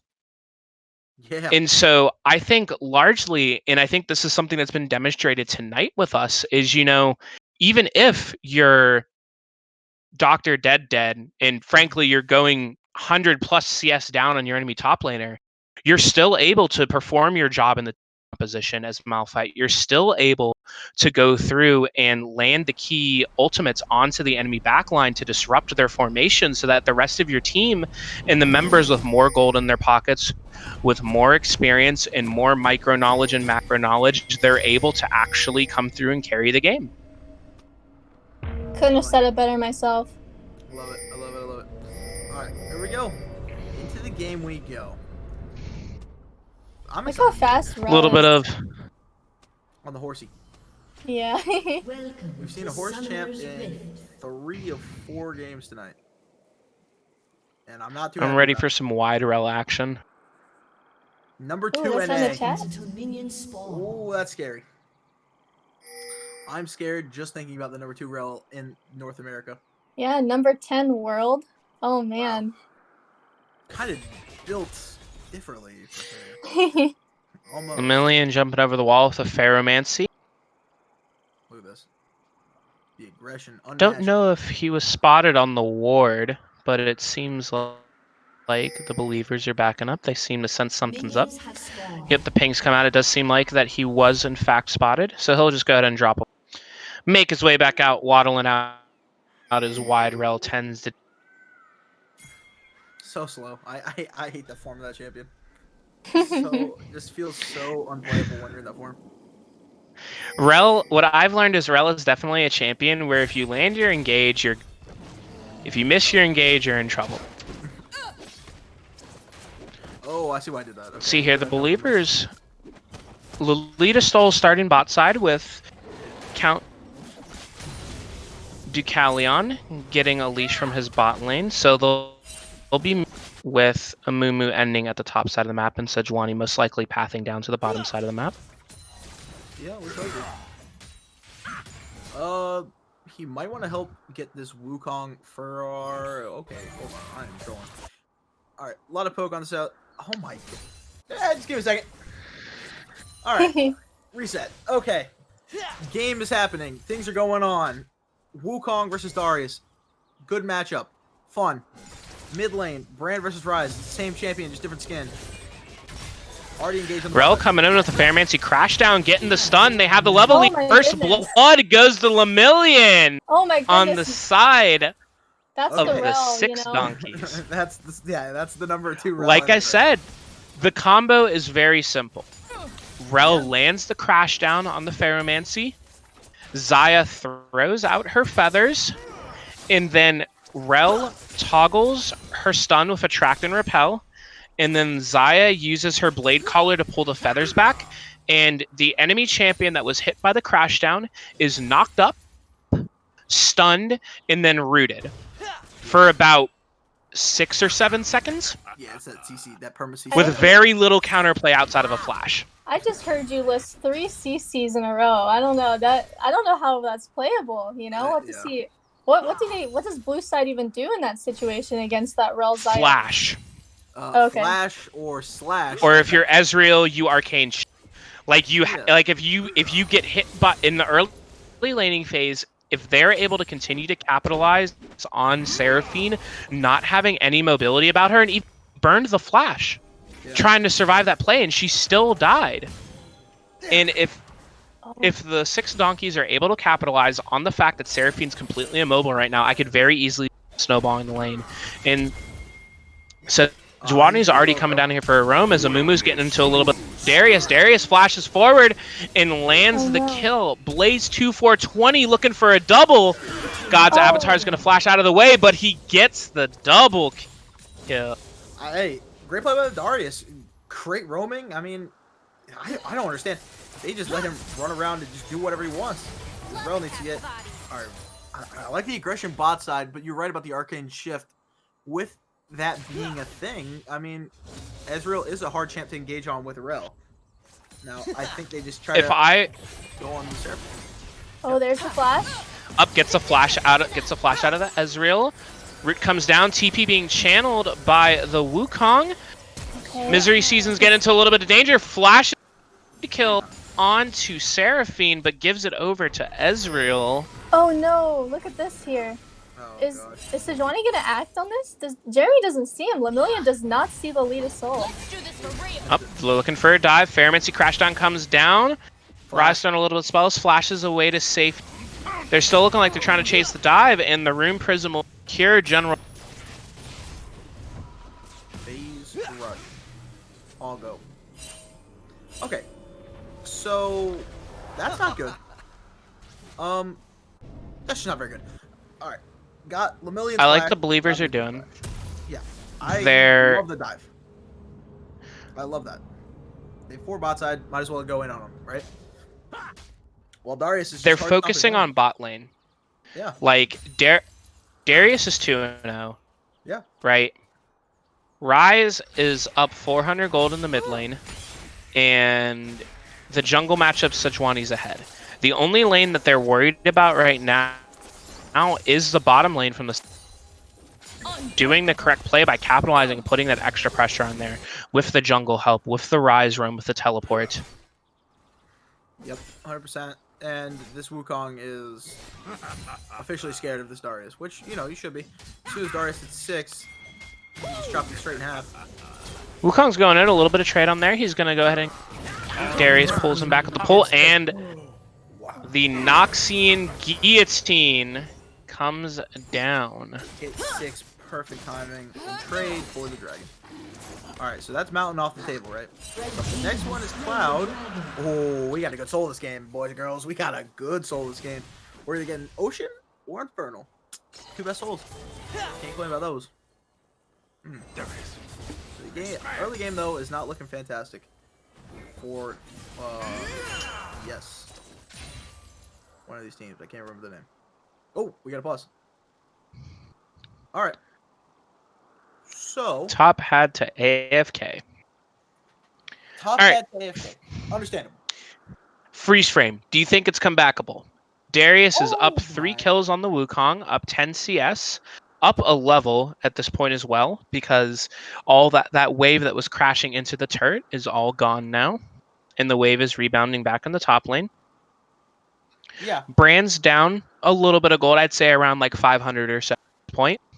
And bot lane is still ahead on the side of the 6 donkeys. Do we think it's comebackable? Do we think it's winnable? Yeah, I mean, I don't think it's over yet. We're 6 minutes in. It's 5-2, but they have a dragon on their side. I think they're fine. Let's play for scaling. I think they're just, they're just chilling. They're just playing it out. They know that once their team synergy is so strong that once they start team fighting 5v5, I think they'll come out pretty strong. One really neat thing about the 6 donkeys I heard from Lemillion is that a lot of them actually went to high school together. And I know on the other side, believers, a lot of them haven't really gotten to play with each other very much. You can see that Wally said in the chat that he doesn't know everyone's voices. So I think synergy is on the donkey side here. 100%. 100%. Definitely. They just need to make it through the choppy waters of the early game. Yeah. Taking a look at the gold graphs as well. Darius is about 1,000. That's it, right? Obviously, if Darius was 5-0 at this point, right, I'd say, yeah, this is going to be tough to come back from because Darius is just a hard champ to just deal with in general, right? So now, like, he's 3-0, right? If Wukong can just find a way to just turtle, farm up, gain XP, gain some gold, I think they'll be fine. If they just level out the game, right? They're down 2K, almost 2K gold. They just need to slow down, breathe, restart. They got it. Like, they can come back. They got scaling Mumu. They got the scaling Brand. I don't know if he scales better than the Rise, though. Because Rise is kind of gross. I don't think so either, but you also have to think about like the utility that Brand offers, right? Which is just massive AoE damage. Yeah. Like if you get into a team fight and the believers aren't careful if they're spacing, it's very possible that Brand's going to be able to land a massive 5-man every single one of their members. And if you couple that with the Amumu ultimate and the Wukong knockup from his ultimate as well, that's a lot of disruption to keep them up in the air and to keep them taking damage. So that way Xayah is just able to lay down damage and lay down feathers and just keep pummeling their team. Yeah, 100%. So, Kelly, what do you think? Who's taking this game? Oh man, I gotta stay true to the homies. I gotta say, I really want the underdogs to take this game. I want the 6 donkeys to get their first win. Maybe there'll be some more competition for who's gonna be, some of the last seeds. I don't want to see any repeats of previous seasons where a team, may not be able to get any wins that season. That's just not fun at all. And it would also make my day to see the 6 donkeys pull out a win here. All right. There it is, everybody. Hot take. And once again, like I said, any believers in the chat for the 6 donkeys. But if they're a believer, wouldn't they be with team I'm a believer? Come on, Alex. Ooh, Believers aren't an affiliation. It's a mindset. It's a lifestyle. Okay. You have a good point. Top AFK. Bro, what is going on? I don't know. I saw the words White Claws in the chat. You never know what's going on. Yeah. It's a Friday night. True. Ain't no laws when you're drinking claws. Shortly after this, I will also be doing that. But work needs to be done. We need to get this done. True. We gotta see who takes the dub, man. Come on. I'm so excited. Alright, so we're both good. R. Yep, we see some R's. R. Come on. Army. That's what I'm saying. We're good. Let's go. Let's get back to some League of Legends. You know, they're acting like pirates, but, you know, they're not following through. Oh, Seriously. resuming. 3, 2, 1. Let's go. Here we go. Back to bottling. Oh, immediately. Rel coming in with the mount with a crash down, gets the stun onto Sarah, the flash away. There really wasn't that much lost on the side of the 6 donkeys. Lost a little bit of health from the Xayah, but that's about it. Good damage on your Wally. You know, I'd love to keep a timer for like how long Ezreal and Seraphine get to hold on to their flashes. It's like Jeremy is having a ticker in his head and saying, "Oh, their flash is up. Time to engage." You know? Yeah, seriously. Yeah, time to get it out of them. That right there was literally off cooldown. That was impressive. Yeah. Oh, Wukong gets grabbed by the apprehend. Darius might be going for the tower dive, but Wukong sneaks away with his clone.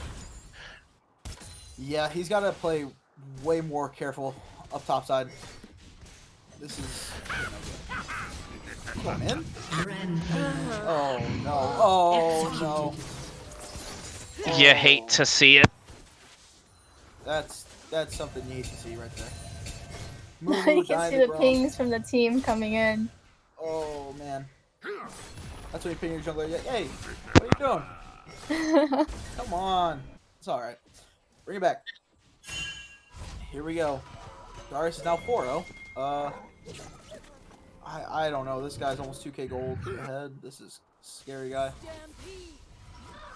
So General Wally just free farming mid.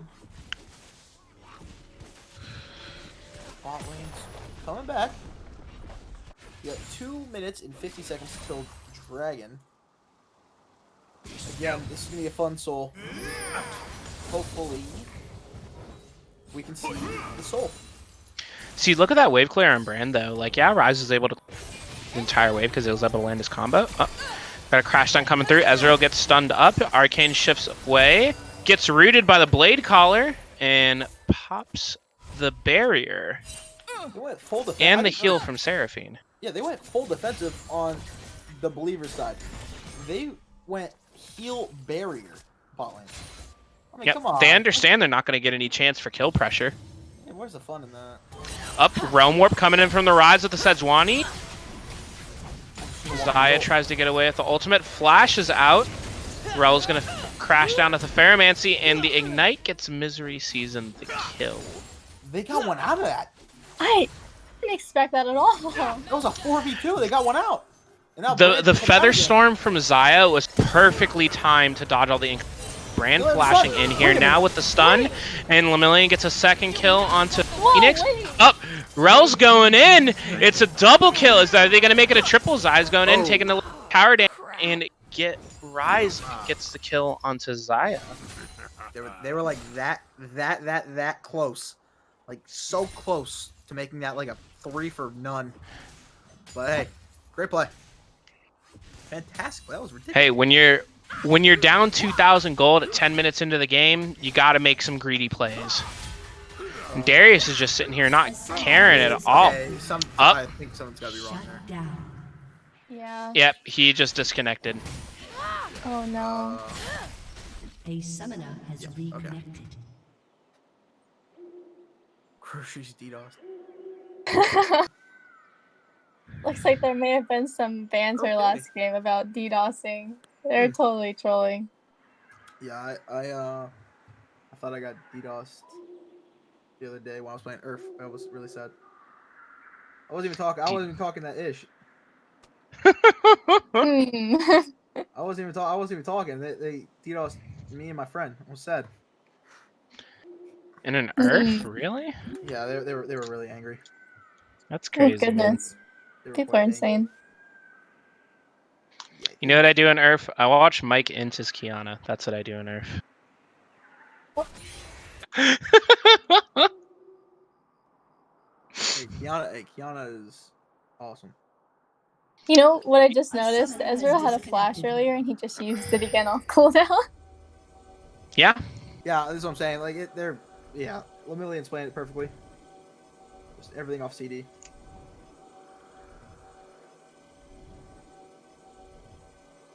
Okay, yeah, this one is just scuffed.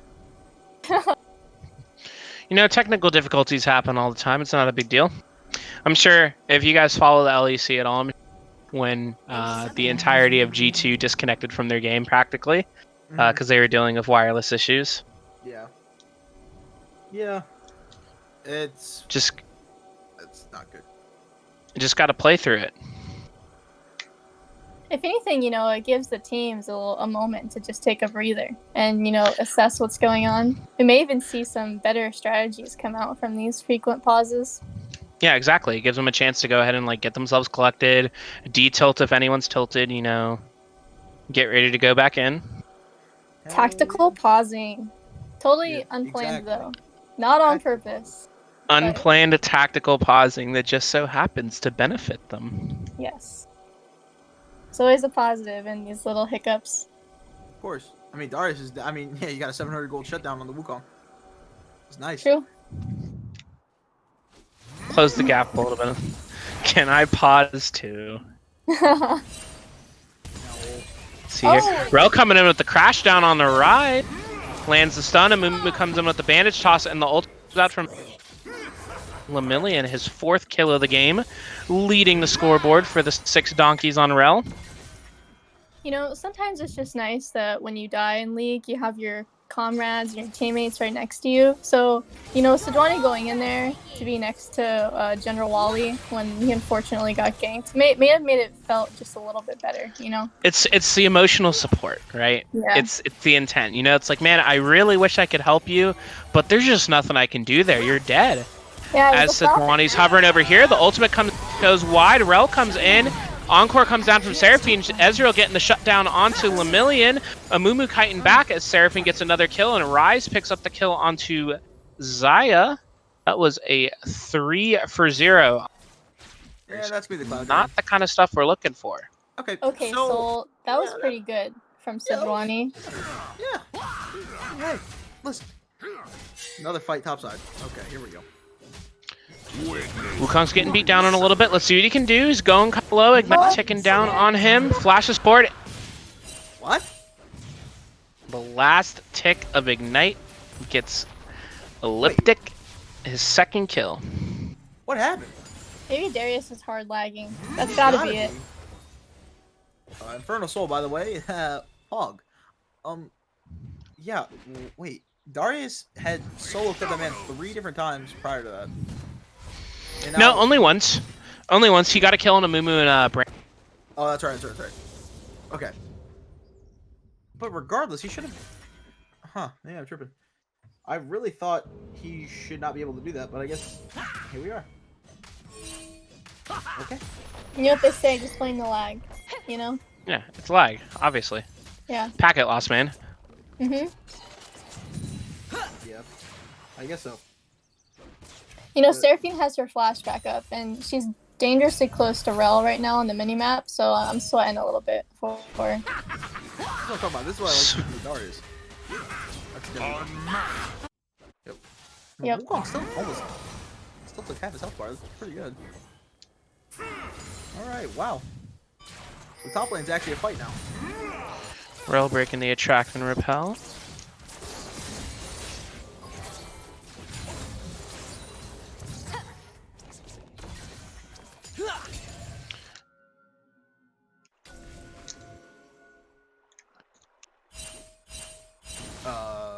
Bot lane's taking the recall.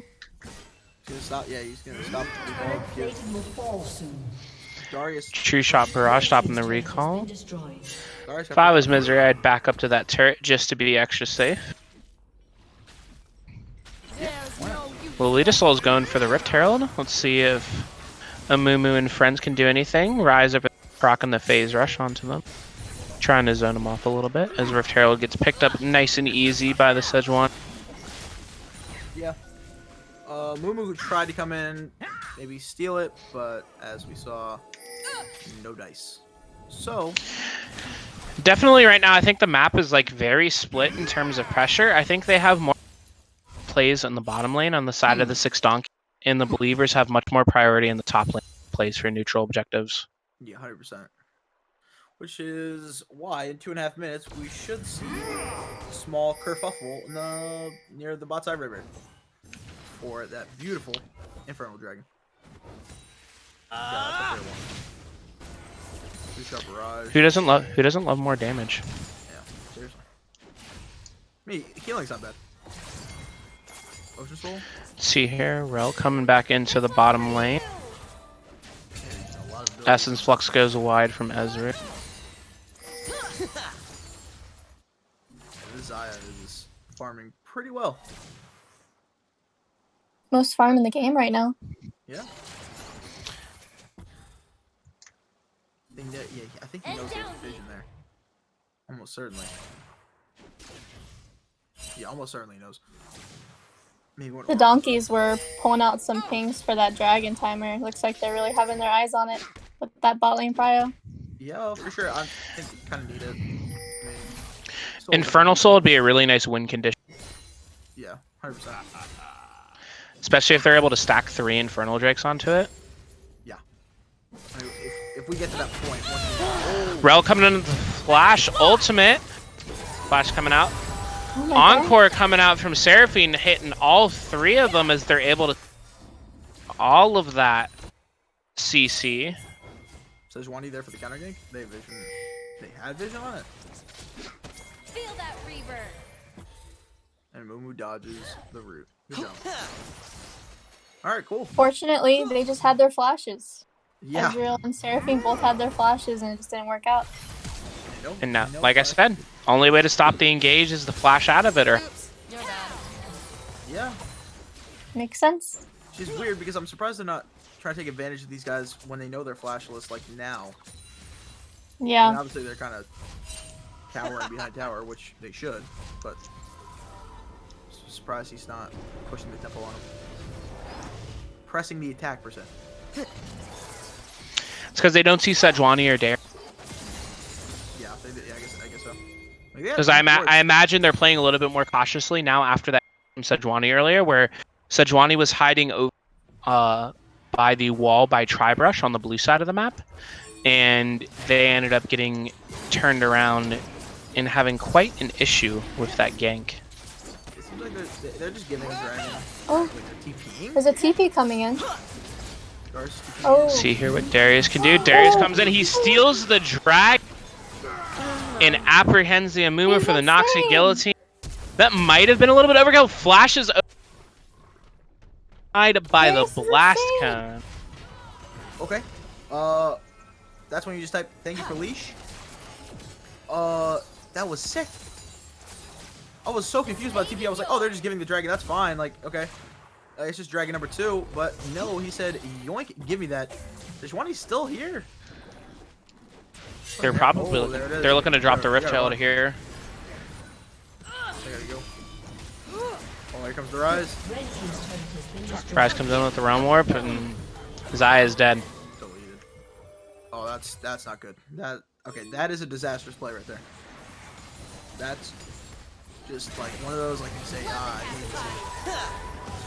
Encore comes out from Seraphine and misses just barely as they continue to push forward and try to raise the turret. Look at that in the game. What's going on? I'm gonna take inhib. What is happening? Wukong's fighting Darius up in the top lane. He can't come and join him. Wukong gets a knockup of Cyclone. Let's see if it's enough.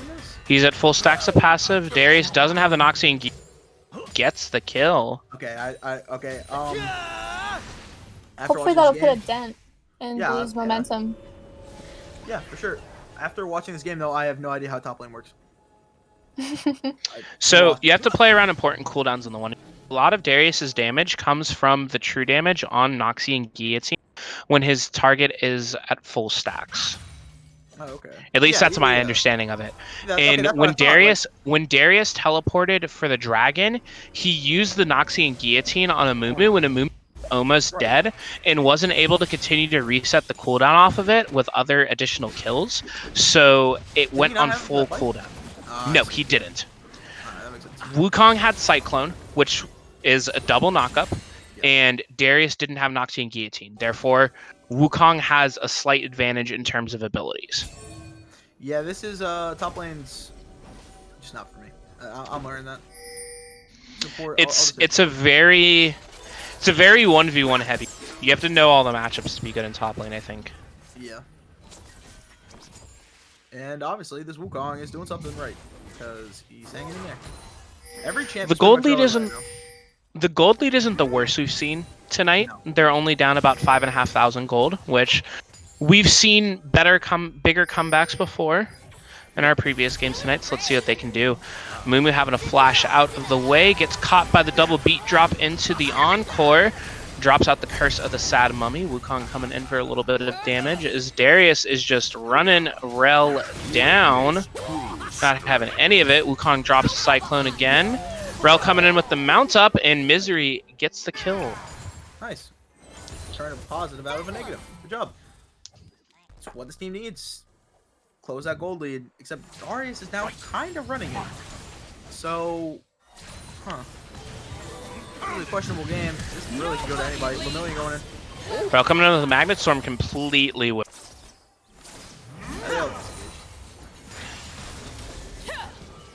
You know, blue team is kind of growing on me. They're making some really good plays. They are making some I good plays. honestly would not be sad if they won as well. My song is yours.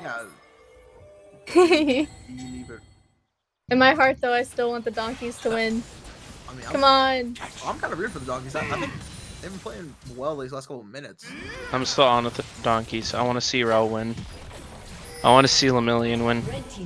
He deserves it. Man's been playing his heart out this game from what I've seen. That's true. He's been going hard. But I want to see something crazy with this Dragon Ball. I want to see like a big 5v5. 5-man Magnet Storm, like something nuts. You know, I think that's what they need. Yeah, it is. You know, I almost have a little bit of PTSD watching last match when, whenever, you know, it seemed like the one team would recall and the other team would just magically appear and, you know, just wipe them out. Whenever I see recalls this game, I get a little nervous. I sweat a little bit. 100%. I know exactly what you're talking about. Like, it's like, oh yeah, they won the fight. Oh, they got the objective. They need to back. And they like just like hover. It's like, oh no, please don't do that. Just go away. Please no. Fine. Reset. See here, Lemillion camp in the bush with Decalion here. This could be big. Infernal Drake spawning. Both teams are poised. Wukong is top lane and does not have teleport. They're giving. They're giving the Infernal. They're putting on Soul Point. Okay. They can't really contest it. It's a 5v. Wukong is up top lane. Wukong is one of their strong. They look like they're booking it for Wukong. Darius is sprinting straight at him. Gonna get a tower out of this. Turret has been destroyed. Just gotta get out of there fast. Yeah, there are 4 coming top. Gonna try to recall. I don't think this one's gonna work. Maybe we'll get lucky. He's picking Darius. I think Darius See here. Yeah, Darius picked the wrong bush and he just gets away. That's something that you hate to see. That's crazy. No Baron, no. That's good. So they would have killed him. They could have definitely pushed for Baron. Oh, Mumu. Wait, get pinched. Wait a minute. This is strange posturing.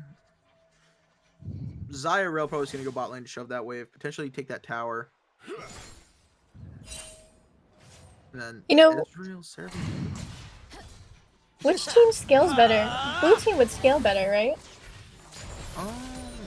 Yeah. With Rise? Yeah, Rise is why Seraphine. I think believers do scale better, but it's also really important how much damage Xayah can output. Like Xayah is one of the hardest, and especially when she gets full crit, because the damage on her E Blade Collar scales off of critical strike chance. Mm. And so the more crit items she builds, the more damage she does of Blade Collar, especially in pairing that with the root. She has some pretty nasty damage power out in the late game. Well, they look like they want to push in this tower. They're just straight up just sieging it. Wukong comes into the Cyclone, finds Sejuani. Not much. Apprehend misses from the Darius. Conflagration onto 4, but Mummy ult comes down. Big Magnet Storm from Morel. Noxian Guillotine comes down, but Xayah will find the kill onto Darius. Okay. Let's see here. That was a little bit chaotic. 3 for 3. They cannot take Baron. There's no objectives up. That's not great for either team. Obviously, Xayah can farm some jungle camps, get some extra gold in their pocket. Got extra gold off that fight, but what's important though is realizing Didn't see that coming. where the gold went in that fight. Xayah picked up 2 of the kills, and Sejuani picked up 1 of them. So in terms of like the gold spread for each of the teams, Xayah got more out of it than Ryze did. Actually, if you look at the gold graphs, Zaya's actually ahead. Xayah has the most gold in the game right now on her. Yeah. Highest farm, most kills. 5 most kills. Yeah, she's second place. Oh, I forgot about Darius, who's felt irrelevant since the like he had paid. He has to be lagging. He was hard smurfing, like before he was like lagging hard. But I don't know. This is gonna get pretty interesting pretty quickly because this next dragon fight is actually massive. They can't afford to give this next one up. No, they have to fight for it regardless of the outcome of it. You know, if it ends at a 5 donkey, that's how the game is meant to go. But they have to give a fight for this Infernal Soul. Darius, Ryze, and Ezreal with Infernal Soul, I think it's too much damage for the donkeys to be able to handle. Yeah, for sure. I mean, it's just a scary soul. It just does too much damage. Way too much damage. I think they have vision on them. Yeah. Lillian's doing a good job keeping vision all over the map. As, you know. Sejuani flashes forward onto the Encore comes down. Curse of the Sad Mummy coming through. Big Magnet Storm Cyclone coming out from Wukong. Seraphine getting a kill onto Count the Kellyon. Rel jumping in onto the Ryze. Brand claiming the shutdown for himself. As it is a 3-4-2 in favor of the donkeys. Darius and Ryze both TP to that fight. So they will not have TP for this next dragon fight. So essentially, knock on wood, not to jinx anything, but 6 donkeys should have this dragon for free. Unless there's another miracle steal. The dragon's up in 10 seconds, and the enemy bot lane is the only ones that are alive. Sejuani just respawned, and as did Amumu. They're slightly earlier there. So the donkeys are probably going to have to kind of try to play defense, or they may go for it. Wukong dashes in, takes a lot of damage. That's not what you like to see. You can't give. Let's see what they can do. Amumu's actually first. This one is also here. There, Brandon Toss comes in, and he gets it with the bandage toss. That's what we like to see. Darius coming in on the backline. Flash apprehend onto 2. Let's see if Lemillion and Decalion can get out. Sejuani ultimate hits. That's Baron. Okay. Overall, game is not over, right? They saved the soul from being taken with the holy bandage toss. But now, the Baron threat is there. They're going to have Baron. They're going to be split pushing all over the map. Cracking open inhibs. There you have the tier 3s open. Again, it's not over, but it's not looking fantastic. No, it is not. I think what really went well that last fight in front of Dragon is that they were finally able to get on Xayah. Xayah was just so exposed. Yeah. She was just out there, especially Wukong dying before the fight even took place, just trying to go in on the Ezreal. It's kind of a blunder, just a little bit. Yeah, you should just wait for the game. Because it's not like Seraphine and Ezreal would have just taken the dragon by themselves with Brand and Xayah staring at them. That's true. So it's all right, but we'll see in the next 3 minutes and 45 seconds if there's another fight, or if the believers will just try to run it down. I don't think they will. I think they'll probably just try to play more tactically and just. Oh no! Oh, get out of there. Get out. Oh, he's dead. Glacial Prison comes out, and that might be the pick they need. That. As it looks like they're going to be all 5 pushing it straight down mid. They have the wave at the turret. It's only one caster minion that's just been cleared out, but They're just going 4. They're all 5 mid. Those were pushing. And A-Aron, baby, let's do it. so Johnny jumps in. Wukong gets a Cyclone onto her, but it's taking a lot of damage. The Charm comes down. Magnet Storm onto 3. Rel getting a double kill. Wukong picking up the kill on a Darius, but Ezreal's able to get it on the back end. Xayah flashing in, goes golden. A summoner has disconnected. Wukong just disconnected. Oh. Oh, that's so unfortunate. A summoner Wow. has reconnected. That fight actually went really well for the 6 donkeys. Super well. Crate play by Lemillion diving in with the Magnet Storm. Good follow-up by the rest of the team, putting out the damage, but just unfortunate at the end. This Ezreal's doing so much damage. Seems like everyone on both teams is having connection problems because we were seeing Darius with some. We had to pause for Wukong, and earlier we paused for someone on red team as well. It was Darius both times. Darius both times? Okay. Yeah. Dang. Alright, so looks like Wukong is back. Alright, everything's good. He almost died to getting DC. That would have been big. Yeah, I mean, it's part of the reason why Xayah died. He actually still might die here. The Mystic barely misses. I mean, Ezreal's just lurking right now. Letting this cannon minion hit the tower. This is Ezreal's strong point. He wants to be with a minion wave, pushed up to the enemy turret, and just poking away with his Essence Flux, his damage in as possible. To the point where the enemy team can't even respond to him. I mean, hey. I'm really excited to see how this one ends up. I know there's a 6k gold lead in favor of the Believers, but this game doesn't feel over. Because the 6 donkeys are still winning fights. It's possible. I'm a believer, but not the believer. Come on. Believe. Dragon's up in a minute 30. Let's see what they can do. Again, they really can't afford to give Oh, they're looking at Ezreal. Oh, Magnus. Ezreal still has flash. He gets knocked by the Wukong. Encore comes out from Seraphine to disengage Lemillion a little bit away and see if Wukong can kite this one out. He's about to get stunned up by Sejuani. Oof. Sterix gauge popped and down goes the Wukong as Phoenix goes godlike. I think they are going to retry this dive, this play mid lane. Amumu looks like he's going on the flank on the Darius. While they're going on Darius, they're just pushing down straight. Oh, they come right back. Big Realm Warp comes in. Featherstorm coming down. Might not find anyone. Blade Caller finds... But there's no follow-up, unfortunately. Wow. What an ultimate. Wow. He's dying. Gotcha.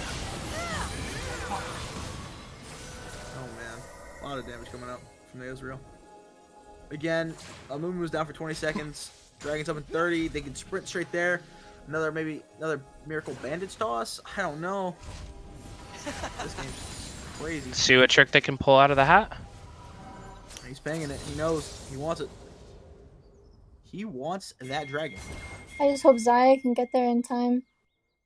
Yeah, right, because that could be like almost a second smite almost. Throw those feathers in the dragon. Brand tosses out the Pyroclasm, gets the damage onto Seraphine. Sejuani might be in a little bit of trouble. Darius apprehend. Oh no. Ooh, big apprehend onto Rel and Wu. But he's going to grab the clone. And it looks like they're just going to give it. Oh no. Infernal Soul on Team Believers. 6 donkeys. Run for the hills. Keep running. Don't stop. No, he failed the flash. Oh, you hate to see it. You hate to see it. Oh, he looked left. F in the chat. F in the chat. Oh, poor kid. Good try. I think they're going to walk it down. I think it's just going to be GG. They could. See what they can do. They're knocking on the front door. They could walk away. They might walk away. They will walk away. Yep. Yeah, Brand's up in 5 seconds. They're not confident that they'd be able to end off of that. Yeah, No need to anyway. They're completely in the drive at this point for the game anyway. yeah. Infernal Soul up 7k gold. Yeah, they can just cruise. So yeah, that's probably it. Again, we need to see some miracle plays. 7 kills on Lemillion's Rel. Now, it's not the best thing, right? To have 7 kills on your support. Release. But on Rel, it feels scary. Is that champion scary? But hey. You know, when I see a support with lots of kills, I think, you know, those are indirectly for the ADC. You see that Rel has a Knight's Vow. You know, that locket, you better bet that locket's going to be used when Zaya's about to get bursted, so. Zaya also has the GA, giving team fight durability, which is definitely something that we'd like to see here. Yeah, you know what they say, though, there's no money in support. But Lemillion has found money in support. He's found the bankroll one way or the other. He found the bankroll. I think they can just force this Baron. I might be tripping. Rise has TP. He's got mirroring pressure on them. Let's see here. Ninja's clearing wards out on the Baron pit, and yep, it looks like they're going to go ahead and start it on up.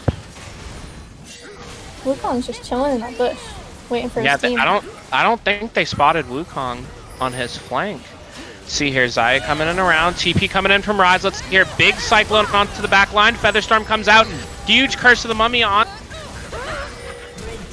Darius, apprehend onto 2. Oh, the move is trying to get away. The double dunk from Darius. It's down to Zaya and Ezreal. Misery Season and Phoenix.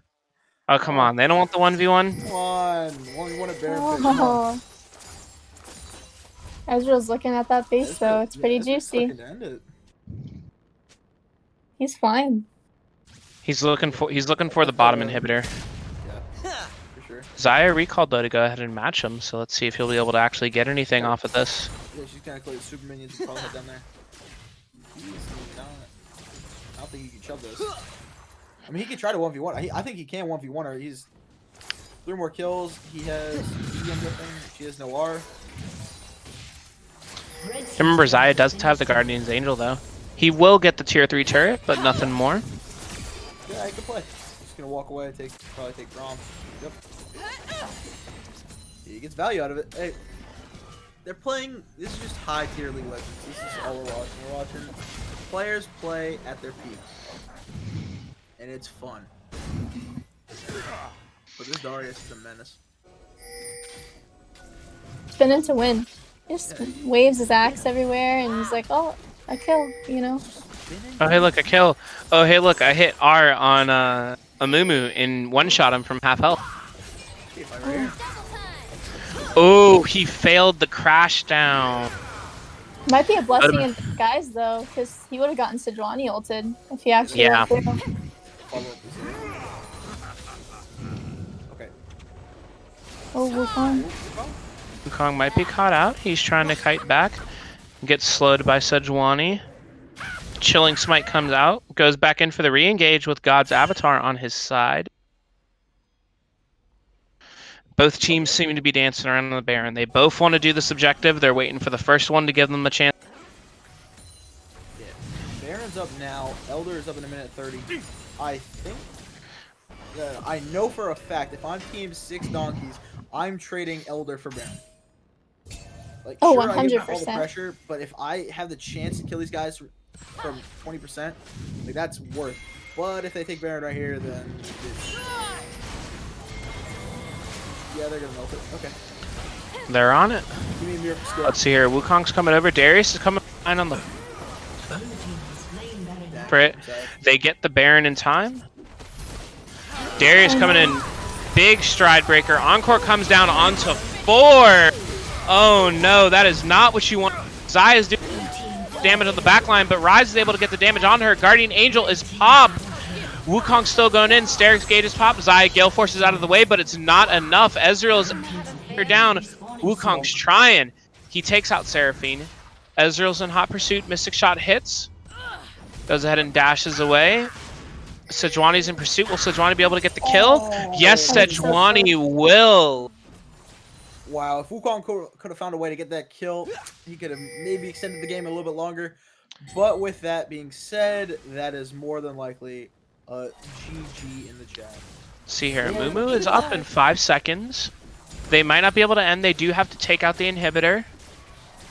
And it is only Sejuani and Ezreal. Red team's inhibitor No, Brand's up has been 5. destroyed. No, they're good. They're good. The game goes He got on. the relic. The game Red team's goes inhibitor has been destroyed.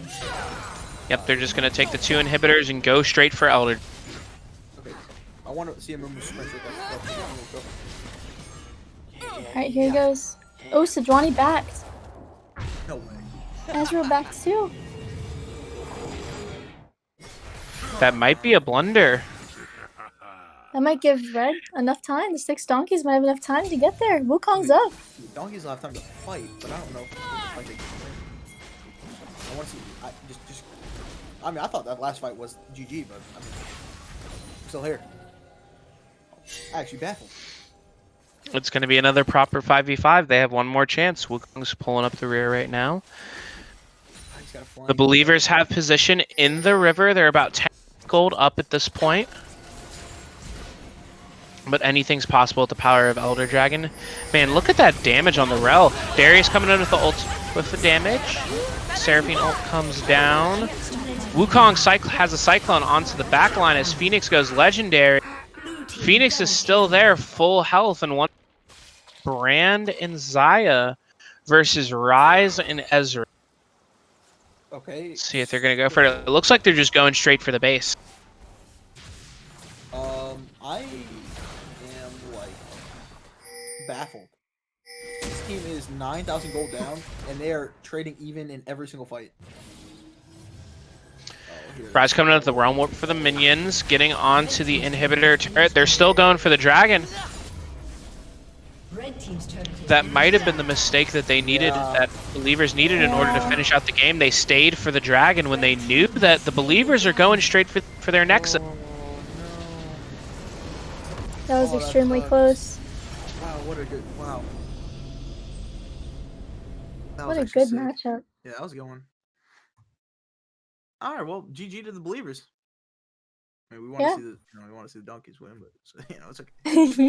It was still a really good game nonetheless. That was a good game. No, for real. That was a good That game. was so close. That was Dang. so fun to watch.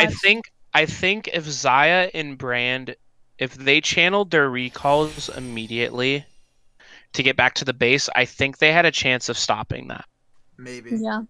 I truly think if Xayah and Brand are able to dodge the key abilities, i.e. the Rune Prism, the Mystic Shots that Ezreal is going to be throwing, the True Shot Barrage, I truly think that in the 2v2, I think they could have pulled out the win there and held off the taking of the Nexus. Yeah, potentially. Definitely. But we really can't tell. Obviously, Brand gave it his best effort in those last moments, just oh please. You win some. Yeah, he did what he could. It was a fantastic game nonetheless. Those bot lanes were going at it. I loved it. I loved every second of that game. Xayah in Rel versus Ezreal and Seraphine. Dude, that just hearing Ezreal Seraphine sounds like. Yeah. Do we want to bring someone in from I'm a Believer? I'm down. I would say the Ezreal personally. I don't know about you guys. I think you should bring in the Ezreal. That was a hellish bot lane. He stuck it out, Yeah, he really popped stuck off. it out. Yeah, At that end, when he pushed with Rise, that was just Yeah, let's get Phoenix in here. I'd be okay with that. I'm done. So if you're in here, Soul, if you're in here, Wally, and you want to have Phoenix join a channel, we can drag him in.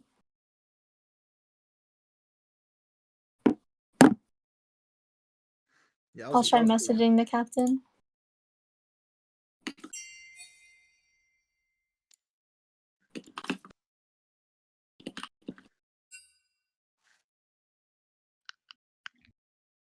Alrighty. Now I'll wait to see if we're able to get them in here for a little bit of a post-game interview as we begin to wind down for the Hell yeah, dude. really good games tonight, honestly. A lot, especially in the first series, closer than I was expecting them to be, especially if how they started off. And with how back and forth it was in the early game between bot lane and Lemillion dominating over the tempo in the laning phase, and then Darius being able to get ahead, even with the donkeys being consistently about 3,000 to 6,000 gold down almost the entire game, they were still able to stick it out, and it was a nail biter till the very end. Yeah. Somehow, like I said, I was so confused how in that late game they were still managing to go like 2 for 2, 3 for 3, 4 for 4, like just somehow, Here some comes way. Phoenix. Phoenix, how you feeling after that win? I'm exhausted. This is the first game we had. The second game also went pretty long. It was kind of stressful.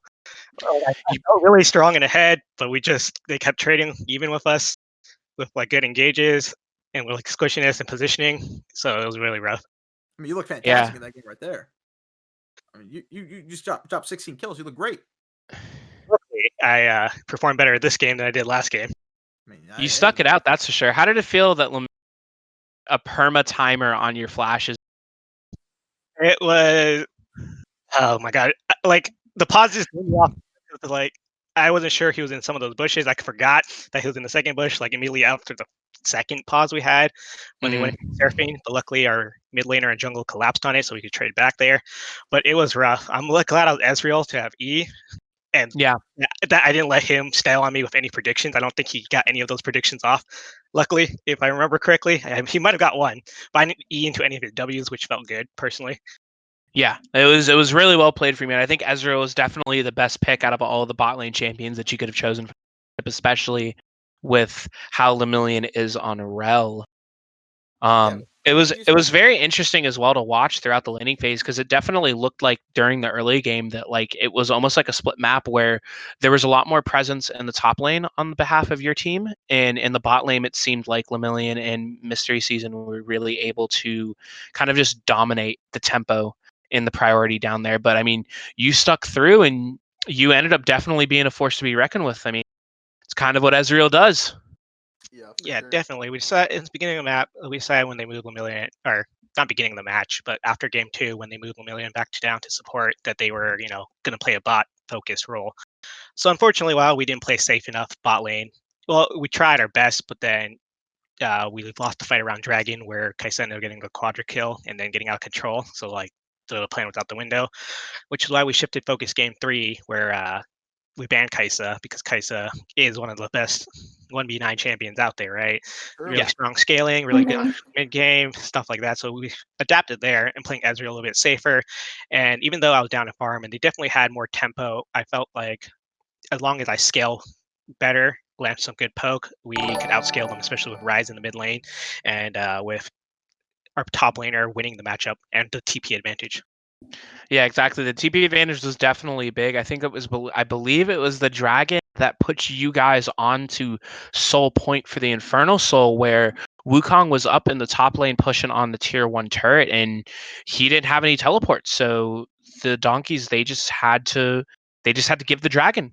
They were down a man. I'm kind of surprised that they gave up Soul Point there.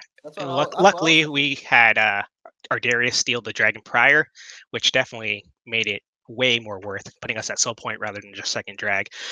But I was kind of confused at what they were trying to get, like a tier 1. Maybe they didn't think they could win the fight. I don't know how much gold they were down at that point, but the fights were going pretty even, so I thought they were definitely going to contest it. But once we saw Wukong top, we just rushed it. Yeah, you're just like, oh, Wukong's top. He doesn't have teleport. This is free. Yeah, seriously. Fantastic plays, man. Yeah, I was like, they don't have an Ezreal to steal it. I don't know what they're going for here. But luckily, we just forced it just off rotations. I was just immensely impressed with you this game, because there's just so much pressure and so much heat constantly being thrown at you, and you would just flash, you just E, your positioning, and a lot of places was just spot on, and you'd still be there at the end of the fight while Zaya was there also. You guys really, despite being all these odds against you throughout the game, you've just persevered, and that's just awesome. Awesome gameplay. Thank you. Yeah, all I know is I had to stay backline because we had 2 threats, me and Wally, our mid laner with Rise, high DPS, as well as Darius, also no slouch in the damage department. So I just knew as long as I stayed back, be a little bit safe with Barrier, Flash, E, and QSS with the Seraphine peel, as long as I did not get blown up with like a brand ult, brand stun, I was fine. Because Wukong alone, well, he almost killed me. He had a lot more healing than I thought he would. Yeah, that's kind of what Divine Sunder and Sterix.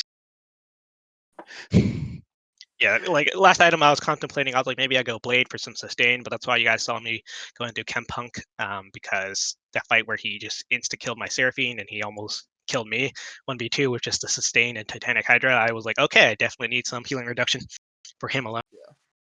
Definitely. And do you have any shout-outs you'd like to give while we have you on? Shout outs to Wally for drafting. I feel like Ezreal was a good pick. I personally wanted to, Vayne, but then I felt like that'd be really disrespectful picking Vayne blind first round blind into a master support. Our support for filling in Panda for I know he was hungry. It's late for a lot of East Coasters. Luckily, I'm on the West Coast, so my time isn't as bad. But I was getting pretty late for these guys as well. Yeah, and one more question. This might be just a little bit of BM to poke fun, but feel free to oblige me.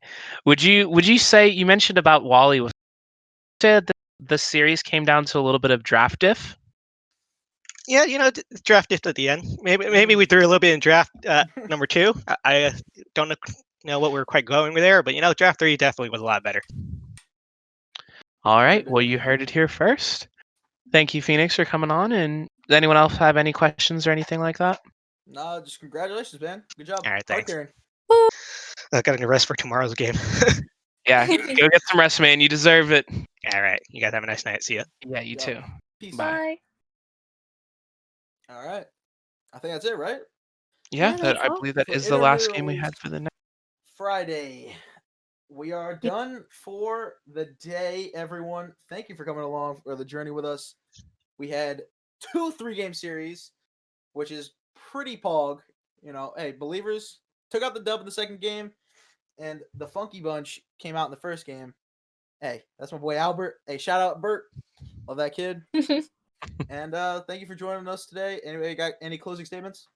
Well, tomorrow will be the CLOL game at 4 p.m. We're going to have our own UF reps facing University of Texas at Dallas. It's going to be really exciting. We're going to have you back again, Tommy, with Ferris. Yep. It's going to be a fun one. Should be a good one.